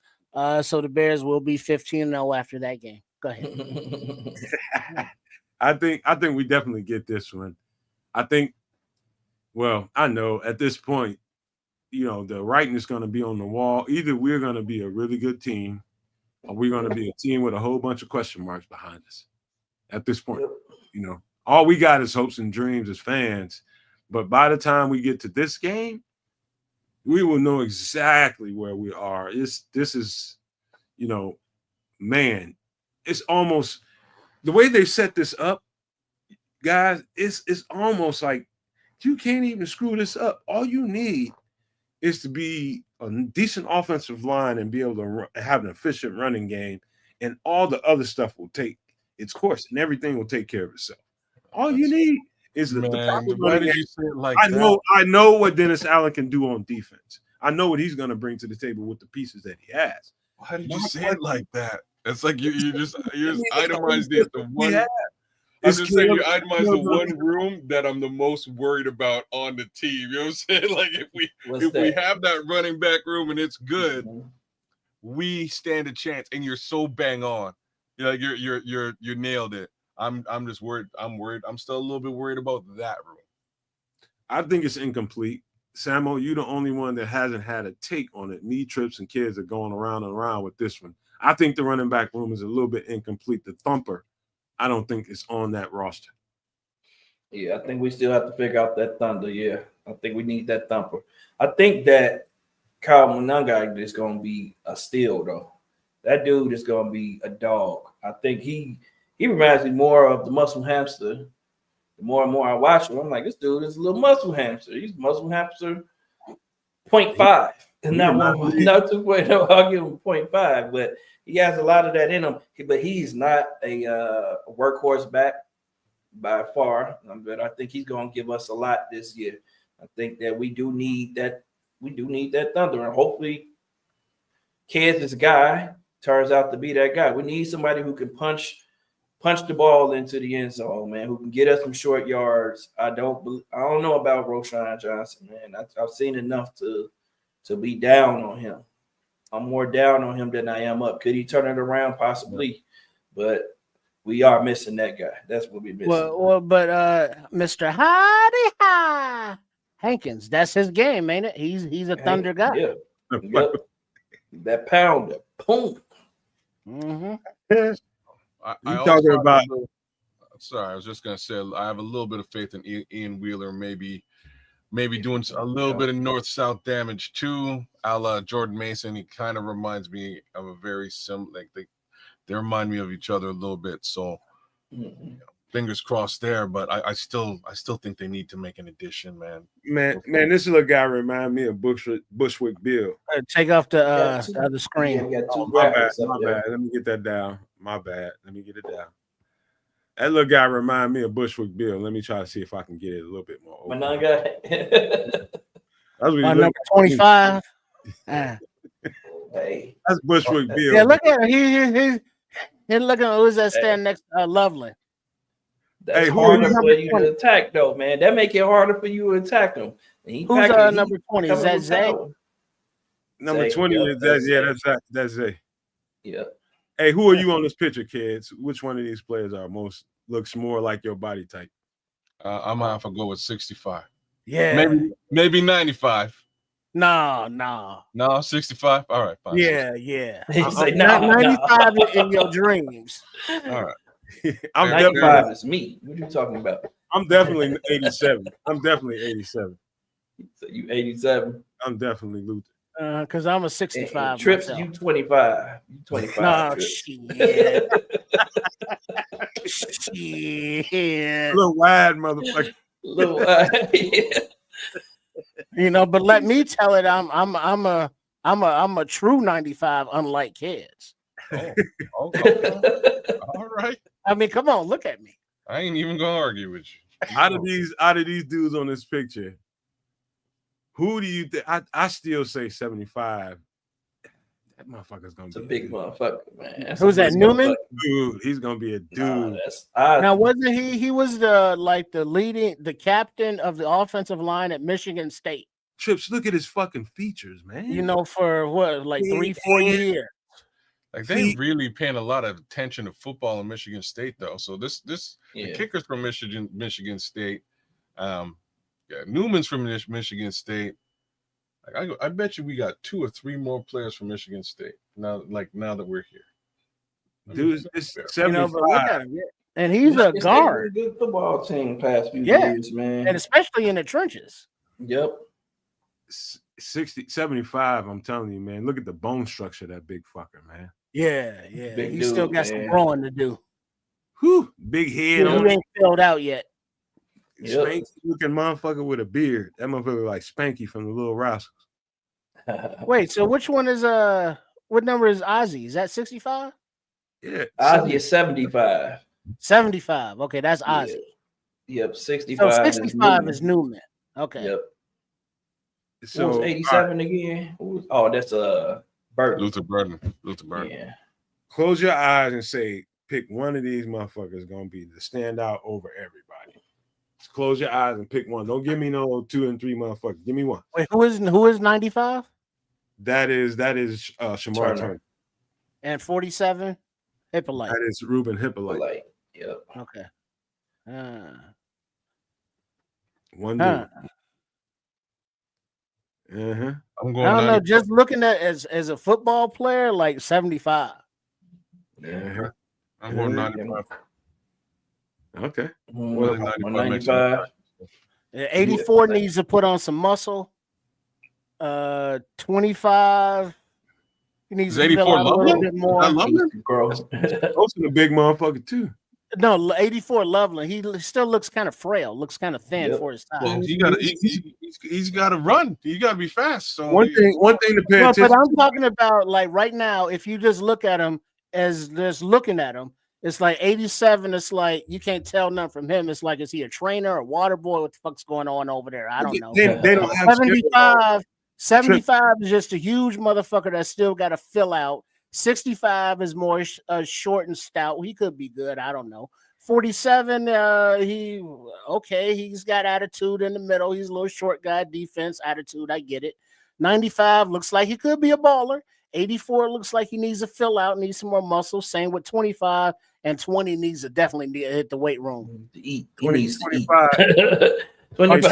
20 and 20. That boy need to eat something. And Yeah. 25 is a goddamn crumb snatcher. Yeah. But you got to remember, man, these ain't shells on, man. These is they actual shoulders, man. Yeah, but that's what I'm saying. I'm just looking at him, and you're like, who's gonna be the star? And it's like, I don't know, because all these dudes still have to develop, physically, because they're all still, well, other than maybe Zay since he's 25, but all the other ones are still filling out and growing, Burton, physically. Yep. Luther looked like he's still pissed off that he landed this far in the draft. That's what he looked like. Well, he looked like he just a mad low budget Busta Rhymes or something. What's going on with that brother? Oh, That would be me in this picture. Kid say he's 65. Busta Rhymes' cousin Rampage is what you're saying. Right. He's Kid say he's Luke Newman. Samuel, who you say you was? 95? 95. 95. Shamar. And Triple R, you 25? Well, I can't even make my face to say that lie. Yeah, I'm definitely rolling 65 there. 65. It's like, just 2 extra large or 3 extra large, coach. And kids, you are again. I might change mine to 84, man. Just to give the you ain't that goddamn stretch out a little bit, man. But anyone. No. I'm talking about who I think will have biggest the most impact in my body. Yeah. It's like 84. We don't look anything alike. Just saying. But look at 95. He, there's nothing that says he can't be a defensive tackle or he can't be a defensive end. Right. That motherfucker to me is going to be probably the biggest wild card that we pick defensively, man, because the comments that what's his name? Dennis Allen made about him. He's just like, this motherfucker right here is wild. And I might have to put the saddle on his ass and break his ass down and, pull the reins back on him because this motherfucker, his spirit is definitely, he's got the kill mindset. Which is a different mindset than your boy Tyreek. No, Tyreek's got the kill mindset. He's got the kill mindset for sure. He got to Chicago, and I think Flus tried to put the reins on him, and he did pretty good for the most part. I think some of the wildness came out of Tyreek late. I mean, that part of the season when he just came a little bit unglued, got a little unattached from the situation, and fucked up. That's just young motherfucker shit, man. Yeah, but the spirit is a different kind of spirit than Stewart has. Stewart has that spirit is like, I'm gonna rip your fucking testicles off if you know what I'm saying, if you block me wrong. Whereas Tyreek seems more of a spirit of, look at me, I did something that makes me, a star. So what I would say about and you saw that, kids, we showed the little video where he punched that dude in the nuts because that motherfucker did something to him, stood over it, put his nuts over his head. That's the kind of shit we talking about. Like, you can't overreact like that. That's what he mean by putting the reins on him. Like, you got to understand the moment. Like, dog, I know you want to fuck him up, but you cannot do that in this circumstances. But your boy Tyreek is standing on the sidelines, not even in the game, and tripping somebody or sticking his foot out to trip somebody who's going by him, and that Detroit receiver Williamson. You know what I mean? So that's a different kind of dog mentality to me. I think people gonna love this cat. Yeah, I just call that being a jerk. Is really what I call it with Tyreek. He's a little bit immature, a little bit of a jerk, and I appreciate that in a cornerback or a DB player. I'll be honest with you. I also appreciate similar things in a wide receiver. Sometimes you just have to be a little bit of an arrogant jerk to get by in those two positions because you have to be better than the guy across from you, and you have to get in that guy's head. And I give it to Tyreek in that respect. Unfortunately, for a couple of games this season, he just lost his shit. He lost himself. Yeah, Well, I want more jerks like him. Well, Al Harris is gonna get in that ass, so it'll be all right. But as we move on, week 17 against San Francisco, who's in turmoil as the who's still there, who's young, who's not injured, who are they able to pay? This week the Bears will be going 16-0. Take it away. I'm definitely calling this one a W. Nobody is afraid of the big bad wolf that was San Francisco anymore, I think. And we've said this for a couple of years, man. I remember the first time I said it, everybody was just like, "What the fuck you talking about?" No, man. I felt like their Super Bowl window was over, and I still feel like that. And I think they're on the decline, whether they see it that way or not. I think they are on the decline. That window closed on them. Huh? No, I think I'll say you're right. I think that window was closed on them, man. That Super Bowl window just closed on them. They're trying to figure out who they are, who they're going to be. But I do feel like this is what we talked about, a trap game for us right here. I think we're going to be riding the high. I think we're going to have at least nine wins, at the very least, maybe 10 at this point in time. And this could be a trap game going out to San Francisco. And, this is just that one of those games I think could be a trap game. But I think we can get the W, but ain't this one of them trap games right here for sure. You're bang on, and with where my headspace was, I was just gonna say that this is a situation where Christian McCaffrey runs ruckshot over the Chicago Bears because he's healthy, and that's just what I'm just saying. This is what might happen. The other way around here is like Christian McCaffrey gets hurt in week 6 and doesn't play. Wait, that's more likely. Right. I'm saying, like, it could go the other way. Sorry. How many different injuries is he dealing with right now that any one could be like a career season-ending type shit? This is what brought it up. We're talking about week 17, right? So if somehow he makes it to week 17 of the 2025-26 season, maybe we lose this football game because they'll just feed him the rock, and that's what happens. I'm worried about Christian McCaffrey if he's been out since week 2 and gets to week 17. This is what I'm trying to say. Like, the odds of him even playing in week 17 are so slim that he had probably actually a W for the Chicago Bears. So I'll W. Yep. All right. So then that takes us to week 18, where we play the Kitties again at home. And that's where, the Bears for the regular season complete that undefeatedness with the 17-0. Go ahead. Wow. That's not what's going to happen. We're not even going to play this game because we'll be going to the playoffs. So we'll play this game. We're going to lose this game, but we're going to the playoffs. So that's we sit everybody on the roster. And Ben Johnson laughs his way to a loss. And he shakes hands with his former teammates. And we head off into the sunset.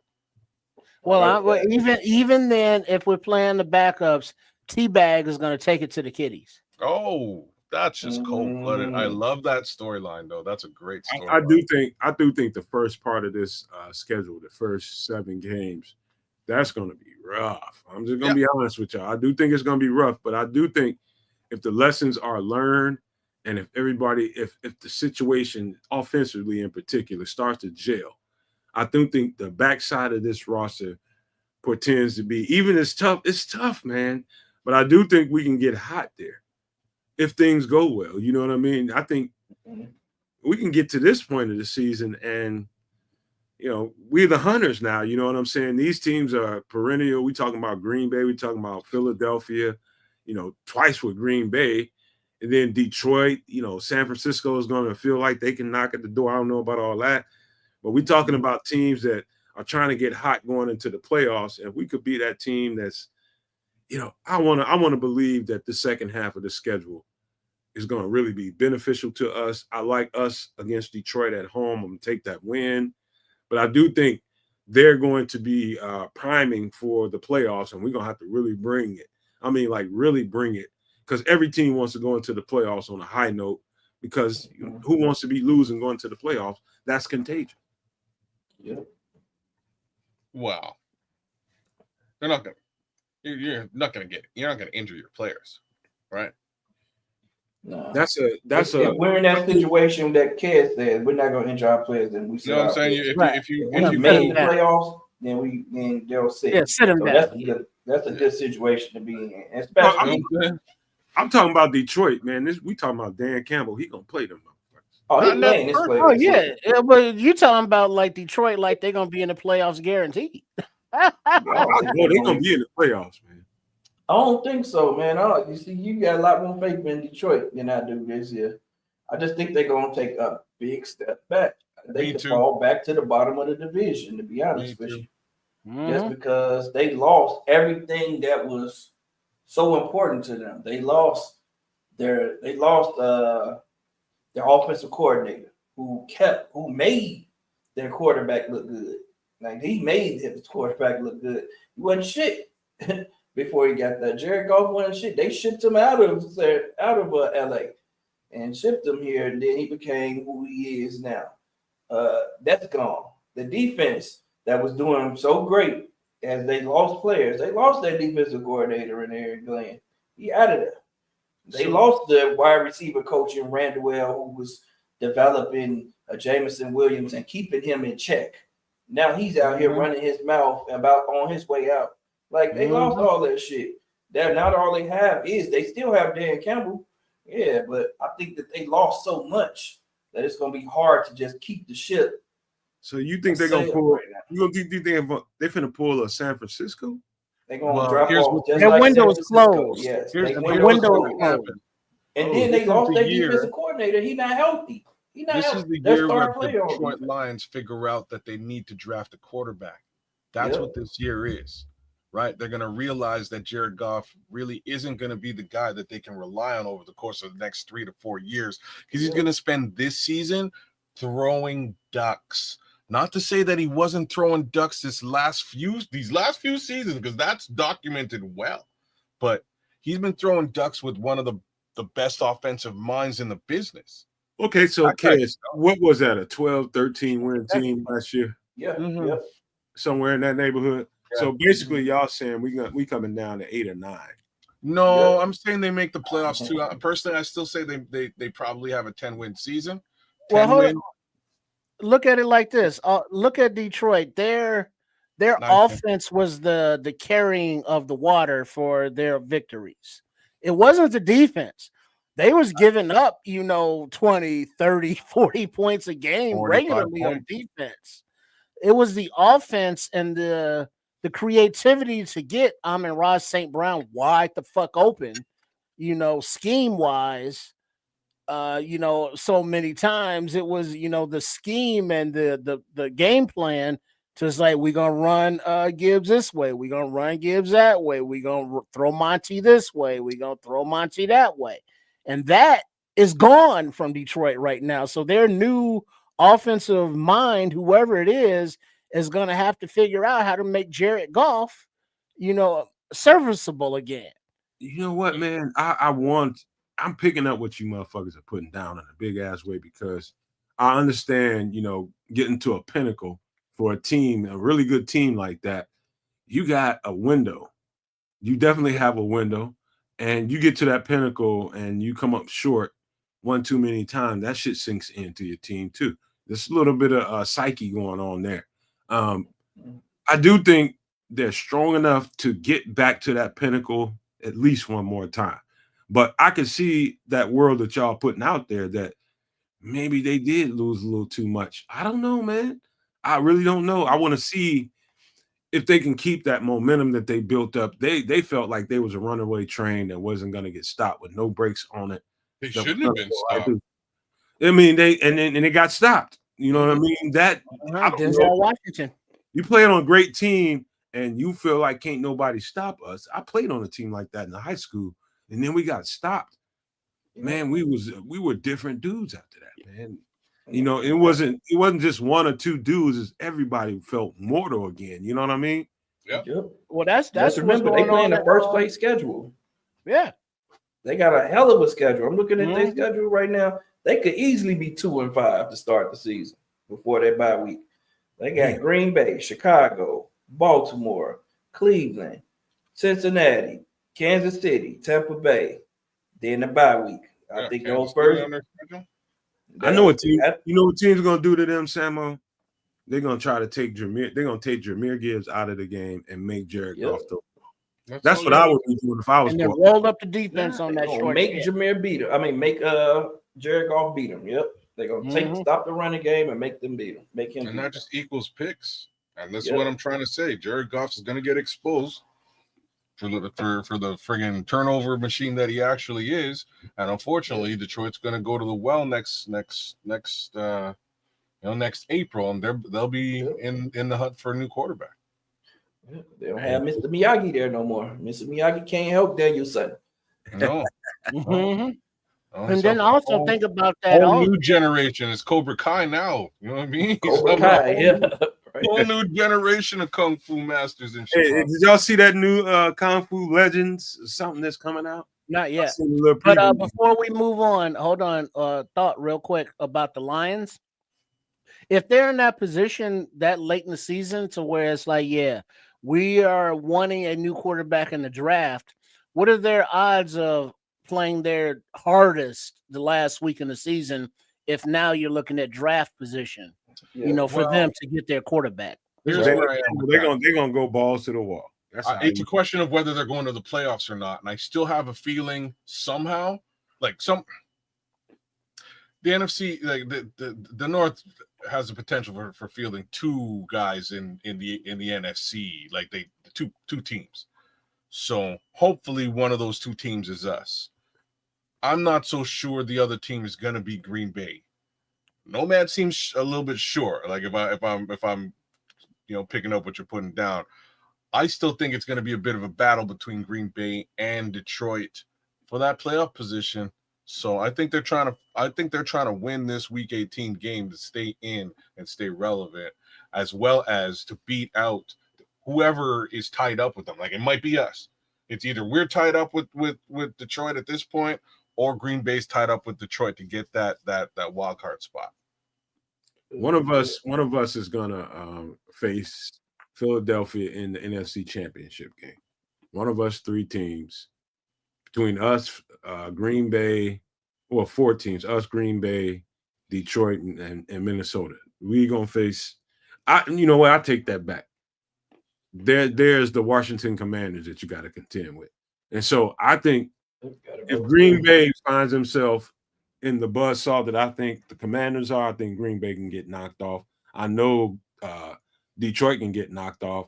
So I would say, man, we're gonna have to find a way to beat the Commanders. We're gonna have to find a way to beat the Eagles. We're gonna have to find a way to beat the Packers and the Detroit Lions. We face Detroit, Minnesota, and Green Bay at least twice. You know what I mean? We got to beat them cats once. We got to taste victory. We got to at least split between those guys. We got to. Or we don't have a fucking chance. We got to split. Of course. I think we do better than that. I think we double down on Minnesota this time around. I don't think Minnesota is going to be the powerhouse that they have been. I think we can split with Green Bay and the Lions at the very least, but I think we get this first one from the Lions.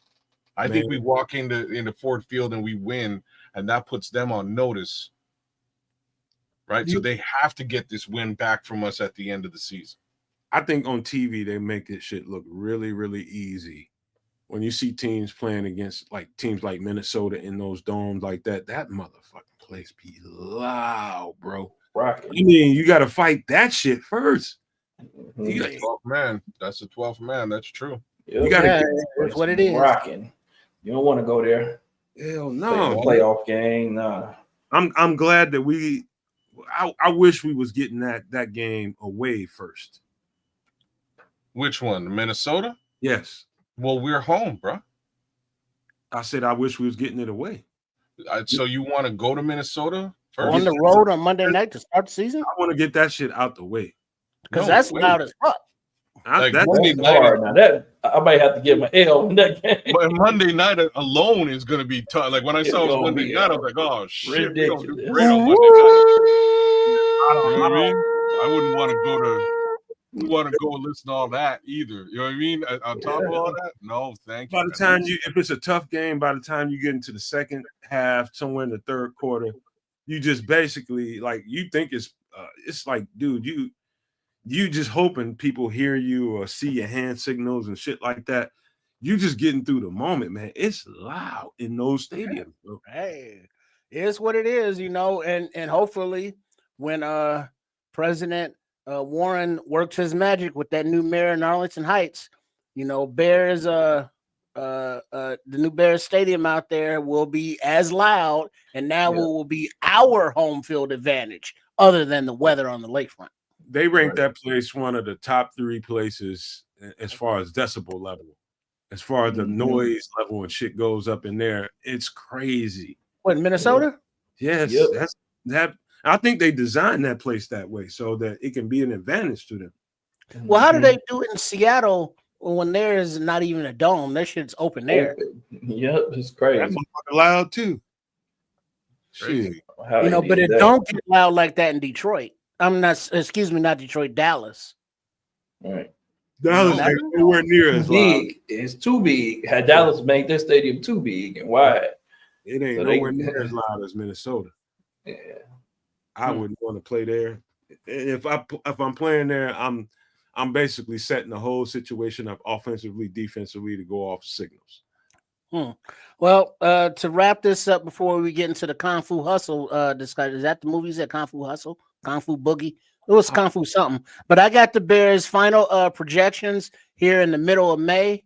I got the Bears going a blistering 17-0 with this pussy ass schedule. Wow. I'm gonna have to edit the shit out of that. All right, man. So we've been on here. Wait. No, give me Samo, kids, Nomad, final early predictions for this Triple R never want to get when it's time, he don't never want to do it, man. He just going. Go ahead. I'm giving us 9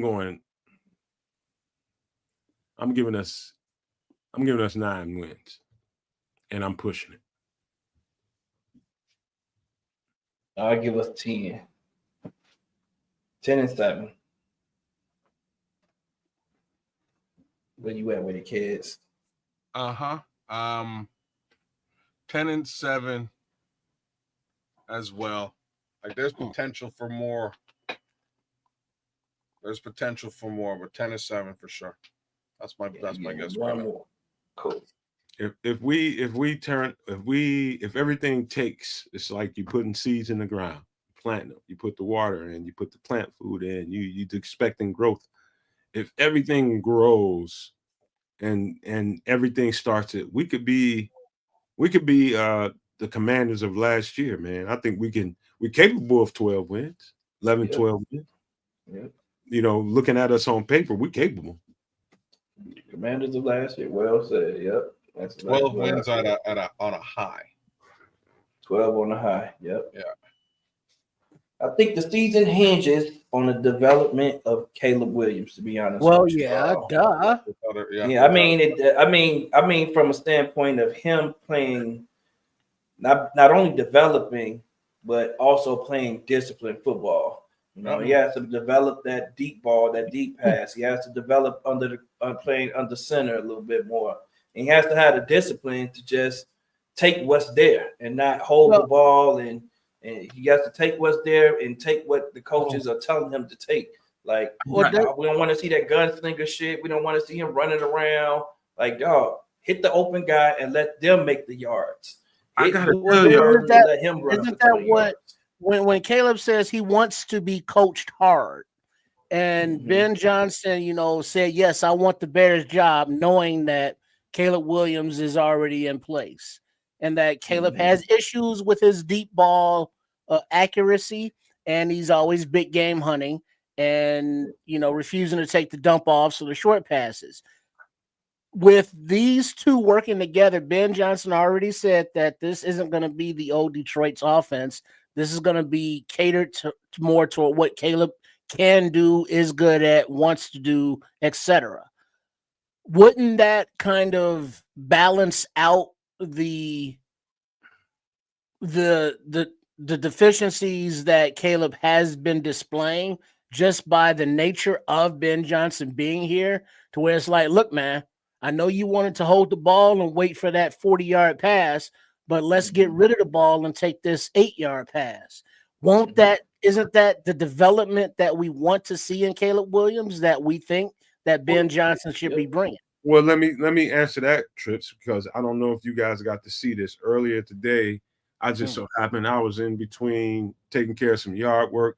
I was in here stringing up my weed whacker, and I was looking at 670 to score. I just pulled it up while I was stringing up that weed whacker, and they had and holy shit, man, they had Sean King on, quarterback from the Tampa Bay Bucks, professional quarterback, saying what he said a year ago before Caleb Williams got drafted, talking about, man, listen, the best pro-ready quarterback for this situation is Jaden Daniels. He's the better quarterback in the situation. And they brought him back to compound on that.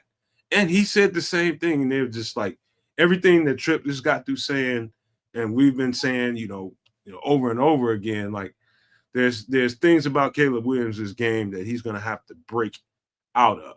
And he's going to have to get used to a different way of playing. Everything Trips just said, Sean King was talking about that. I was looking at the chat while that conversation was going on, and it's just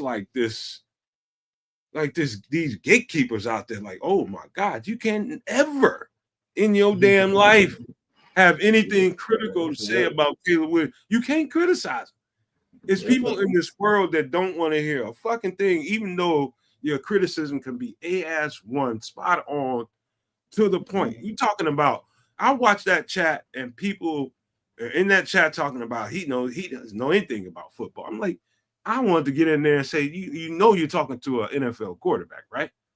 Right. It was sickening. He don't know ball. Yeah, it was sickening. And I was just like, all he's doing is saying, he's not saying that Caleb Williams ain't capable of reaching the level that we think he can reach. He's saying that in order for him to get there, this is what needs to happen. This is why Jaden Daniels was a better quarterback coming out of the draft than Caleb Williams. That's a simple fact right now.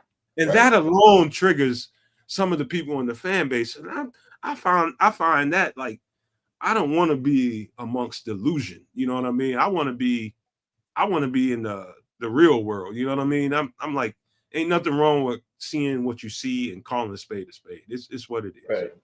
Yep. That's what I'm gonna do. That's what I've been doing. That's what I'm always doing. I'm gonna call a spade a spade. The man got a lot to work on, man. He didn't look like the generational quarterback that he was touted to be at some points, and in some games he did. But as far if you look at the entire season and the full book of work, he didn't look like that. Jaden Daniels looked like the generational quarterback. If you want to talk about generational between the two of them. Bottom line. And when people say coaching matters, you point to that situation. Yep. Well, Rich is coming alive, and Stevie Wonder is back there dying and shit. I see him. I'm dead. I'm gonna die laughing. Look at that. We're pushing 130. That means He's talking about my Sherry. Shut it down. All right, man. Y'all want to get some shout outs before we get out of here, man. Every time I do podcasts with y'all, man, especially you motherfuckers, man, I had such a good time with y'all, man, and it's so natural. It's hard to say bye-bye to the fans, man, and the people that support what we do, because it just comes off so well, man. The humor and the real football, all that shit just gels and comes together, man. Such a good-ass time, man. But like everything, it has a beginning and it has an end. This show has come to a conclusion.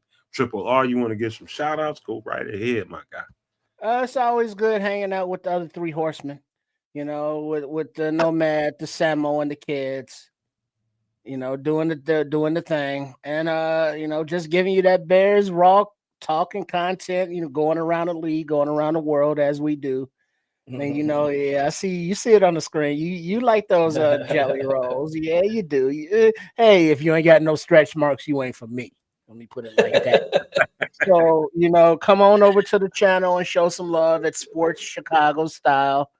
Sub and get all of the various lifestyle content that comes out from our creative content staff over there at Sports Chicago Style. Whether it be Trips and his exercise stuff, Coach Trippin and Trips and their self-defense stuff, or Chef Trips and his beautiful video recipes, whatever he's making, trying to make it a little healthier. So, we try and do our thing over there. And, I dip in here to the Nomad Network for some extra sauce. But at home over there at Sports Chicago Style, show us some love. And speaking of showing love, let's hand it on up over to Canada with Kids. With Kids the Canuck. That's his YouTube channel. Tell him all about it, Kids. Look at that. Yeah, look at him. He definitely not number 95. Go ahead, Almond. No. I look great in this thing, man. Yeah, that's a straight up 65. That's not a 95. You so almondy. He's so almondy. Damn it. Look at those cheeks. Man, and he put a filter on it, man. I should whip your ass, man. I didn't. What filter, man? There's no filter. You know you put a filter on it, man. I know what AI enhanced looks like, motherfucker. This isn't AI, god damn it. This is just me in keto mode. It's a little bit earlier on. There's no filter. We don't filter up. I'm telling you, that's what I'm saying. I probably really look a little bit more like 95 in this particular picture, but this is from about 5 years ago. Wasn't taken yesterday. Hey kids, I forgot one thing. Okay, Almond. Say what? Okay, Almond. Oh my god. All right. Yeah. So another extra sauce is come and gone. It's Wednesday night. It's 1 in the morning on the East Coast, almost 1:30. I've had about enough of this shit. So thanks for coming and hanging out with us, you guys. By all means, take a look at Keza Canuck on YouTube. Always new stuff out there, including this show. Multi-streaming right now. My guy, Triple R, is up there doing his thing. He just did it and gave you a little bit of a plug for Sports Chicago Style. By all means, check him out. Check out my homie Samo as well. He's all over the place. He was over at our he was hanging out with the Podfather tonight, right? From my understanding. Hanging out with good old Aldo. I didn't even make it over there. I'm just talking to you guys. Oh, okay, all right. Well, either way, shout out to the Podfather. Who was on that show, man? I'm probably on the shit list now. Who was on that Don Burr? Who was on that show? Who was on there today? Yeah. This is the night he does it with Tooch. I was on there last week. And then he was just inviting us back this week to do these Wednesday nights are getting busy, bro. We got all kinds of shows going on Wednesday. But either way, we're here for you doing the darn thing.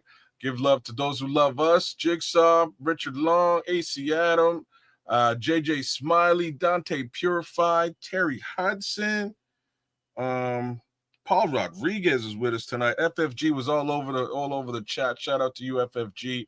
He is a supporter of the network and is sometimes on the network as well. Kenny Adams was out there with us. It's Crimson was holding it down with the wrench, keeping things real in the chat. So was Frank Q, as well as Don Burr. Absolutely no love to you, but thanks for coming either way. Ron C was with us. Nick Rembert, King Booker World.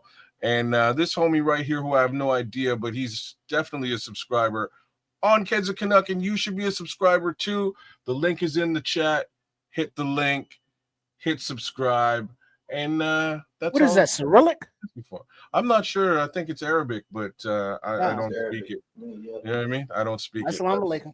Right on. Yeah. What he said. Kid looked like he just farted in a small ass room and went out, left, and closed the door.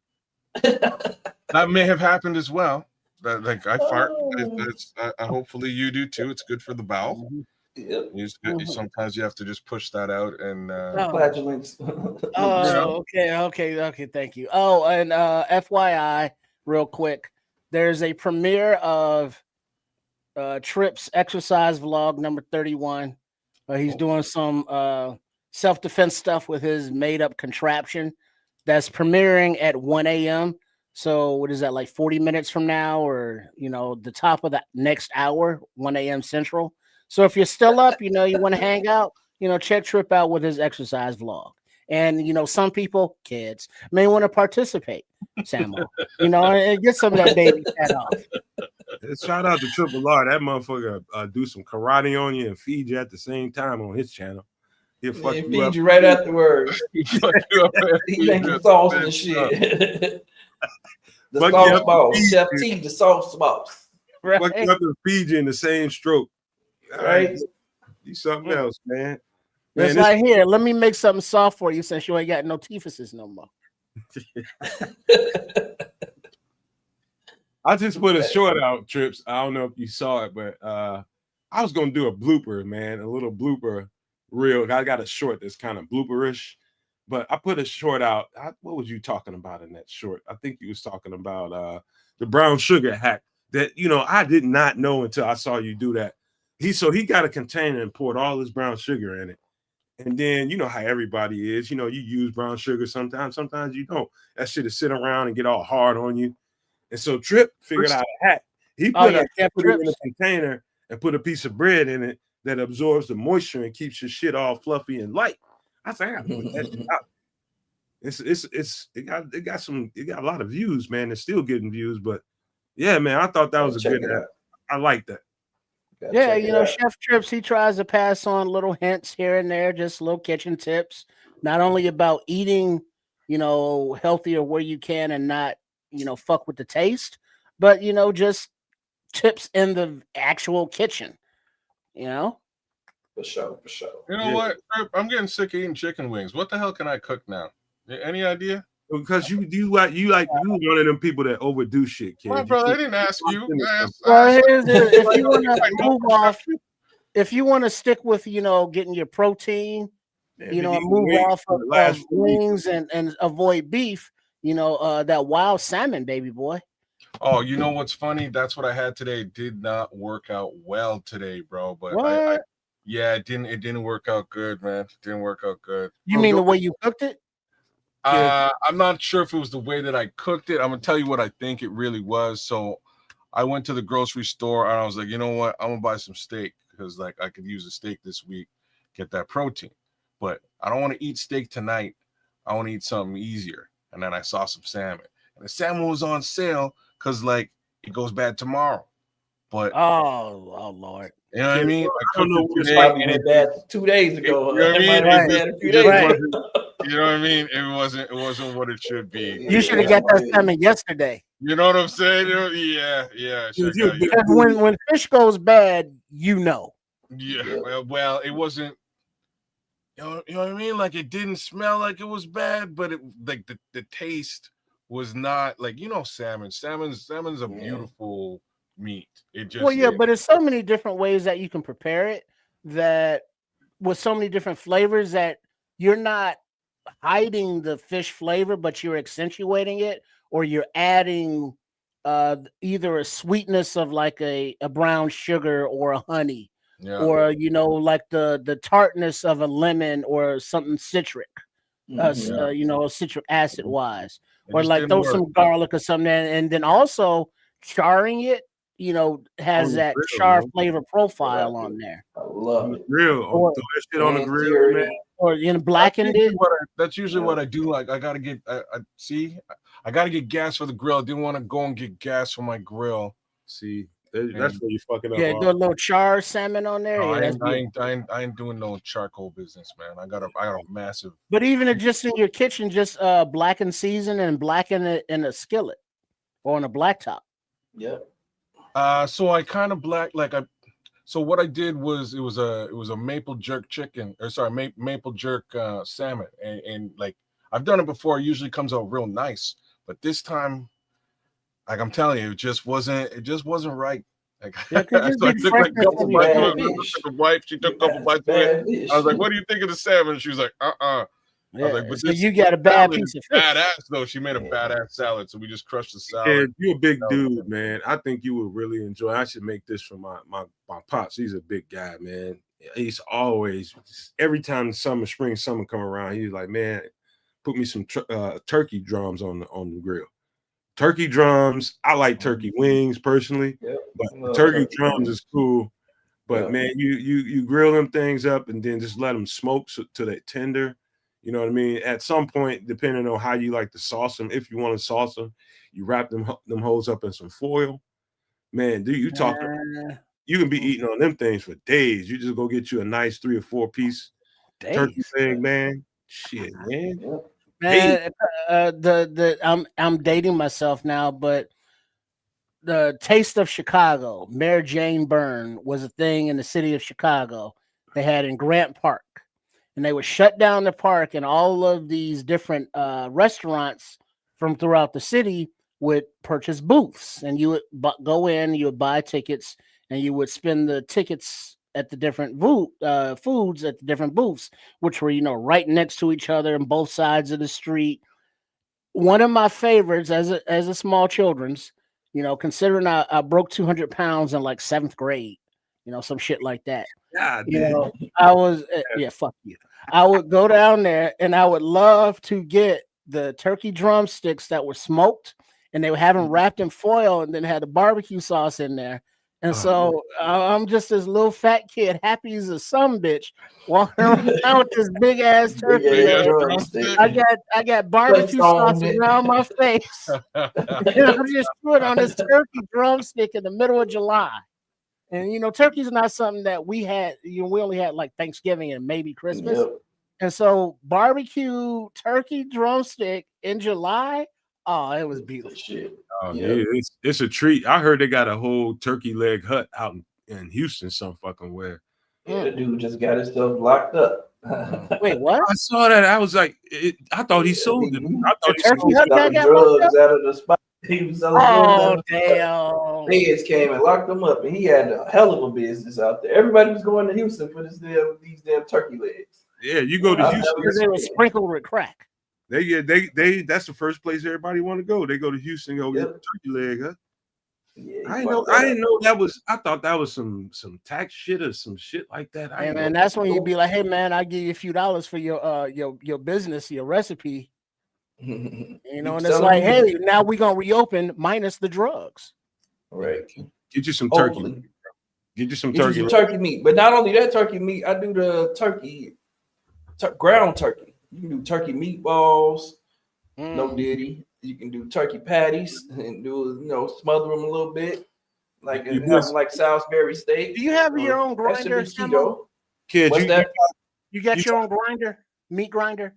Meat grinder? Nah, I never had one. You got that? You have a meat grinder? I got one. Raw meat to grind up like that. Well, I mean, like if you want to ground up some turkey into shape it into some meatballs or whatever, or if you want to ground up some chicken breasts and to make it into nuggets or something like that. Yeah. It's the same foods, the same meat that you're getting from the store. Is just a different way to prepare it. That's different for your taste buds. But it's different. It's the same food. It's healthy, but it's something excited that you can get about at dinner time. Right. We talking like we already off the show, man. We gotta get ready to get the fuck out of here. Oh damn, we still on? Oh damn. Yeah, this kind of shit we be talking about behind the scenes, man. If you get you a meat grinder, get you a stainless steel one, because those bitches hard to clean depending on what brand you get. I got one. And they hard to clean off, man. You know what I mean? You put the right kind of meat in there, boy. You got to soak it. That's why you have to have stainless steel, man. So yeah, but just get the right stuff. But turkey, man, that's where you want to go. You had the turkey tips yet, Samo? Love turkey tips. Yes, always. Yep, turkey tips and shit. Have you had the turkey chops? Turkey pork chops. I ain't had no turkey chop yet. I had like pork chops, but turkey chops. Oh man, change your life. Tastes just like a pork chop, but it's turkey. Off the chain. I ain't tried that yet. I have to go find some. You can prepare them just like a pork chop. Like meat. Turkey. Hey, is this real quick? Kids. Yeah, bro. Can you go to chicagobears.com? No, don't do it, kids. He's trying to lure you in. No, and I don't know. I'm seriously, I don't know if this is the new stadium or the old stadium, but they got a FAQs about stadiums and the lakefront legacy. But something goes on. Well, we're getting out of here, but people and on future Nomad Network shows, I'm sure we will discuss it. But the Chicago Bears may have more movement or action going on with the stadium here. Talking about the city or Arlington? That's what I'm trying to figure out. Stuff. Yeah, I'm hearing some weird stuff that it it's ain't going going back to on. the city, bro. It ain't happening in the city, man. What ain't happening? It's gonna be in Arlington, bro. They just, the mayor knows this thing is getting away from him. He's trying to make a last ditch effort. If it stays in Chicago, you got to get the tax dollars from the people. There ain't gonna be no tax dollars given out for this stadium. I'm telling you. Something to marinate on, but we can get out of here though. Yep. Lakefront legacy. Oh man, looky there. I see what you're saying now. Would you Right, there's movement. I don't know which direction is moving, but there is movement. All right, before we leave, Nomad, I think you're bang on. I'm gonna layer on a little bit where you're at with the stadium thing, and we'll leave. And I think this is just a play because the new mayor. Remember how Kevin Warren been saying there's a new mayor coming to Arlington Heights? Mm-hmm. I bet you he just didn't really want to have the conversation about this thing right now, and maybe he's balking on the existing conversation and the tax breaks. So this might just be a way to poke him. You know what I mean? Poke the bear a little bit. Hey, by the way, leverage for the new mayor. Some leverage moves. Yeah. Leverage for the new mayor. That's exactly what I think. That's all. I'm just tired of talking about it, man. I am too. Until something happens, we're gonna be talking about this for the next three years because ain't no shovels in the ground. I don't see any shovels being put in the ground anytime soon. Until that happens, every time this shit comes up, I'm gonna depart from the show and let you motherfuckers talk about it. I ain't talking. I'm sick of that shit. Yeah, well, the only last thing I heard was that Warren sent the letters to the Park District about how they don't take care of Soldier Field, and that was to begin the paper trail to break the lease because the Bears' lease doesn't expire until like 2033. 33, yep. So if they do get a stadium built, they wouldn't be able to play in there until then. So he's doing the right thing. So the lakefront. We'll see what happens, man. I'm just tired of talking. These renders look dope, though. Y'all have to check this out. I mean, you can't go wrong. Anything get rendered around that lakefront, man. You just have to be here to know it. But golly, man, that's a dream come true. But it's almost impossible to fathom.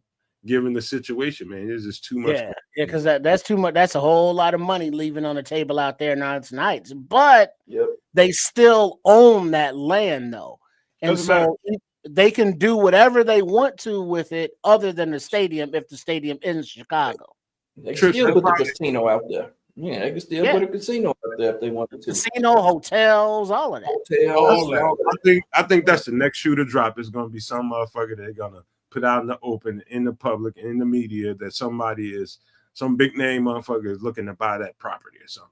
And then no, not sell it, rent it out, lease it, own all of that. They're not selling that property. Even if the stadium winds up back at the lakefront, they're just gonna that property is the McCaskey cash cow.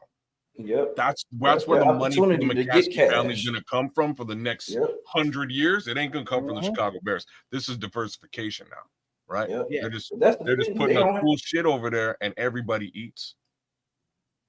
They don't have the money to build the stadium on their own right now. Not even in Arlington Heights. That's what the delay is. They want to use taxpayer dollars. The state isn't allowing them to do it here in the city of Chicago, so they're trying to press that issue. But they, like Ked say, they still own that property out there. That's going to be their cash cow. So if they can get a stadium built in Chicago with taxpayer dollars and then do something else out there, with as far as casino, hotels, and shopping and restaurants, all that shit, then they're winning on both ends. So they're collecting money on both ends. So that's, I think that's what they're laughing. the They own a football team. They're making revenue, $1 billion a year revenue off of a football team. Now you're investing that into real estate. So now you could be making casino money potentially, right? Like casino money is crazy. House always wins. Racetrack money. They need some money. They just go holler at Jelly Johnny down there on Cicero. Jelly Holler at Jelly. They need some holler at him. Extra 286, huh? Okay. Smelling like brute and shit on Cicero, stinking that. Yeah, you got to go that way, Kez, to get to Midway Airport, but you want to go to the airport and back to the highway. You don't want to be stopping no place in between. Don't stop anywhere along the way. Exactly. Okay. That's Cicero, Cermak, all that shit, man. That's sound advice. Just keep it moving. Mm-hmm. Even if these two broads are leaning up against my Cadillac. Hey, dog. Hey, you tell them hoes rubbing the thigh like that. Them rubbing the thighs like that. You go and take your cooties with you. Get up off my diamond in the back. Sunroof top. Might give up a little bit. You might give up a lot. You might give up everything you got. Okay. All right. Safety first, gentlemen. We'll get you right. Just get your ass over here. We'll get you right. All right, man. This is too much fun, man. I love this shit, man. But we do gotta go. One thing to look forward to is, when is this mandatory veteran and rookie mini camp coming up? Is it this weekend, or? That was next week. Is it next week? Because they gave the rookies like the rest of this week off and the weekend, then they got to show back up next week. So it's early next week. That should be fun. Get them cats mixed up and see what happens, man. We'll see what happens, man. There's no pads, but I wonder how much media access they're gonna give to that situation. I do wonder, but either way, man, we'll be here to cover it all. This is what we do over here on the Nomad Network. We let everybody get out there, have their football conversations, and we come over here and we do it in our own ass way, and it's fun to do it. Love you guys. Appreciate Trips, Samo, Kids. This was fun. What is this? Almost 5 hours worth of content. Are you kidding me? Almost 5 hours worth of content. Stevie Wonder is about to die down there. We got to get him out of here. He got a job. Let's go. We got to get him going, man. We got to get him going, man. Don't be slapping nobody around because you got a job, man. You get fired tomorrow, motherfucker. Don't start talking shit. That's what I'm trying to avoid. Yeah. We get you up out of here, man. I appreciate you, man. I love y'all, man. Appreciate y'all. I got one thing to say before we get up out of here. If you could think it and you could see it, there's no reason in the world why you cannot absolutely manifest it. Do not, and I repeat, do not be a prisoner of your own mind. But with that being said, we are out.